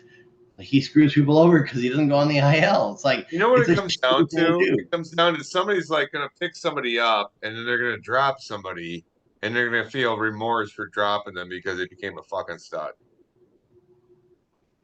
Yeah, don't worry about that. You can't worry about making a mistake. I mean, just go do what you think is best. What did Kimmler get from me? But it's one of those things that it's in the back of your head that keeps you from making moves so much. But the guy who was like, he did that great home run catch. Then he hit the home run to win the game for Atlanta. But he batted ninth. Tauchman. Who's it? Tauchman. No, for the Braves? Atlanta. No, Mullins. For Atlanta? Yeah, I thought you meant the Cubs against Atlanta. I got them early last year, and I was like regretting it the whole time because he was on a run. And Cedric Mullins, and like just the other day, it was like he had a home run to win the game, and then the next batter or he caught a home run to stop it, and the next batter hit a home run. Then he came up the next inning and he hit a home run. It just happened. Sean knows he saw it. But it's like I dropped that guy because I looked at him, I was like, well, in this league. Even and now he's batting ninth. It's like even though he's really good, he's awesome. He's batting ninth. Like I'm sorry, for which team? Gonna give me Orioles. Orioles? Yeah. What the fuck is that? And that was like that thing where he was like, oh, and He who's was the an guy all-star for the Braves? A guy for the Braves that did that too. Like their other outfielder. He did the same thing where it's like, but he bats like ninth all the time. He's great. He's very defensive. He hits a lot, but like they don't ever put him in the front of the lineup. It's like, dude, you're batting ninth. I don't want that. Garcia? Who is it? What are you talking about? Could be Talking about Philly the young. Braves? Oh, for Atlanta, it's I thought that's what you were asking. No. At first I was, but then Mullins is like actually the example that Shawon Cedric saved Mullins from was actually an all-star last year.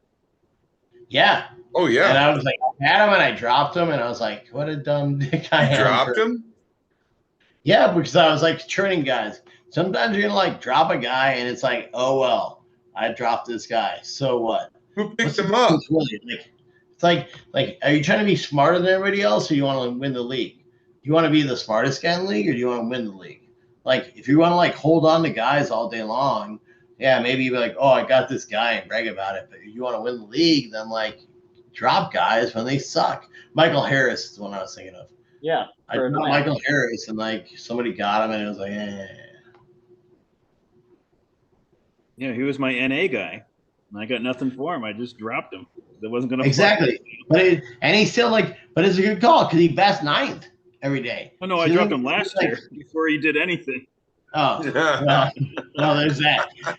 So he's like my Cedric Mullins. It's like the same thing. It's like then he had a run and then he was like there, but it's like that's what I said the other day. It's like, well, I said it in comments, I guess, to the maybe you guys don't look at those.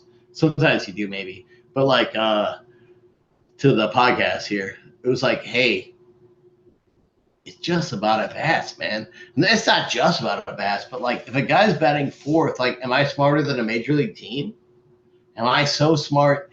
Am I so smart that I know that Cedric Mullins or like the other guy is so smart that like, oh, they're like so good that they're gonna make like maybe for a while, but after a while, like it's just a batting order, man. It's just like look at the batting order. It's not like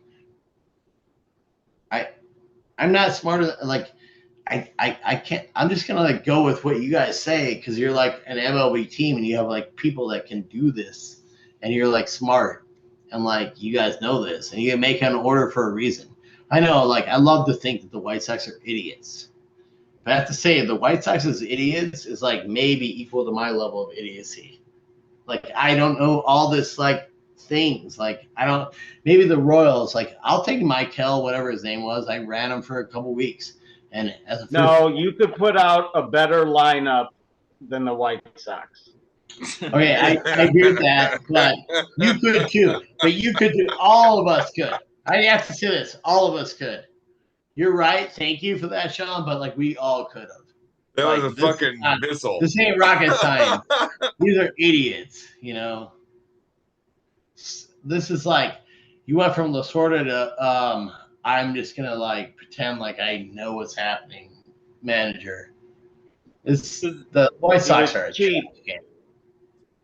Do one of you guys have Julio Rodriguez? Who is that has him? Okay. I do not. I have him. You do? I am. I have him. The Seattle guy? Yeah. They center field. I got him. He's a 1X guy. I was going to use him as an example of he's a young stud, comes up, does great. They gave him a contract, right? Last year, right? He's still good. And then, it's like, I guess that's why I prefer a track record, right? Because you don't know. I mean, maybe he's going to turn around and have a great career, but okay. But even a guy like that's about as sure a thing as you could have had from a young player. And then this year it wasn't good. Yeah, he was rookie of the year last year. Michael Harris, same way, right? Of course. It's a tough call. It's a tough call with the young guys. Not only are they going to have success, but are they going to be successful for a while? Are they going to be consistently successful?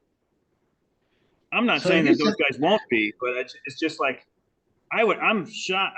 Well, sort of surprised at least. And I know about the sophomore jinx, but I didn't think Julio Rodriguez and Michael Harris were going to tail off like that. And I know that Harris has at least come around lately. But literally, like, and I felt like disappointed for a long time. But he has 3.49 points per game as a player. Like, that's really good. Like, even though I've been disappointed by his season, and I'm like, oh, this guy like sucks. I'm annoyed by it. He's like he's still like above the. Yeah. He's still really good. He's like top 50 in points per game. So it's like you can't like get emotional about like a player's things. Be like, is he good or is he bad? It's like I don't know. Giving up a lot of dirt there, dude. What? I said you're giving up a lot of dirt. What do you mean dirt? Oh, as far as like how you fucking act, how you do your shit, and how you Well, I don't like. It's I not like it's see not like for a secret. I mean, I like I like don't it. know. Like, anybody ask me, I'll tell you. Like the I'm thing is, like, seriously learning a can you lot do it right like now. can you do it like I do it, Jeff? Like if you Oh, want to do dude. it, I'll show you how to do it. Can you do it the way I do it? No, Like, I can you probably do couldn't do that? it. You know, No. and like, can you like make it happen? I don't know. Like I had a really good year. Very lucky. We had like 2 people absentee on the draft. I mean, took extreme advantage of that. So I'm very lucky for that. So like, of course. Well, I got everybody's in the same boat as you, though. In that Well, I respect. was, but yeah. Oh, you're in good spot. No, This, but I mean, it's like no, seriously, it's like it's just things you look at are a little different than everything like somebody else might look at. Like what you were showing earlier with doing the averages and all this other stuff. It's sometimes well, here's you only look at like the total points of the last fucking week and just trying to catch lightning in a bottle and stuff. So no, I mean it's like there's a lot of stuff you've talked about that's like fuck I've never even thought about going on here. You guys hear me? Yeah. Okay. Well, I'm certainly not pitting my method against Satch's because I think that we would all agree that Satch's method is better. But I will say, let's just look at like catcher. I have 3 catchers. Those are the 3 best catchers according to me. If one goes down, I'm going to pick up somebody off the scrap heap, but I've got a third catcher that I'll slide into second. And that's the security that I have, right? Now, Mhm. another way to do it, which is more along the lines of Satch, is keep 2 catchers or have this third spot. Well, no, probably just keep 2 catchers, have 1 stud, and then move in a guy daily who's got an advantageous matchup, hitting relatively high in the order. I guess catcher was a bad example, but so I understand the trade-off that I have, but I will say that some of this is Satch. You're muted, Phil. You're muted. Some of this is just out of sorry. some of this is out of my preference. I mean, I don't. In 2019, when I was struggling just to win the league again after 23 years, when I was close enough. I had finished second a few times, and I really didn't want that to happen again. So I was sort of approaching it on a daily basis, and it was hard. It was a struggle, like looking at stuff on Saturday morning, like who's going to have the most points today, Yeah. and like putting that guy because it was that close, and I really hated it. Like I couldn't. It was such a relief when the year was over. I was No, like, man, last year sucked, there's a real. man. I was like, Similar to there's a my real price. ass sucked. There's a real price to pay. Like when you're in that position, like when I was, comfortably 20 games out or something, then the last weekend of the year is like, oh, just put me out. I'm going No. to set my green circles in, and The so joy is the capital knockers method, which is like, guys, guess what? Right now, think about this time of year when you're drafting next year. Uh, half people don't give a fuck. Yeah, we give a fuck, but we don't give that much of a fuck. Look at the average people that like what we get for points right now versus like at the beginning of the year, we're all like, I'm gonna like I'm every yeah, and then yeah, I don't give a fuck. At this point, you're like, I don't give a fuck. So like what I learned from knockers is like they were like, I'm just gonna like get out there early and like beat people up and like use my innings, whatever, and I'm like get out front. And then later in the middle of the year, we're done. We're like in the middle of the year, like half the guys gave up. So now the guys trying to beat up with me only have to like compete with like 6 guys. Now they only have to make up this amount of points, not yeah. the full points. Because the other guys are already like they already gave up because they quit. It's like it's that whole like I ran up front like really fast. Kind of shrinks the pool of like win-loss records, that you're gonna Right. be looking at. And the thing is, I did this, and like this is not like on purpose, but I realized after the fact this year, I like started going like, hey, I'm gonna start looking for next year because of the way I got my dollar values pinched down so far if I'm gonna win. So I started being like working on my next year this year so early, and I realized I was like, this is like kind of an advantage because like people still think they're in it, so I can like trade them early and get a guy that might help me out for my dollar value next year. I get my whole team set up by August, and I'm like, hey, yeah, cool. Like coming next season, I don't give a fuck. Like I already got my guys all set up. So because I was like, well, like but you have to have a value for those guys, and you have to like know what's happening with them, and be like, yeah, whatever, blah blah. Yeah, so we got like a week and a half until our trade deadline, and I don't know if I'm going to do anything or not. Maybe I'll do one thing, but I don't know. I had the Tyler Stevenson thing today. What? Hey, Sean. I texted you, Tyler Stevenson. I'm giving Kimmler $8 fab, and I traded Tyler Stevenson with Cutter Crawford. I think we talked about it earlier. I think it's a good deal for you and for him.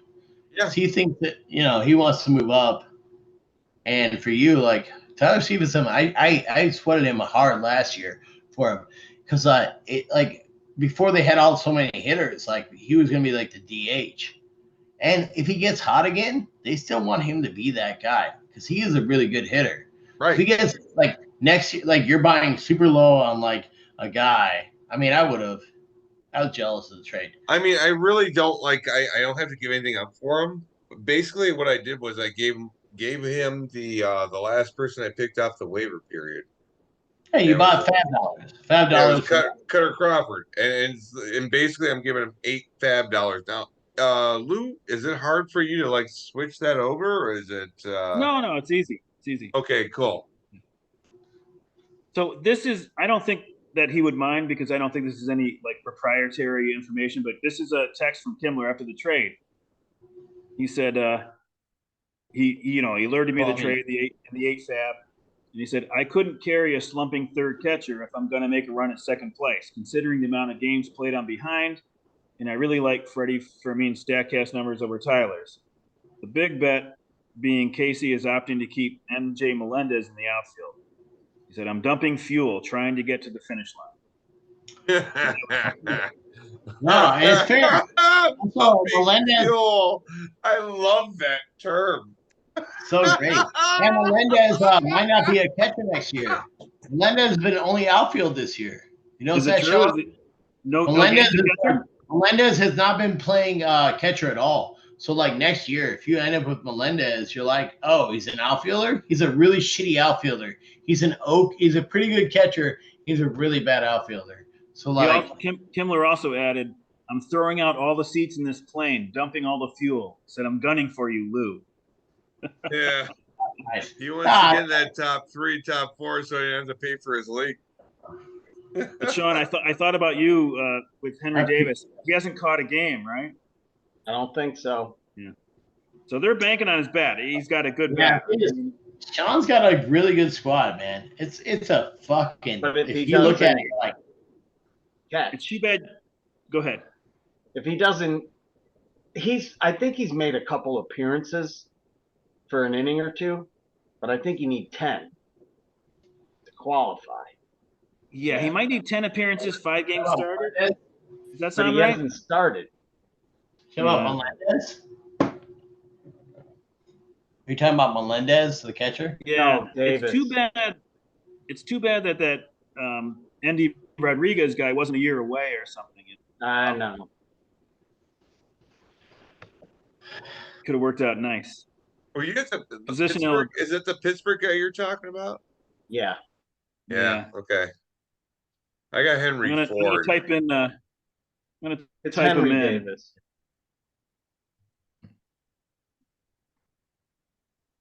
I'm gonna type him in and see what he's got. All right. Well, Lou does this. I'm gonna tell you right out loud. I'm doing this. So those guys that you dump at the end of the season on the last day that you're not gonna match or like don't want to get stolen. Well, those guys screenshots.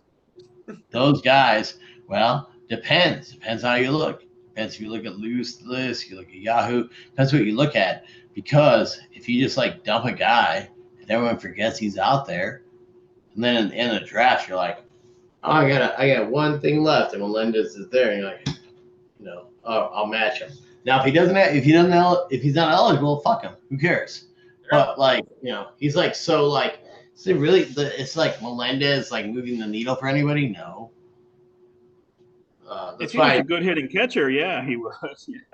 Well, that's why I did that trade, and I traded Larkin for. He was like, well, I have all these catchers. He's like, I can like have catchers and like make sense. They're cheap, so like catchers coming up, and like there's a lot of good catchers coming up, so it made sense. He's like, but which one do you want? And that's why I got Williams Contreras, because he's in You Homer just Park. traded him, didn't you?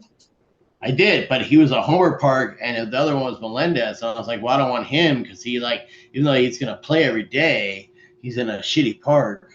So I was like, well, I'm gonna do the other guy. They paid money for him. They paid a lot of capital to get this guy. So he's in. He's in their fucking lineup You every have day. William now, right? William, yeah, the guy I just traded because I I was think- like, well, I think I'd rather he's- have that guy versus He's Melendez. got But I was Wilson like, too. but I was kind of like this or that on two of them. I was like, which one do I do? Which one do I do? I was like, well, I don't want the fucking Royals Park, and I know he's like in the lineup, but like, I was like, I was Who did very you close. trade William to? Bake McBride's? Oh, recently, Yeah. God, I thought not you. I got Wilson from you, huh? Well, you got Wilson from me. Where'd you trade William to? Oh, jeez, I don't remember, man. Probably Bake McBride's, I think. That don't matter. Hold on. I like William. I think I like him more than Wilson now.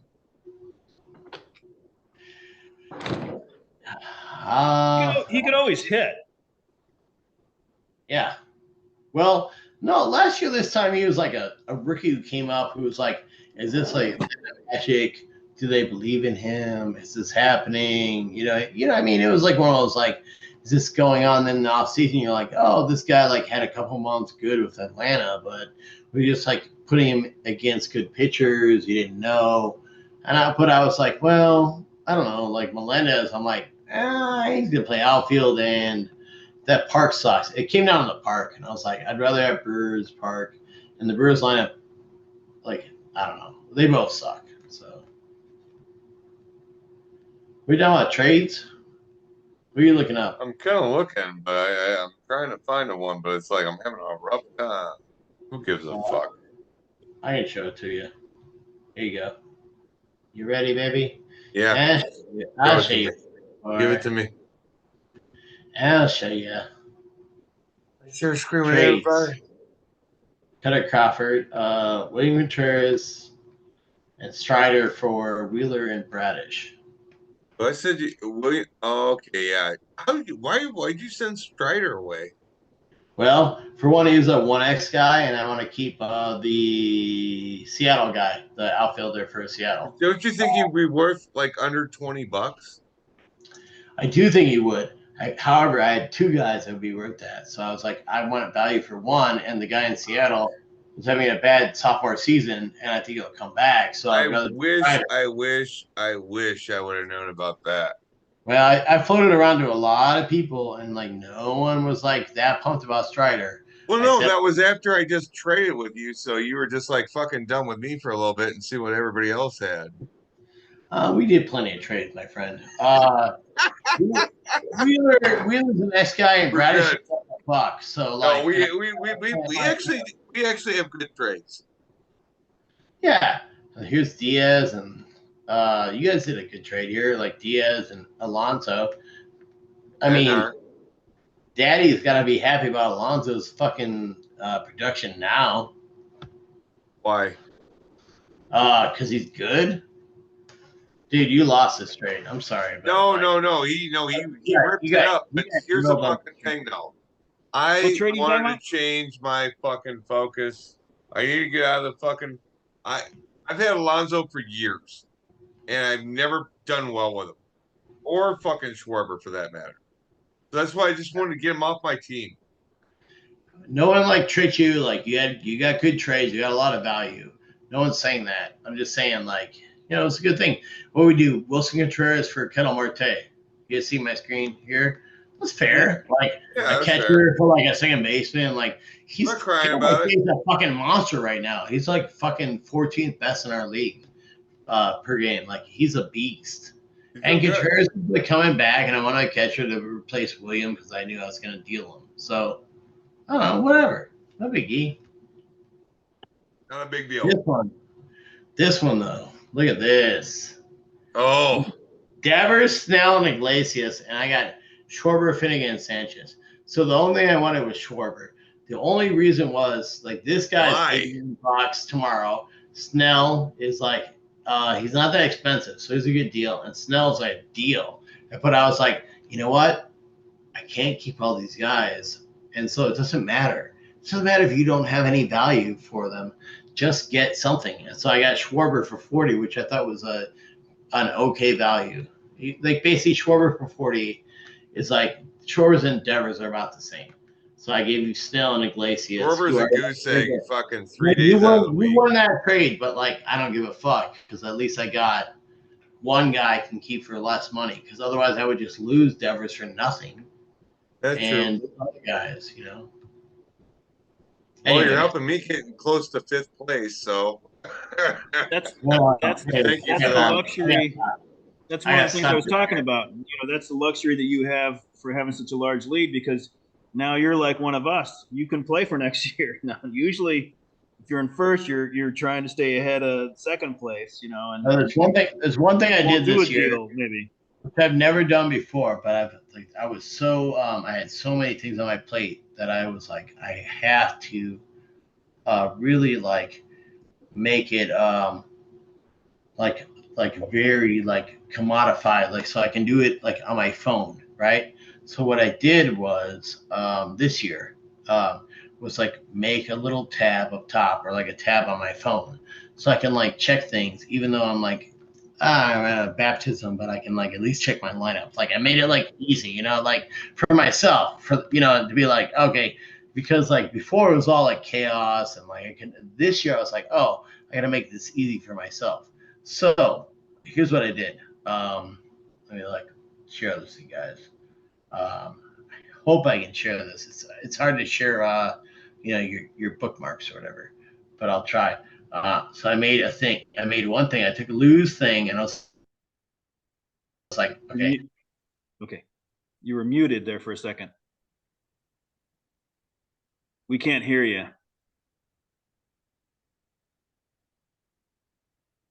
Yeah, he muted himself.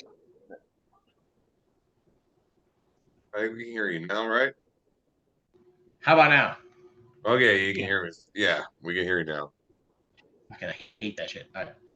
How's that? All right, whatever. Can you hear me now? So what I did was like, hey, Lou shared this to me. I'm gonna make this a bookmark in my phone. Like, hey, someone asked me for a trade. I'm gonna like look for it. So I was like, all right, Lou shared me like values for next year. We all have this, right? I was like, all right, I'm gonna make it a bookmark. I don't think we all have that. but I'm saying you can you see it? Yeah. What I'm saying is like it's an easy thing to do, but it's like, well, this makes it easy for trades. So it's like you can just like it's one click on your phone. I mean, I'm an old dude. Email this to me? What? Can you email this to me? I'll show you in person. Real quick. Like, this is the first year I've done this. I just want to say, like, this is the first year I've done this, and it's like, because I was worried about like not being super overwhelmed, right? So you guys hear me, right? You see me clicking on all these tabs, like this was like meant to be like, I just wanted to like I want to be involved in the league, but I didn't want to like lose it. So like what I did was use the up top like tab thing on my phone or like thing to be like, hey, what do I look at every day? What I care about? I made little tabs and it just made it helpful. We can all talk about it offline. It's fine. It's just like one of those like I didn't done it before. Partly is like that, that fantasy baseball championship, the national one with like the fucking $1 million. Yeah. So I have one regular, Dom, is a school teacher for special ed kids for CPS. The last couple of years, I've been like, hey, like, you know, I'm on his league. It's an NL only like league that's been around as long as the beer league. And I joined it. I haven't won it yet. I'm like, it's a struggle. It's hard to do like Roto, NL only league. It's rough. You know, it's like a new world. But anyways, I was like, hey, why don't we like buy in a $75 buy-in league? If we win, then we're like part of the championship. Well, we haven't won. We've done it like 2 years in a row. We like sit there and like, you know, at least throw the idea around each other about like our teams and stuff. And we have these rules like, hey, we can't talk about any NL players, you know, like until the bad period is over or whatever. So we don't fuck each other over in our own league. But like, it's just kind of fun. It's kind of like, I was like, maybe we're so good, you know, like as a league, beer league is so good that we can like destroy everyone in the universe and make $1 million. And I missed the point. How do you separate it from the league that you're in together outside of it? Well, that league, they process their fab claims on Saturday morning, and like that league does Sunday. So they process that. So you don't screw each other over. Stuff on Saturday morning. We process that, and like the national one processes on Sunday. So we kind of separate. But at the same time, we're like, there's not that many guys available, so it doesn't really matter. It's not like we're looking at the same dudes. And so it's like, we thought it would be a big deal, but at the same time, it isn't a big deal. We're just like, oh, actually, like, this doesn't matter.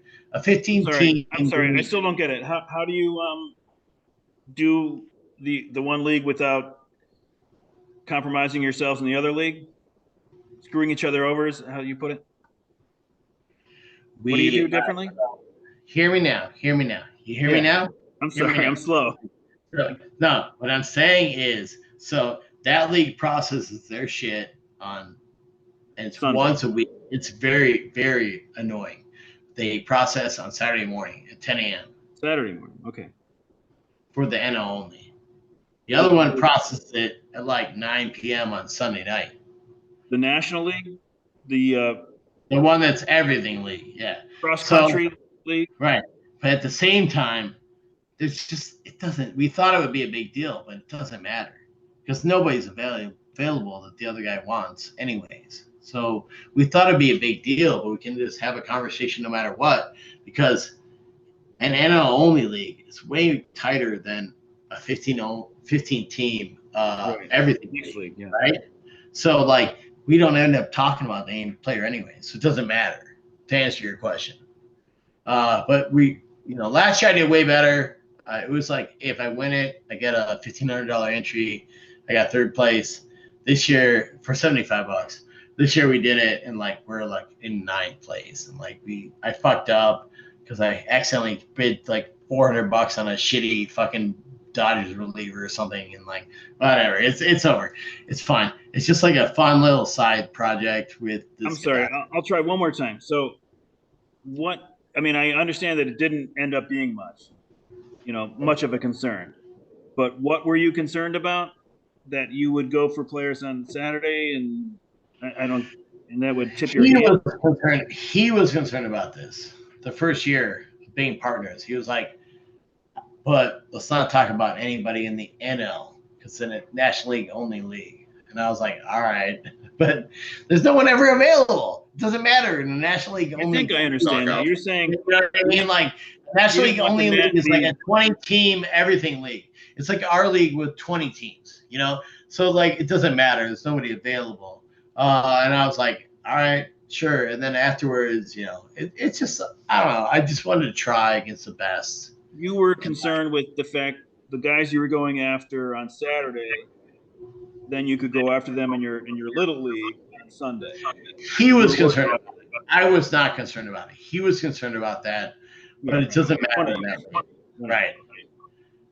So the point of this whole convoluted story that I've said, very like, I apologize. It should have been riveting and you know, not convoluted. It should have been like exciting and like lightning bolts, but you know, obviously not.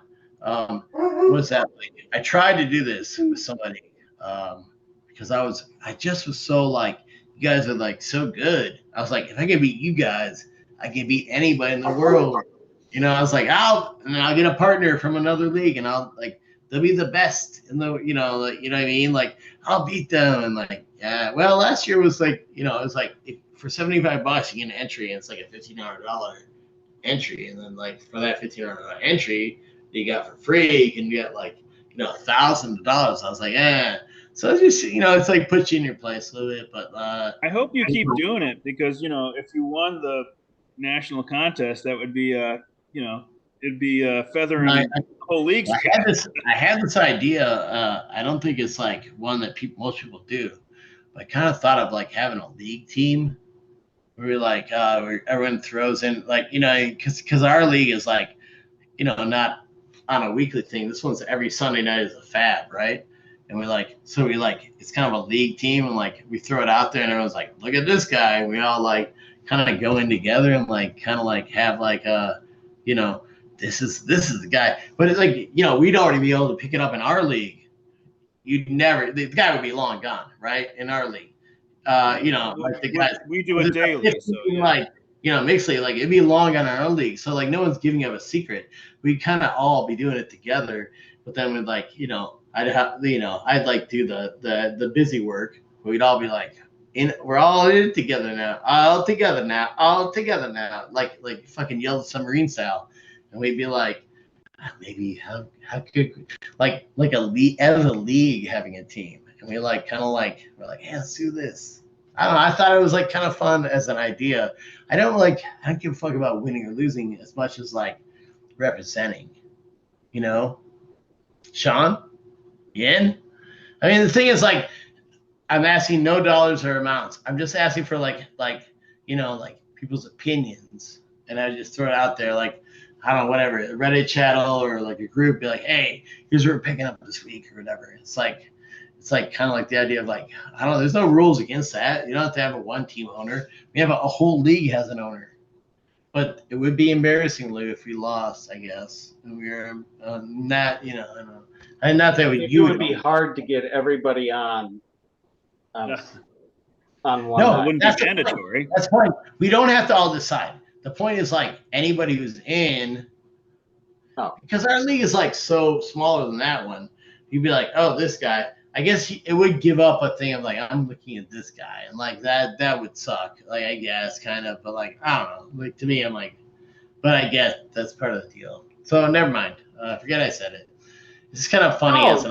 I'm not dissing it. I think it'd be fun, like as a group, to be like, hey, we're this league, and we're so good, and like collectively as a mind, because it is different. Like a 15-team league is like so much bigger than ours that it's only guys that we're like kind of thinking about, but we don't pick up because they're like, I can get another guy that's like better, you know. So it's like way bigger of a league than ours. So we're like not really cheating on each other. We're not like giving a false like idea. It'd be just fun to do and be like, oh well, like we're like, this is how good we did as a league. I don't know, like you're talking about a 15-team mixed league? Fun. What? A 15-team mixed league? It's a 15, and it's roto, which is like, you know, very hard for me to wrap my head around. Like I don't know if it's a 23-man roster. Is that right? Is what? It a 23-man? If it's is it a 23-man roster? No, it's they have 9 bench points. They have 7 pitchers and like a standard like our like regular lineup. But how much total? How many players total? Let me talk through it. All right. Okay. I can't, Lou. I'm not a robot. It's like our league plus like. Well, God damn it! By the record you have right now, we think you are. Last thing I was 3rd. Like this year, I'm like 10th. We made some bad choices, man. Anyways, whatever. You know, I have to say this though. We gotta fucking wrap this up, man. Yeah. Man, I swear to God, we're at like 4.5 hours. No. This is the one, man. This is the record break. I'm fucking tired. Hey, it's an hour later for me. Holy shit. I can imagine. But I mean, fucking, I loved every fucking second. I was just gonna point out that a 23 roster, 15 teams would be actually less players than our 30 player 12 team league, you know? Yeah, but that's not what it is. I didn't convey it properly. Okay. And then, but that's where the NL or AL only leagues really, they go so much deeper because they're 23 teams, 23 players on 12 teams, but they're only choosing from one league. So it's a much higher percentage, so you're going much deeper in those Well, thing is AL that, and Hey, only when leagues. it comes so time, Sean's gone, and I want to say this to Jeff before you go. My point is this: it's like I've been the best, so I've been trying to be like beat the next best after you guys, and I'm sure you got to beat my ass next year, but Not me. this I is don't think so. I don't see it next year. All right, Mr. Second Place. That means you're this close to first. Shut your mouth. All right. Anyways, all right, you ruined it. Just kidding. Smack, smack. Love you guys. Have a good night. See you later. And I don't know. This is it's kind of a fun idea. Being it's a league, team that we all kind of co-manage. That's part of a national baseball championship. It's sort of a funny, I think if it's a big enough league, because they have different ones. If it's a big enough league, we're all blah blah blah, and it's only once a week that you pick up people. So it's not like you're giving up your secrets to other team people. It's only on Sunday you'd be like, oh, you want this guy? You'd be like, oh, I want this other guy who's way less on waivers. I don't think a crossover, but I think it would be a fun thing. But only if somebody wanted to do it with me, and it wouldn't have to be a league thing either. Just a person, or 2, or 5, or 8, or 10, or 11. I bought the guy's book, Larry Schechter, I think his name was. He won that league at least twice. Yeah, he won the national competition. That's really impressive. And I figured I'll buy his book. I don't know if I've used it really, but I mean, I did read it. Last year I was way better. This year they're beating my ass. But it's when you only have one team, what you can do? Sometimes you fuck up. Anyways, guys, I gotta go. We all gotta go. love you, Love buddy. you.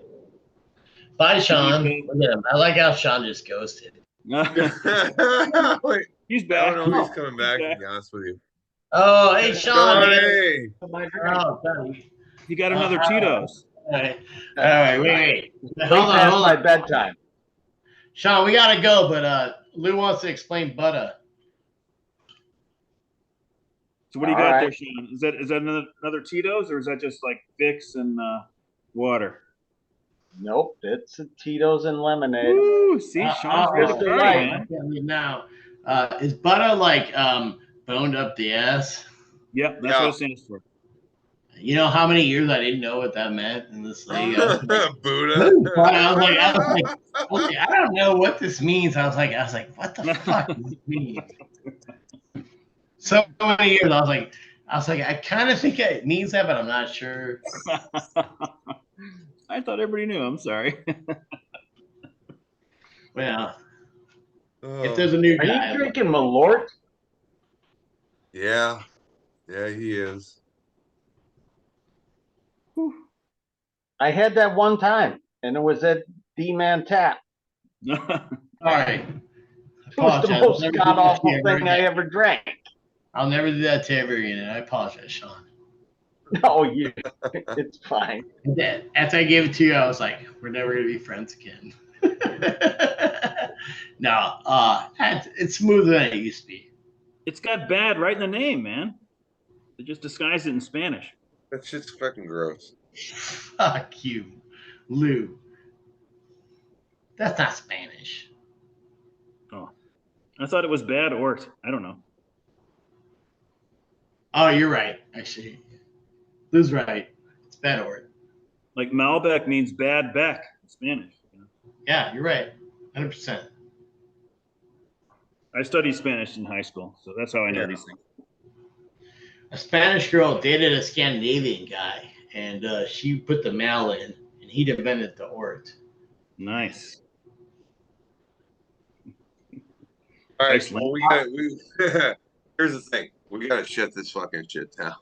So I love you all, and This file is going to be too big for you to even transport to me, I think, isn't it? Hey, It's very these are record possible. breakers, though. Record breakers. Hey, those record We'll see if breakers. we We can all break it beat into the 2 record. parts We or all beat something. the I don't know record. what the fuck's gonna happen here. So We all beat the record. it could come out Wednesday, it could be come out Thursday, it could be come out Tuesday. But good to see you all. And we're gonna have 2 other people on next week. So Try to email it to me tonight, and I'll put it on.